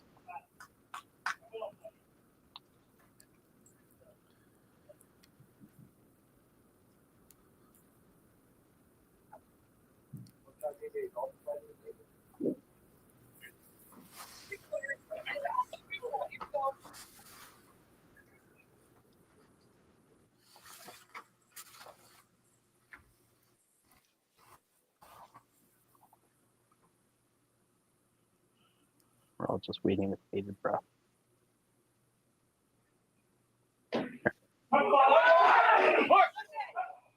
Wait. Okay. I mean, that's it, isn't it? Eric's just got a 2-pin up. Yeah, so Eric's got 268. 240. Yeah. Yeah, 268 Colton can currently max out at 267. Yeah. All right, so Eric will take that one.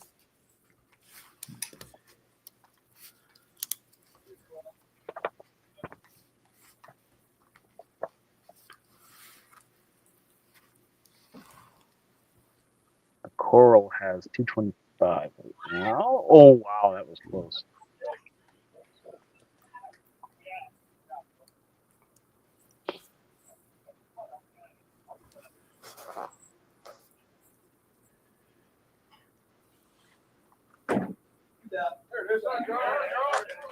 Picks up the spare.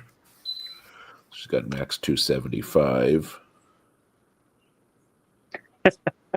Another hand bone.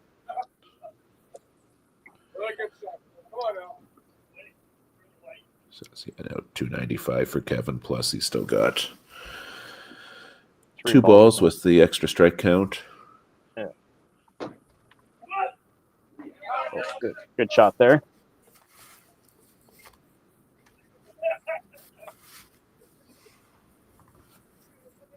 Yeah, just kind of, a little slow start for Coral there, but, she really banged it out there at the end. So, Yeah, typical Coral game right here. High 200, low 300, yeah. All day. Right around what her average is. Yeah. Well, with no more marks to count for Kingpins, unfortunately, the total is out of reach. Especially with Dylan having a double.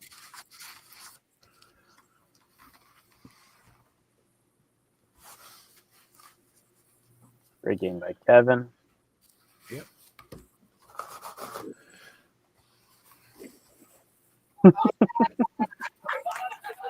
He got it.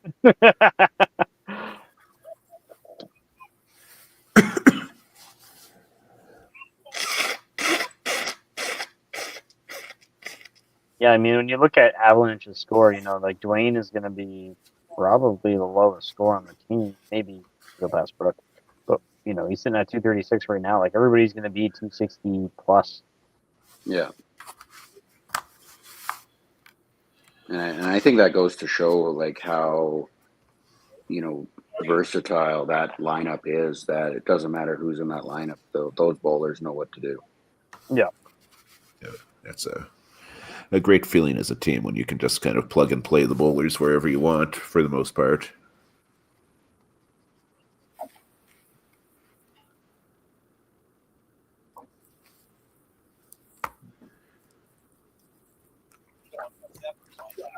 Yeah, tough finish for Brooke, but she's still going to be over 280 this game. Oh, big 15 there.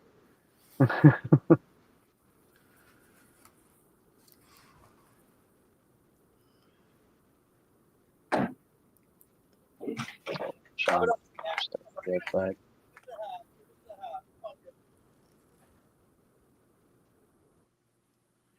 All right, go with this, right? The only thing we're really waiting on is this last game.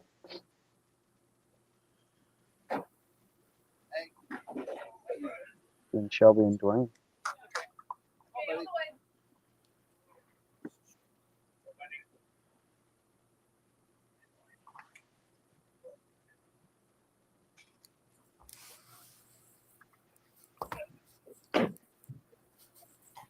Oh.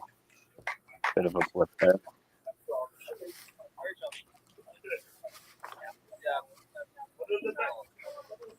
So Shelby's going to get up first and set the bar for Dwayne, right? Yeah. Ooh.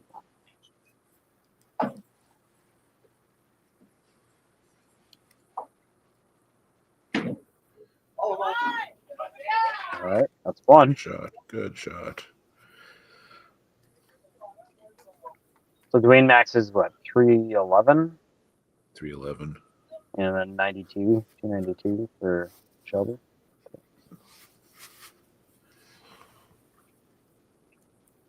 Yeah, that second ball in 9 looms really large for Shelby right now. Yeah. Yeah, he would have been basically got it right now. He had spared the chop, right? Oh, no, 311. It would have been 307 max. So. Oh, my gosh. Oh, okay.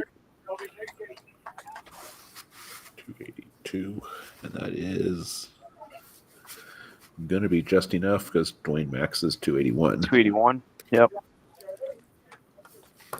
Shelby, let's take that one.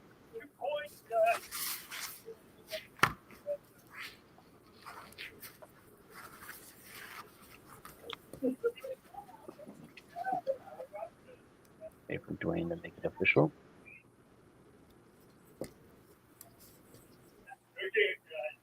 There it is. 1456 to 1304. And that's after they shot 1376 game 1. So that's a really good day's work for the Avalanche. Yeah, averaging 14-10 as a team. Yeah. All right. Yeah, so the Kingpins are going to have one more game against the Lumberjacks, but 1300 is not the worst score up there. It's just not what they needed against the Avalanche, right? So no, for sure. And even you throw a 1300 and you get a 14 thrown against you. That's not the end of the world either. Hey, buddy.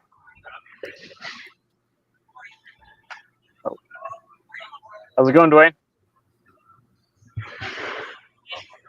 I think he's trying to get the mic on. I'm waiting for Robert to find a quiet spot. I see him walking around. All right, we'll pull him in. Hey, buddy. Hey! I just about forgot. I assume Dwayne can hear. Oh, there he is. Okay, we got it. There you go. Right. The $100 you sent me paid off. Yeah. Well, we know we lost the game, but at least we beat you.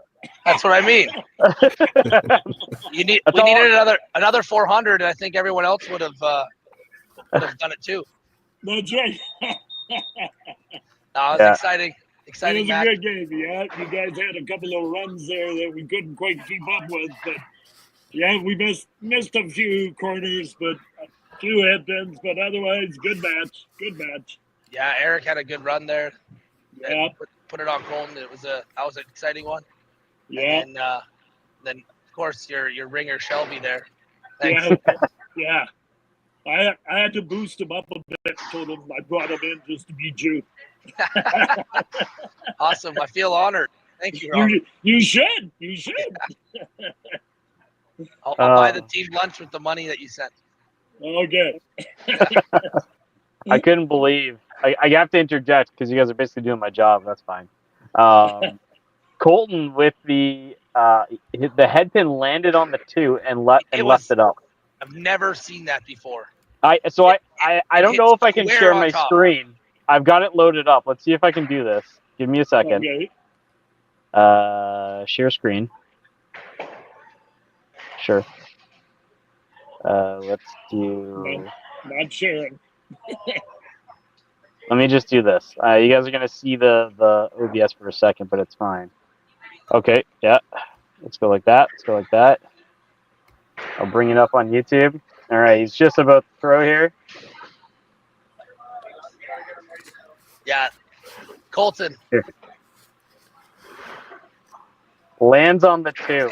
It And lands doesn't take square it. on top. It's Wow. unbelievable. That was Yeah, intense. Like a hammer to a nail. It Yeah. was that hard. Have you got the cushions 5 inches behind the deck or what? Yeah, we put it. Actually, it's on the deck. Oh, it's on the deck. Okay, Yeah. fair We enough. just put a wall back there. Okay, Yeah. fair enough. My mattress from home. Long as we know what we're dealing with. Yeah. Yeah. So, Tim, I know you've got the points calculated. What is that, 68.5? No, more than that, 71.5? 68.5 for the Avalanche. Okay, yeah, 68.5 Yeah, Great 714. season, great season there, Rainer. Yeah. Thanks.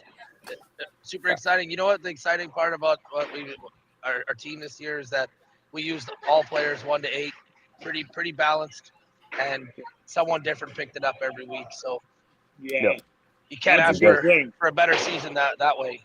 So Yeah, that's awesome. exactly. Yeah. You guys still got a couple games? What's that? Yeah, we get one more. One more? Yeah. Right on. Well, I'll go get it. Yeah, we need it. We need it for sure. Yeah, they have the Lumberjacks in the next game, so that's what we're going to go to now. Oh, today? Right now? Yep. Right now. All right. Well, good luck. You guys Thanks, do well. buddy. Thanks. Thanks a lot for everything, guys. We'll catch you later. All right. Thanks. See you See you in around, the Dwayne. playoffs, eh, Robert? I hope so. Right on, man. Bye, guys. All right. We'll We'll be see right you back. Soon, apparently. Yes.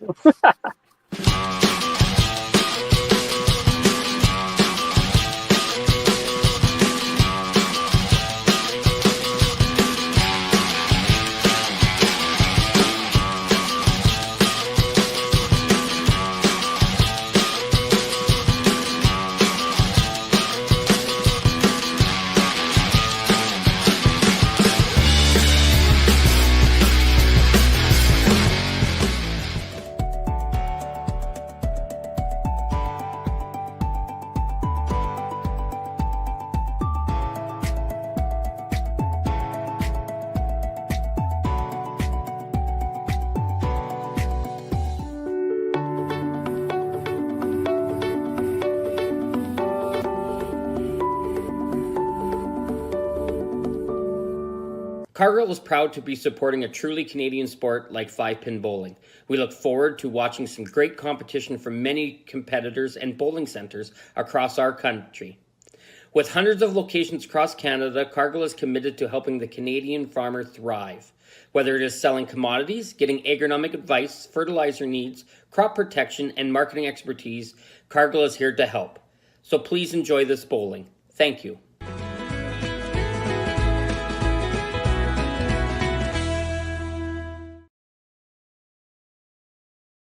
Financial freedom begins with financial literacy.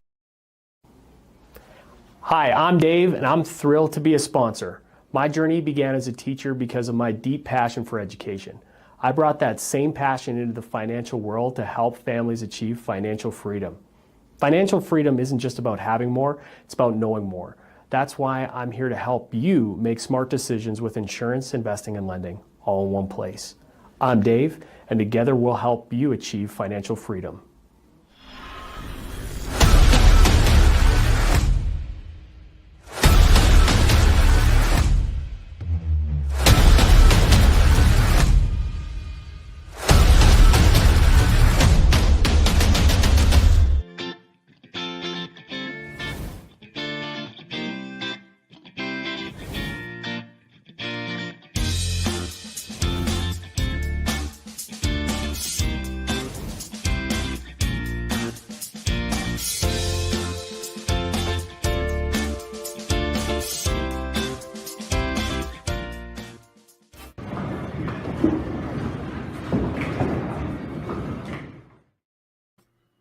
All right, gents. Last game coming up. Kingpins and Lumberjacks are both going to finish out their season here.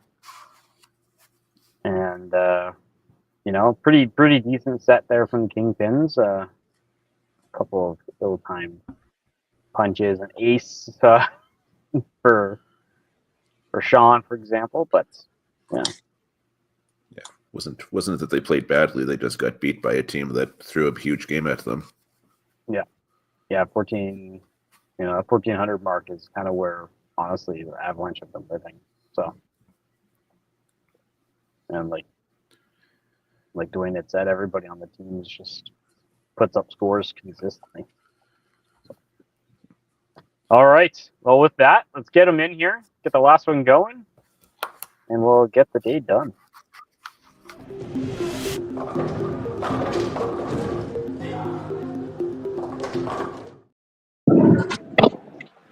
Matt and Bob, how you doing, guys?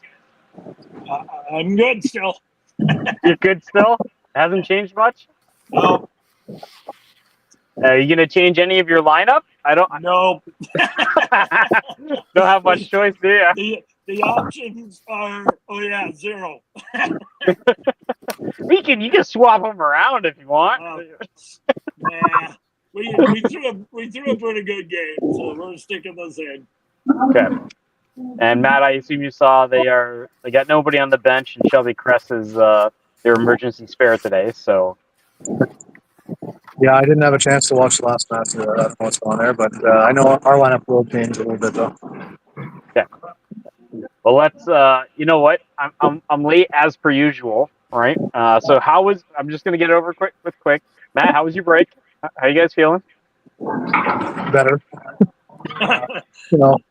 We sat back, had a little team chat, and threw some shots just to get warmed up again, and I think we're ready now for the game. All right. All right. Well, Bob, let's get your lineup. I mean, I can say it if you want. Or, It don't matter. Eric, Coro, Gino, Sean, and Shelby. Yep. And Shelby Kress coming in, making his debut for the 5-10 Pro League as their emergency spare. And Matt, what do you got going on? So we got Chantal, Isabel, Fred, Matt Wallace, and Max Beauchamp. And then you have me on the bench, and Max Lafreniere is here as the manager. Okay. Sounds good. All right. I mean, is everybody ready to go? Let's do this. Good luck, guys. All right. Good luck. You too. Okay, let's get Bob out of here. All right. I saved this one just for you, Scott. You're doing both of them. Oh, my God. I don't even know. Okay, we got the Kingpins. We got Sean Schwartz, Gino Zebart, Jen Baker Schwartz, Eric Joyce, Anthony Strait, Scott Clausen, Coral Nichols, Greg Gigliak. Manager is Robert Gallagher, and they are playing out of Heartland Bowl in Stettler. Okay. And I'll give you an out. You can do first names if you want. Okay, we got the Quebec Lumberjacks. We got Sly Bercier. We got Max Lafreniere, Matt Leonard, Fred Martin, Isabel Seong, Chantal Cyr, Matt Wallace, Maxime Beauchamp. Manager is Max Lafreniere, and I'm not even going to pronounce where they're bowling out of. Salle de Kiel, Paris. Yeah, you know what? You did really good. I'm going to be honest. I see Tim nodding. Good job, buddy. All right. Here we go. Last game for both of these team seasons. They're going to come out and try and make it a good one. Yeah, I expect both these teams here to kind of leave it all on the lanes and see what happens after the last 2 weeks. Yeah, for sure. Chantal wasted absolutely no time getting out there throwing a strike. If you're the Kingpins, again, at the start of the broadcast, we were kind of talking about the 550 points percentage, which is about 52.5, 53 points. So Kingpins, if they get 8 here, could get to 54. So they're pretty much in a win, and they're likely in the playoff scenario. For the Lumberjacks, they're at 41.5 right now. So, I mean, just basically get as many as you can and hope you get a couple of breaks to the last 2 weeks.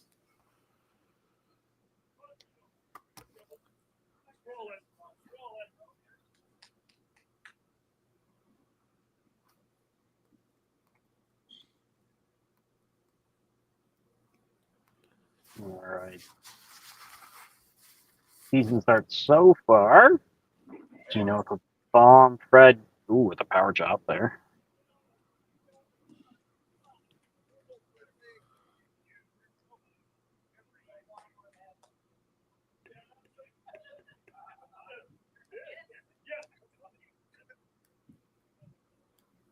See if Fred can have it up here.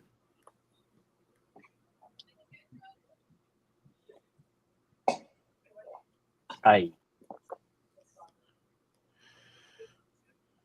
Yeah, so for those maybe just tuning in, just a reminder, we've got dueling, confusing scoreboards here. Yeah, that's right. Yeah. We've got the underscores. Until you actually finish the frame, it doesn't put the score in. And for the Lumberjacks, it's got the predictive score, where it automatically gives you 30 for a strike and 25 for a spare. Yep. We'll keep everybody updated as we go on here.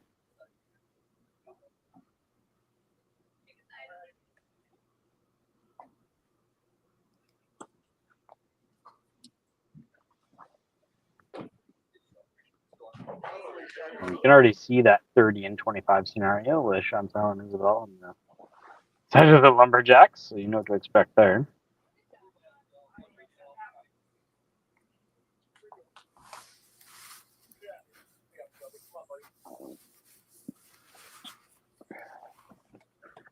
And we should be the other side should be coming to a close soon, I think. Yeah, they're just playing the 10th frame right now. Yep. Nice, very good frame by the Kingpins. Obviously, the head for Sean hurts, but I guess I probably should add it in there, and with Heartland or with Kingpins there, their emergency spare is Shelby Crest, so don't want to leave him out of that lineup. And he is allowed in the starting lineup because they have no other players on the bench. Yeah. No pulls, no bench. So kind of a same, decent starting frame for both teams. 3 strikes and a spare for the Lumberjacks, and 4 strikes and an open for the Kingpins. So. Yep.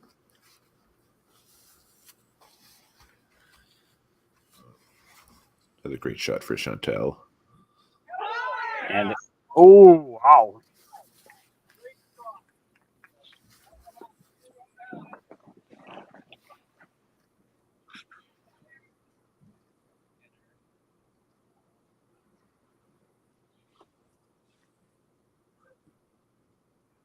Like a good ball for Isabel.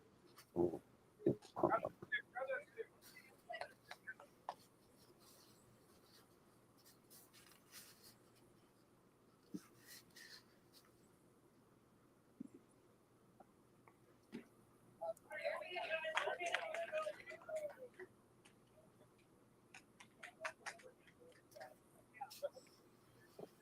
Very uncharacteristic miss there for Eric on that.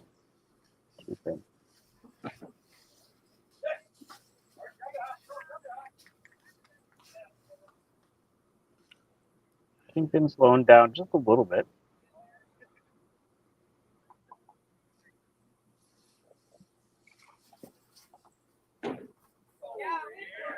There's good half.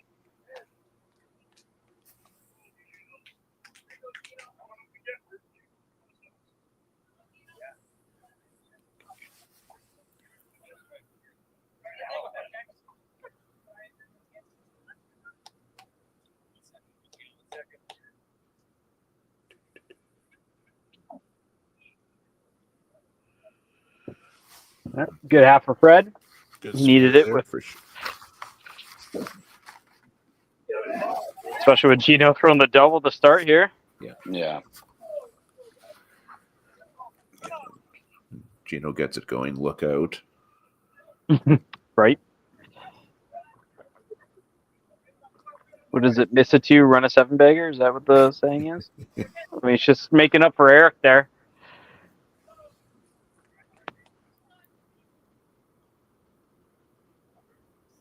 You know what, though, the number. Matt. Yeah, they've been putting all these doubles together.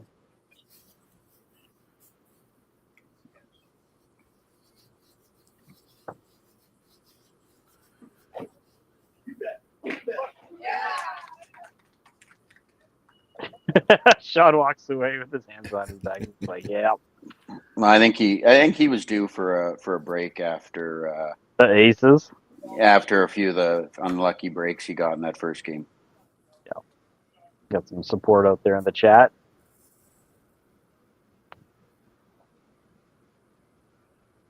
Yeah. Very good frame. Shelby answers with his own double. Okay, so one scoreboard we need to take points off, and the other one we need to add points. So plus 90, 120, so 205 for the Kingpins, and then minus 55, so 216 for the Lumberjacks. So both of them toss out a little bit. Yeah, if you're not confused now, by the end of the match you will be. Yeah, right. Especially if both teams keep it close. Like when the Lumberjacks were playing Avalanche, the Avalanche were kind of running away with it, so I didn't really need to do much. But big spare on her miss for Chantel.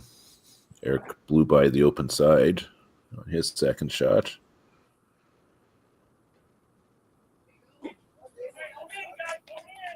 I mean, if anybody's going to figure it out, Eric definitely can.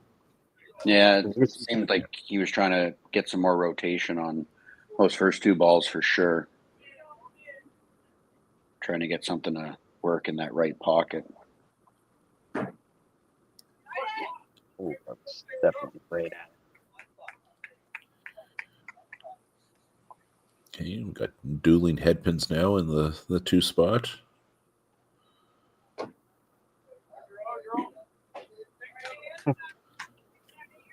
They almost sent the messenger over. Well, with that 2-pin, if they both take the 5 here, we're going to be even. Oh, never mind.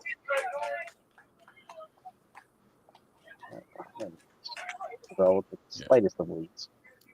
Yeah, good work there for Isabel. She is going to have a 5-pin lead. Making up for that strike in the first frame just by pinning. You hear that, everybody? Pin. Important. All your pins count. Yep.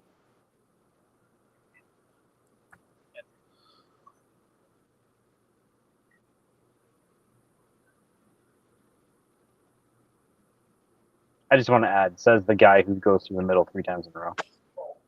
For myself.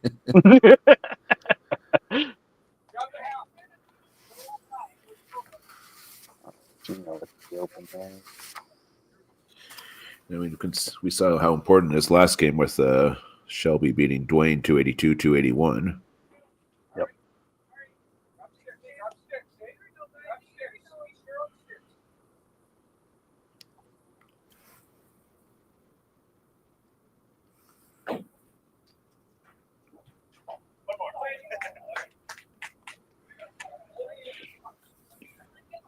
Couple open. That's kind of what's plaguing the Kingpins. It's like they either have a couple good frames together, and then they get this open frame, and it just kills everything.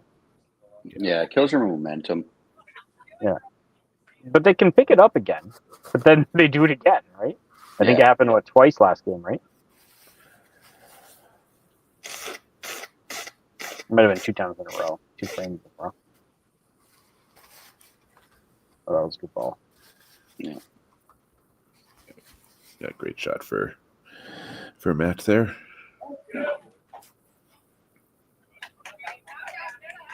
So yeah, the Lumberjacks lost Chantel's double, but they've now picked up one for Matt and have a chance to pick up another one here for Max.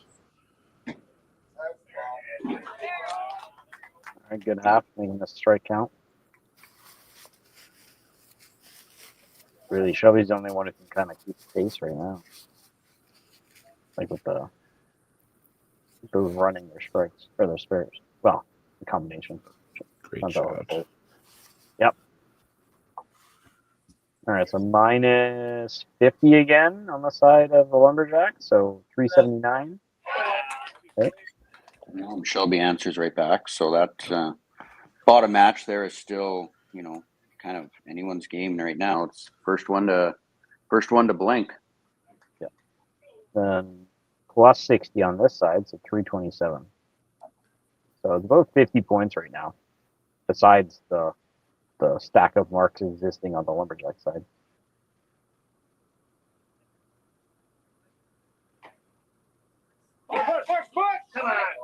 Oh.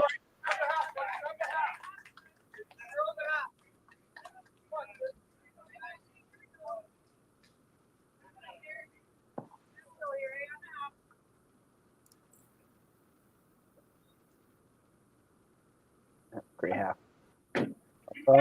Great half for her. Well, he's feeling the energy a bit more again.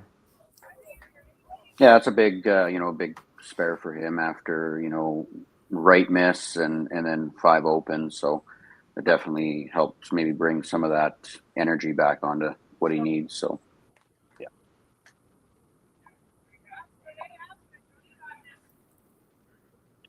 These two both looking to spare it up to keep it nice and tight. Yeah. Ooh, my careless whisper. Whew. Yeah, that was good on the 58-foot lane. Yeah. Oh, and there we go. Isabel gets Isabel picks up the spare. Yep.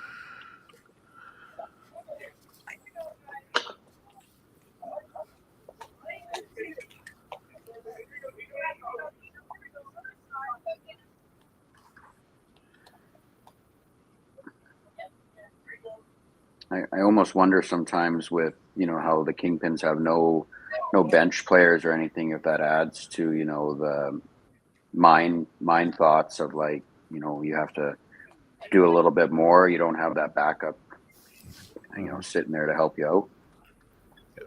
Yeah, there is no escaping your game. Yeah, it can be.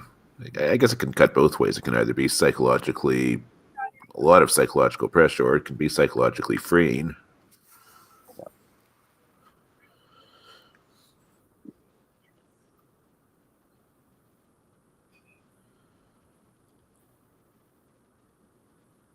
So that third free hole is basically even now.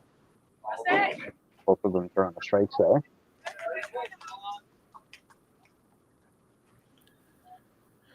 Matt just a little thin on that first ball in 4, ends his run of strikes. Ton of points tabulated though. Yeah, he'll have a significant lead through 3 frames.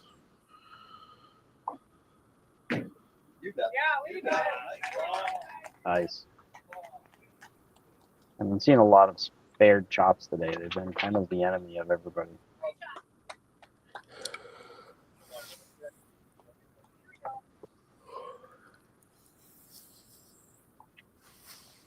And Matt really does put an end to his mark streak with the miss on ball 2. Still a good chunk of lead there, though.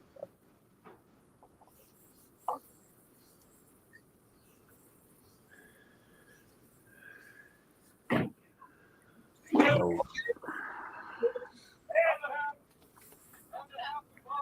think he walked right? A little bit. Yeah. That's kind of a funky throw. Nice. Great shot from Max. Well, let me go get one of those ham bones.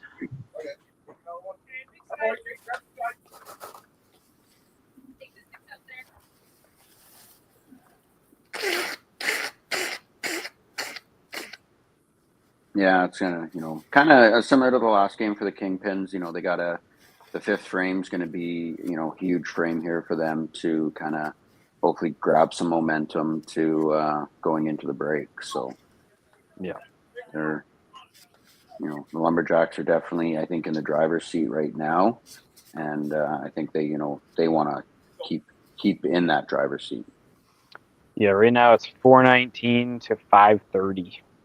So So that run of strikes at the bottom there for Max and Matt just really adding to everything. Adding up. Yeah. Good ball by Chantel. Yeah, another great shot there. Like Chantel's played really well today so far. Yeah. Yeah. Definitely the most consistent bowler today for the Lumberjacks for sure.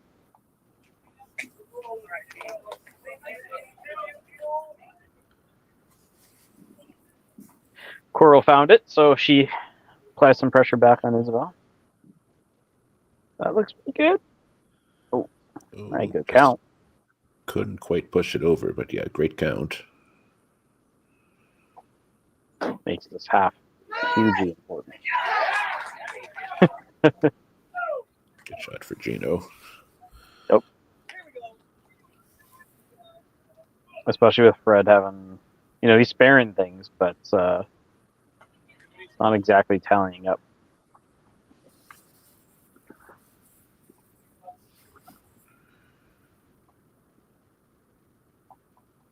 And now he needs to strike just to keep up.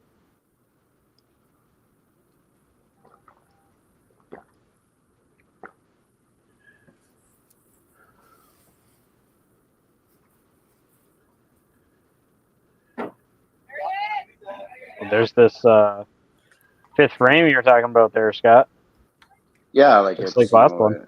It's just you get that little bit of momentum going into the break, and then it's just keeping it going. So, I guess we've you see it all the time. It's you get a really strong 5 frames, and then you come back after that break, and you kind of almost just let off the gas a little bit, and it can hurt you. Or you see it where you struggle the first 4 frames, and then you get on the gas in the 5th frame, and then you capitalize for the rest of it. So, yep. Let's see how the Lumberjacks can finish up this frame. But that was a really good beer frame there for. Yeah, Robert's got to pick up that one. So that's what 105 missing. So 539.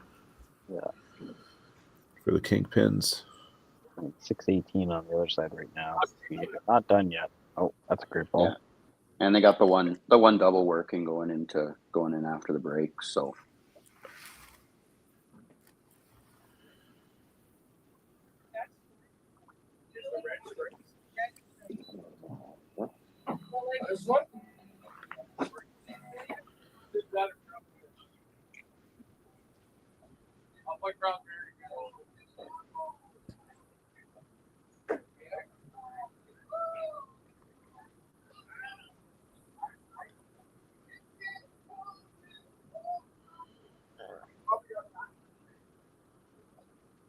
Oy. Just missed. Yeah, barely. That will put an end to the run of strikes, but a spare here will still give him a decent chunk.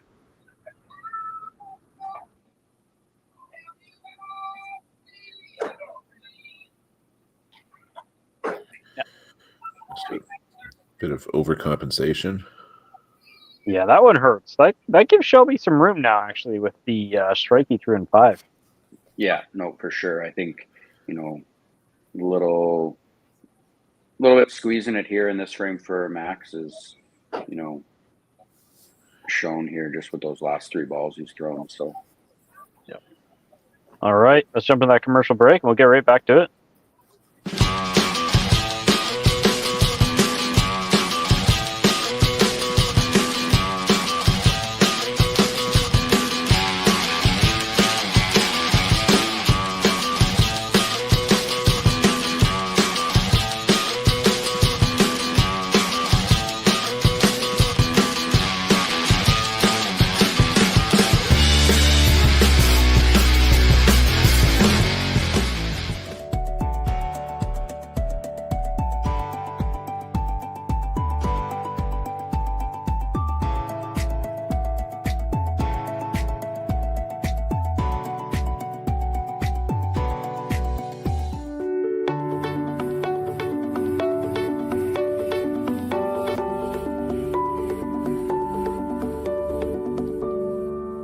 Cargill is proud to be supporting a truly Canadian sport like 5-pin bowling. We look forward to watching some great competition from many competitors and bowling centers across our country. With hundreds of locations across Canada, Cargill is committed to helping the Canadian farmer thrive. Whether it is selling commodities, getting agronomic advice, fertilizer needs, crop protection, and marketing expertise, Cargill is here to help. So please enjoy this bowling. Thank you.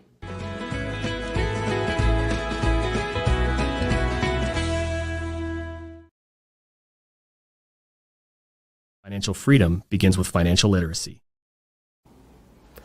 Hi, I'm Dave, and I'm thrilled to be a sponsor. My journey began as a teacher because of my deep passion for education. I brought that same passion into the financial world to help families achieve financial freedom. Financial freedom isn't just about having more, it's about knowing more. That's why I'm here to help you make smart decisions with insurance, investing, and lending, all in one place. I'm Dave, and together we'll help you achieve financial freedom.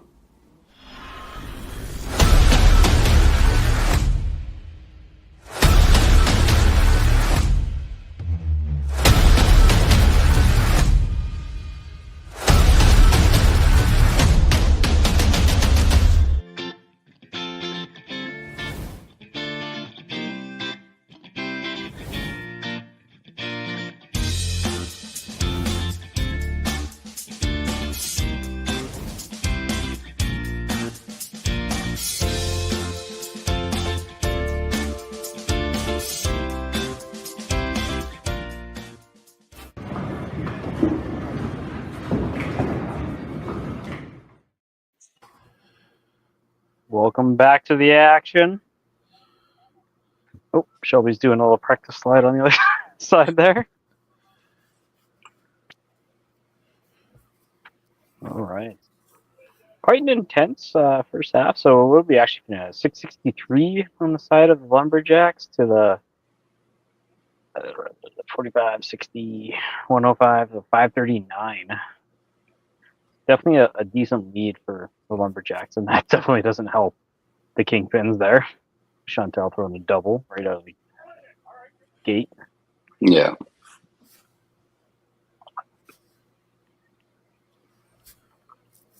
We'll see if the Lumberjacks can kind of stay the course here after the break. They definitely were a little bit of a letdown after their break, their first game. So yeah.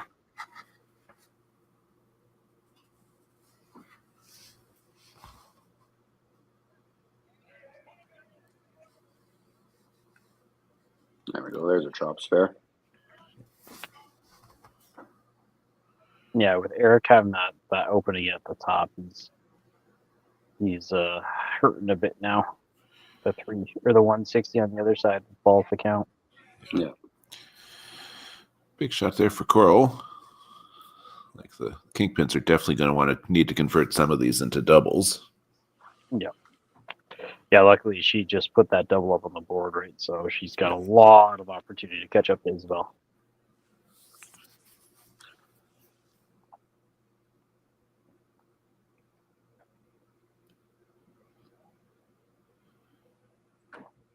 Huge shot here. Oh, yep.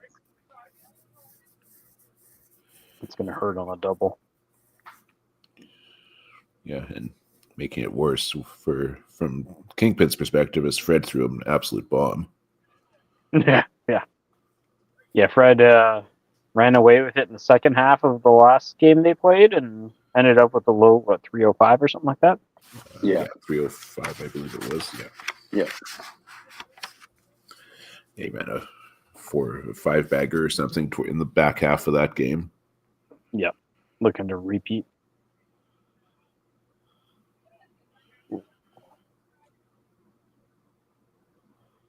Well, it kind of looked like Matt didn't believe it. He walked off and he was like, oh, what?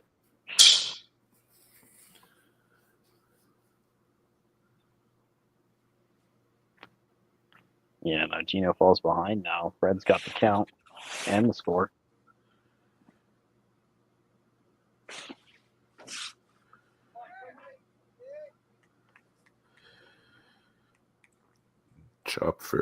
Chop off for Sean. Matt picks up the spare.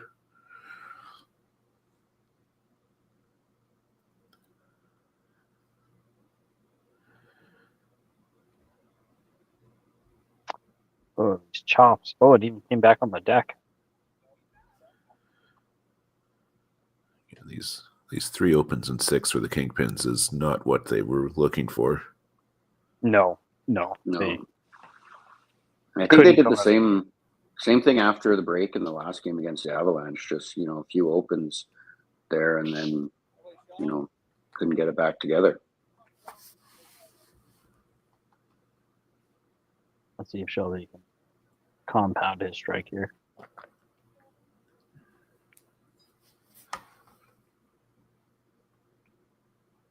Great half by Max. That's 5 marks up for the Lumberjacks. They came out very strong out of the break. Whoa, that was a push. So at the very least for the Kingpins, they've got a couple of doubles working now. 684 to 793. So about 110 difference.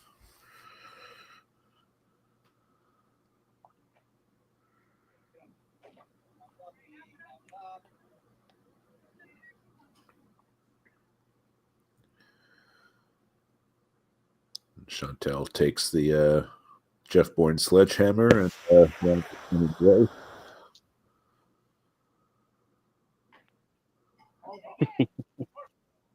Oy. Eric is just not getting any of the pushes today.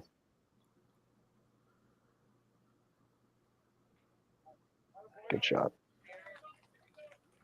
Oh, that gives Coral a really big opportunity to run away with it.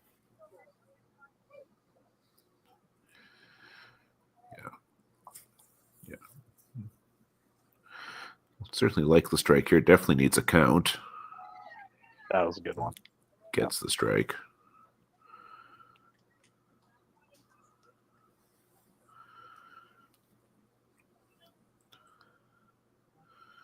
Matt is going to go in for Isabel here, which we can see. Okay.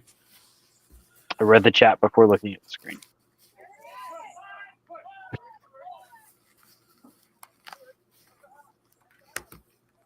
I couldn't see it moving, but I guess it was. They're yelling at it, so.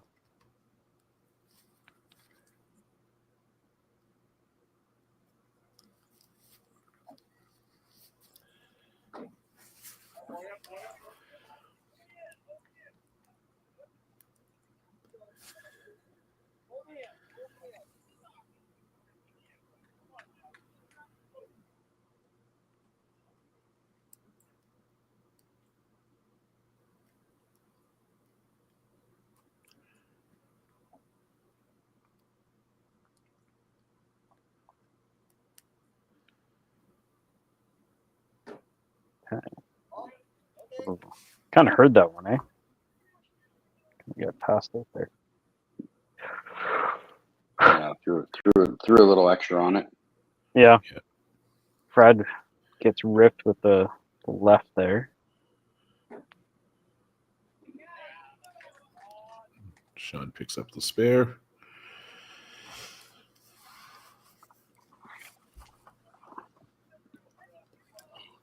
Chantel is really taking it to Eric right now, but other than that. Otherwise, there's not a huge amount in most of these matches. Yeah. Fred caught about 1/32 of that corner pin. God. It was just enough. Yeah. He might have been close enough for the wind to actually knock it over. And Shelby throws a 5 on the double there.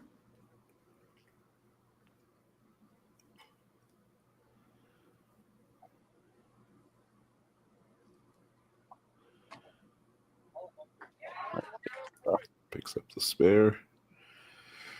So 3 spares and a double up for Kingpins. They're definitely not out of it yet, but they got to do some work here in these next couple frames. Yeah, they're starting to run out of road, as it were. Yeah. And this frame wasn't awful, but these counts on the Shelby's 5 on the double. And yes, it was spared, but they don't add up like even a corner spare would be.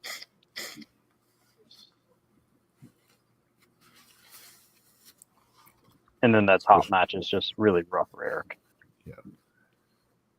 Yeah, you can see he's trying to get back into it, so he's kind of pushing it or trying to put some more rotation on the ball.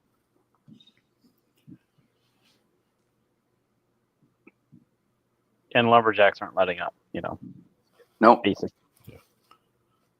If you get a strike or a spare here, they'll be even on marks, and with the lead, that's all you need to really do.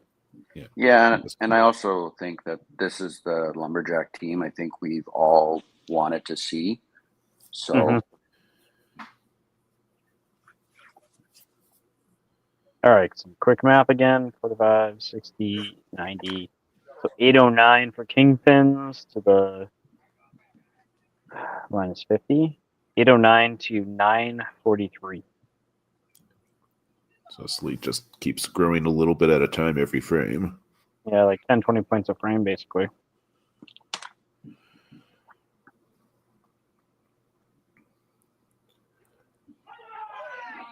Yeah, you knew that one. Yeah, that was a better ball. Yeah, well, if you're the Kingpins, it's now or never, basically. Like, you need a lot of marks in a hurry. Yep. They need another 5th frame. Yeah. And then do it again.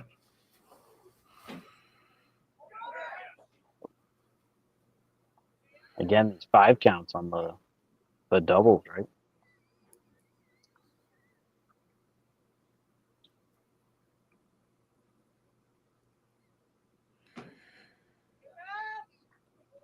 Yeah, because with Matt coming in here now, if he throws a strike here in 8, that puts him right back into that match against Coral.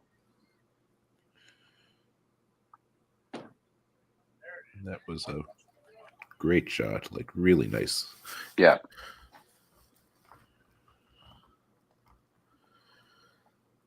And especially hard to do when you've been sitting there for the last, 25 minutes, 30 minutes, haven't, not sure if he threw any balls during the break or anything, but like to come in and throw a smooth ball like that is, that's really good. Mm-hmm. Oh, yeah.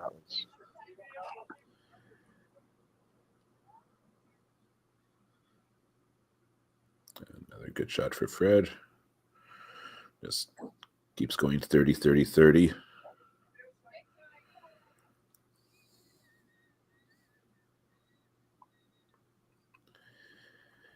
And given the score and given that we're in the 8th frame already, that's pretty much all his team needs him to do now is just 30, 30, 30. Yeah.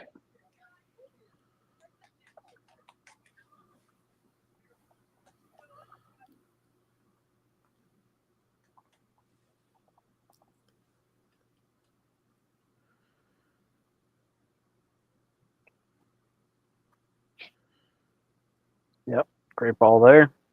From Matt. And it's the Lumberjacks that have definitely had the better of the 8th frame so far.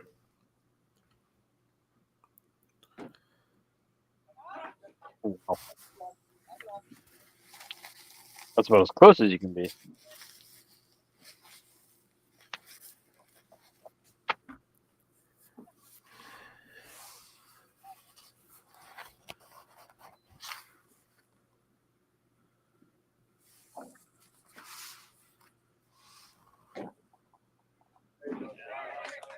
Yeah, and the big thing here with the Lumberjacks, since the break, they've put up 14 marks in 3 frames. So, that's what you need to do. Yeah. Well, if you're the Kingpins now, like bigger picture for the season as a whole, like going into this match, you were 46, 41.5 up, so you're 4.5 points up. They need at least 2 points to make sure they stay ahead of them in the standings.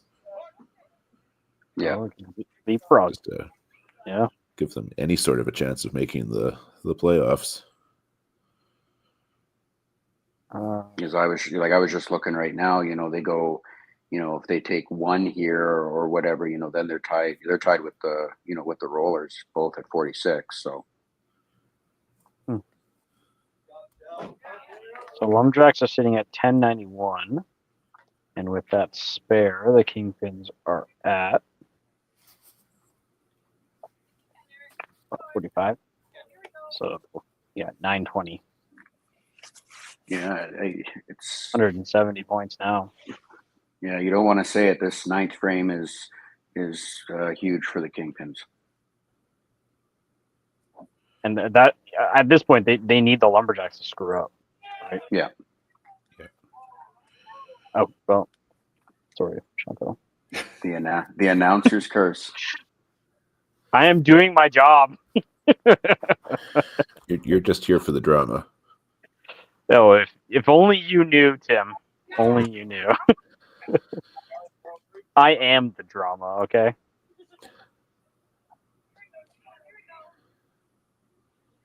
I mean,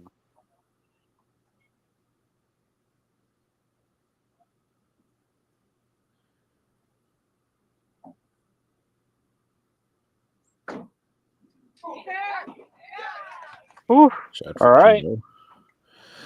Well, Scott, they're trying. They're going to give it a go. Yep.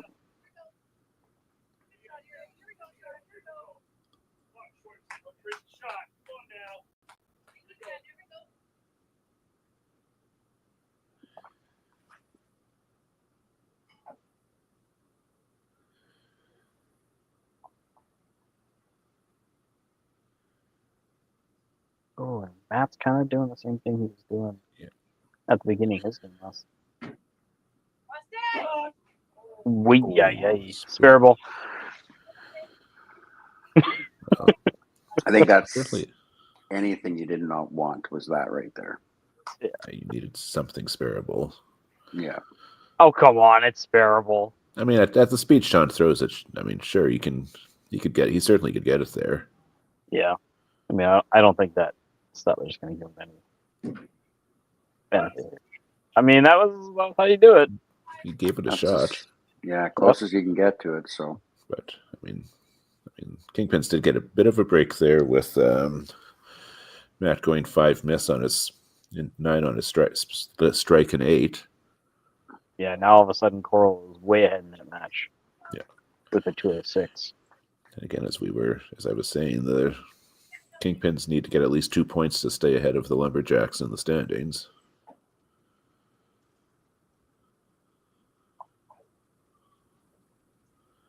I'm sure Tim will have all of the final point standings for everybody at the end of this here. We'll see. No pressure, buddy. I have my calculator and slide rule and abacus all ready to go. Abacus, oh my. Well, that's as good of a ninth frame I think the Kingpins could have done there. So, they've definitely got some work to do in 10, but it's still there. Yeah, they're trying. Yeah, they've got a little bit of life now.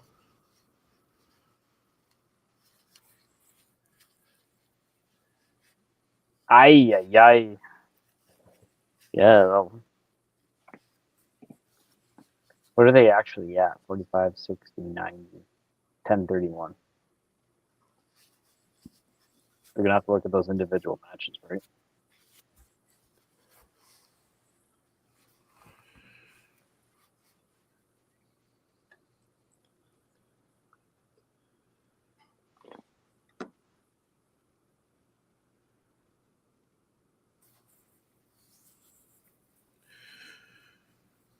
I mean, I know it's looks like a comfortable lead for the Lumberjacks, but just to kind of steady the nerves, it'd be really helpful for them if Max could throw the next one.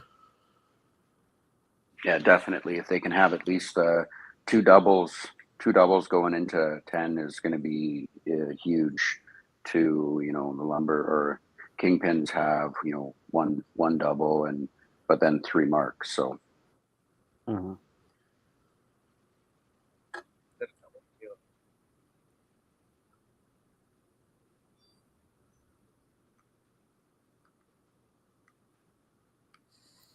Just never got it there.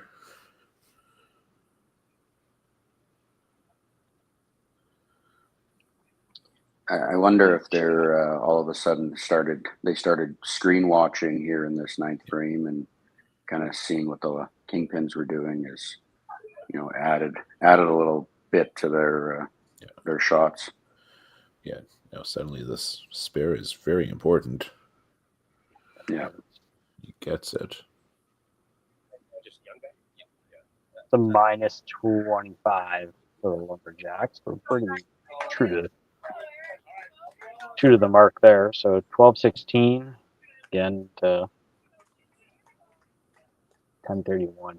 So that 5 or 10 points a frame, right? In the second half. Yeah, good answer by Chantel. Good shot for Chantel. Yeah. And that wraps up the first point. That's the death of a double.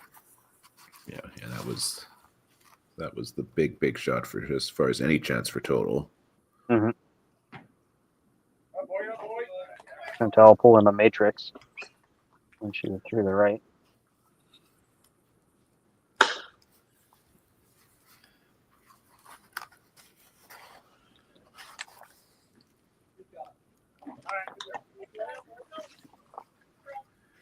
That's going to be 293 for Chantel after 290 of the first game. She certainly held up her end today. Yeah, good 500 double is all you can ask for. So really, it's Coral and Shelby battling for these 2 points, eh? Yeah. On that free spin. Gotta spare this. I know she has the lead already, but just to really drive the nail into the wood. Yeah. Yeah, it's a big spare. Nice. 236. What does Matt max out at? 220, 228. Yeah, so she's got it already. Barring some craziness.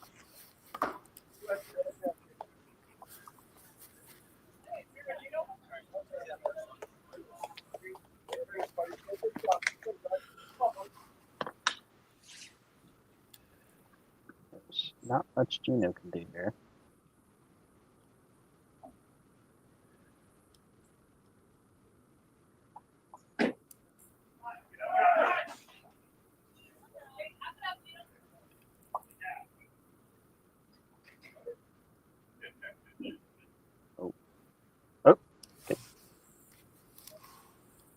Little bone spin. Grab those sticks, buddy. Grab those sticks. Grab those sticks. Gino needs to hit the left side to break 200. Yeah, it's basically, I think Matt's got Fred and Matt have their matches here. And it comes down to Shelby and Max there at the end for that extra point. Yeah, it's going to be 6-2 or 7-1.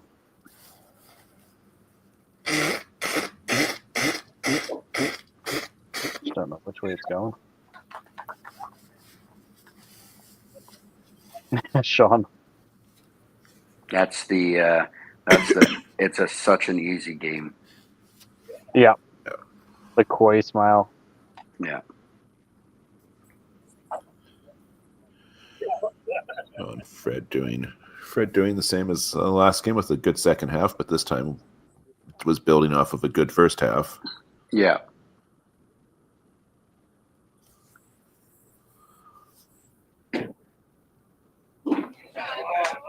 And for with the way the setup is, that's something you look at it. You play five frames to start, 5 frames to end, and it's if you can keep it going the whole game, you're setting yourself up for success. But there's lots of times where you get a good front half, and then the back half is just mediocre. So.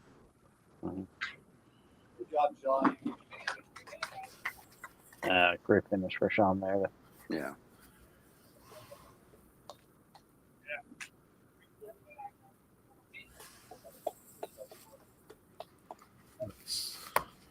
Yeah, All right. 308. Backup is 305 from the first match. Nice little 6-13 double.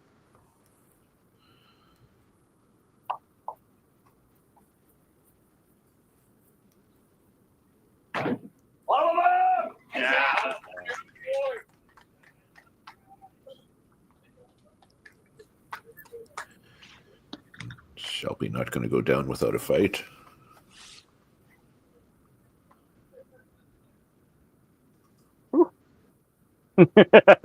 Just by the slightest margin there.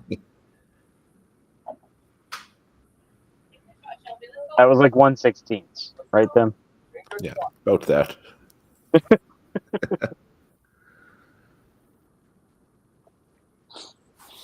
I mean, everybody on Lumberjacks starting with a strike in the third time frame here.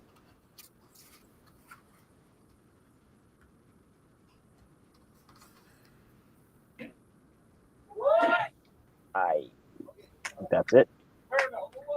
Basically. I guess I was looking at the 285. They have -10, so. Yeah, Max has got a total. What's he got? 30, 290, and 45. So yeah, he's got a possible 320 there. So Okay, 295. 75. Yeah, okay, so don't need much. Basically, a chop will do it. yeah, chop spin. or corner. Yeah. Even even a head pin split would be fine too. Yeah. Yeah, provided he picks up the wood. The only thing he really can't do is punch. Oh, yep. I wasn't saying it. Okay, we'll take the bullet. And even if he does, he goes 5-5. He can split the point. Wait with that. Yeah, because I would get him 290, or Wow. sorry, 280, and then so 295. Yeah, they would split the point if that does happen. But would that be a tie in overall points? No, I would get that would actually still be good enough for the Lumberjacks. They'd be half a point up on Kingpins then. Okay. And then the Rollers would be half a point up on Kingpins. Or no, we'd be half a point down on the Kingpins because we're technically tied with them right now. Yeah. You're not looking just for that head. Then. Don't you normally do that after each? I play national class. Oh, football. That was a good way to finish. 304.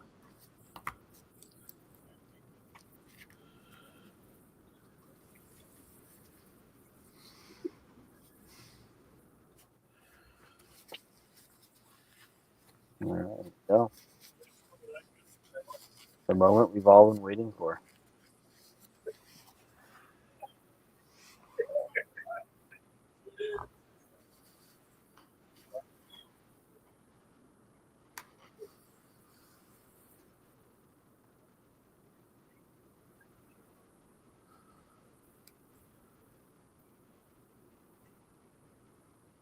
Ooh, boy.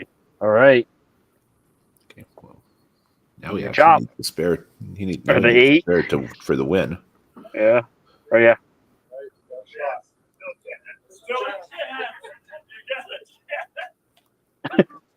I think I should mute the other side. Before. Oh yeah, yeah. Just hit a pin.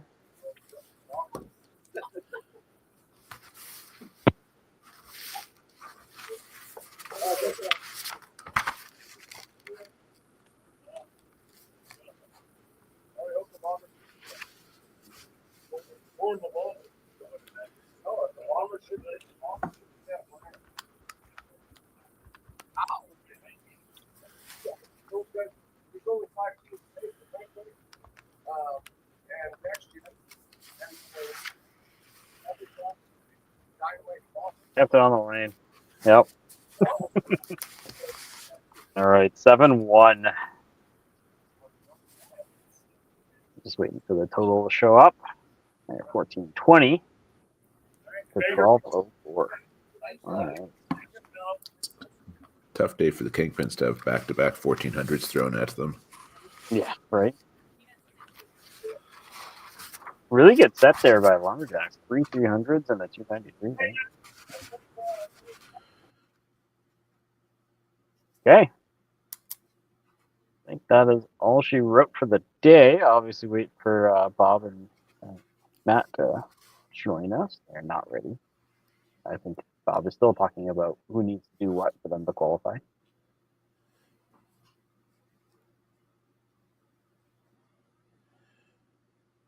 Out of the points.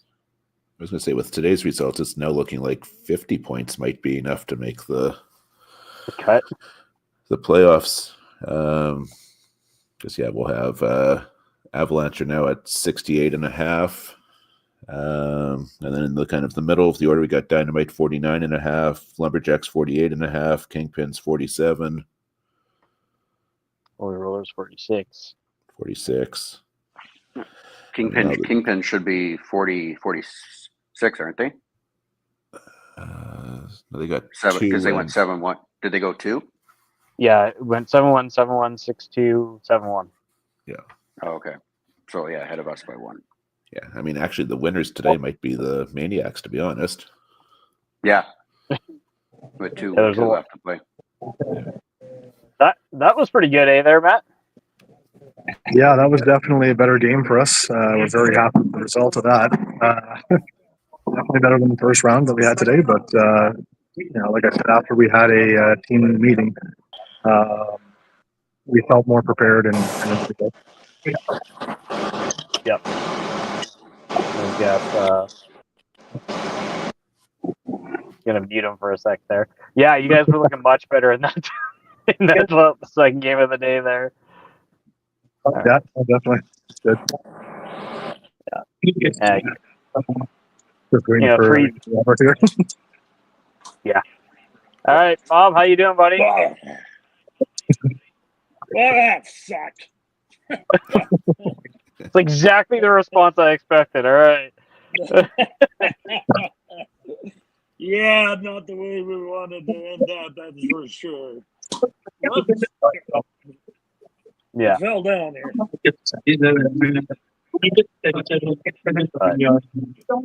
And so I think Tim was kind of running through the points there and where everybody's kind of sitting. You want to give a little recap?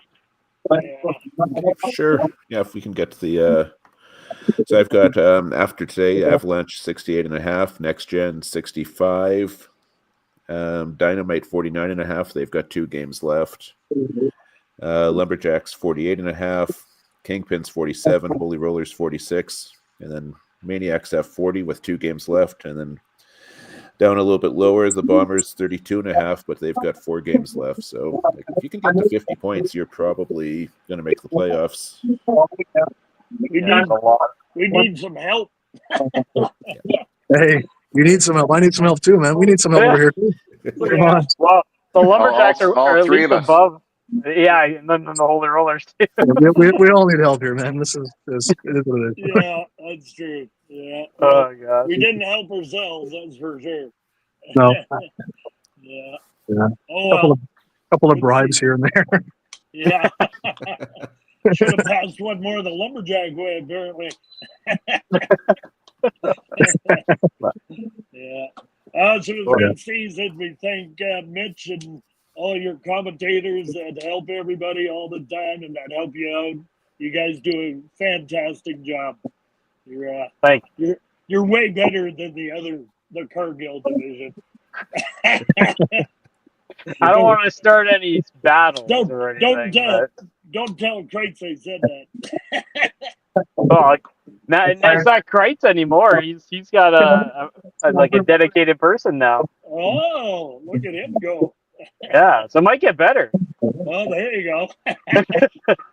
Yeah, I'll take this time to thank you guys as well. I know, Mitch, you're on this a lot, so thanks for your time doing all this stuff and the dedication to make the league better, having good commentary and stuff. I mean, I'm sure the viewers all appreciate it. I know us as players and teams, we appreciate it too. And to all of you, a good match, by the way, on the other side as well.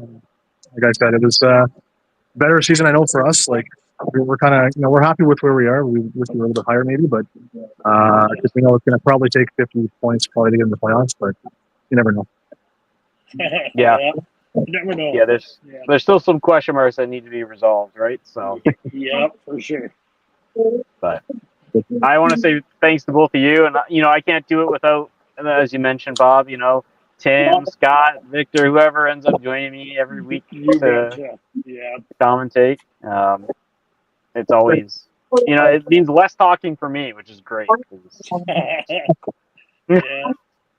I fumble the words a lot. It happens, but so good. So, you do a great job. Awesome. Well, thanks, guys. Thanks. End of the season's there as well for the Avalanche. Dwayne was earlier today, but we'll see how things play out. Maybe we'll see some of you in the playoffs, depending how it all shapes up. Yeah, you betcha. Thanks, guys. Appreciate it. Thanks a lot, guys. Have a good weekend. Have a good day. You too. Thanks, guys. All right. I had Tim. I had to go over the points there, so I think we're pretty much set. Thanks for joining me today. It's 2 more weeks to figure out what the hell's going to happen with the league. And 7 more games, and they're all important for somebody. Yeah. It's going to be interesting to see because a lot of these teams still need to play each other. I know Snowmen, they have their 2 games, but the Maniacs, the Bombers, Dynamite, it's really going to be people just leapfrogging over each other to get in that top 5. So get it's your kind of popcorn been ready. That Schwartz division's been like that for the last couple of years, where it comes down right to the last day. So it's not very definitive, and if you look at the other side, there's a fair chunk of 0.6s, right, where we are very firmly in that low to mid 5 area. So yeah. All right, guys. Thanks so much for joining me. Enjoy your Sundays. Yeah, thank you. Yes, thank you. Have a great weekend, chat everyone. later. Yeah, you guys too. Good. And I am going to. I think I can. Play outro and end stream. I don't even have to wait for the commercial to end to turn it off. So let's do that. Thanks, Tim. We'll see you later, buddy. Good night.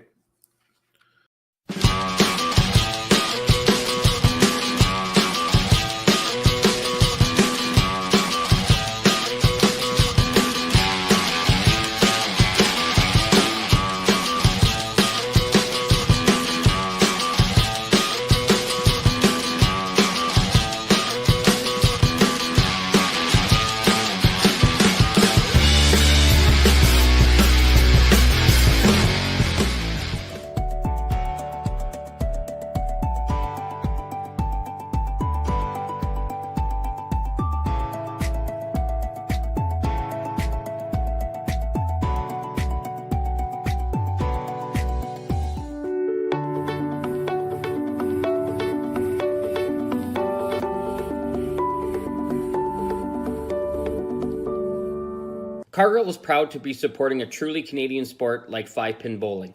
We look forward to watching some great competition from many competitors and bowling centres across our country. With hundreds of locations across Canada, Cargill is committed to helping the Canadian farmer thrive. Whether it is selling commodities, getting agronomic advice, fertilizer needs, crop protection, and marketing expertise, Cargill is here to help. So please enjoy this bowling. Thank you.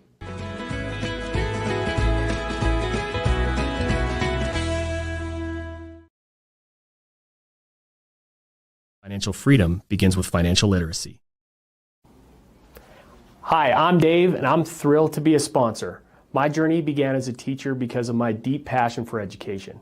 I brought that same passion into the financial world to help families achieve financial freedom. Financial freedom isn't just about having more, it's about knowing more.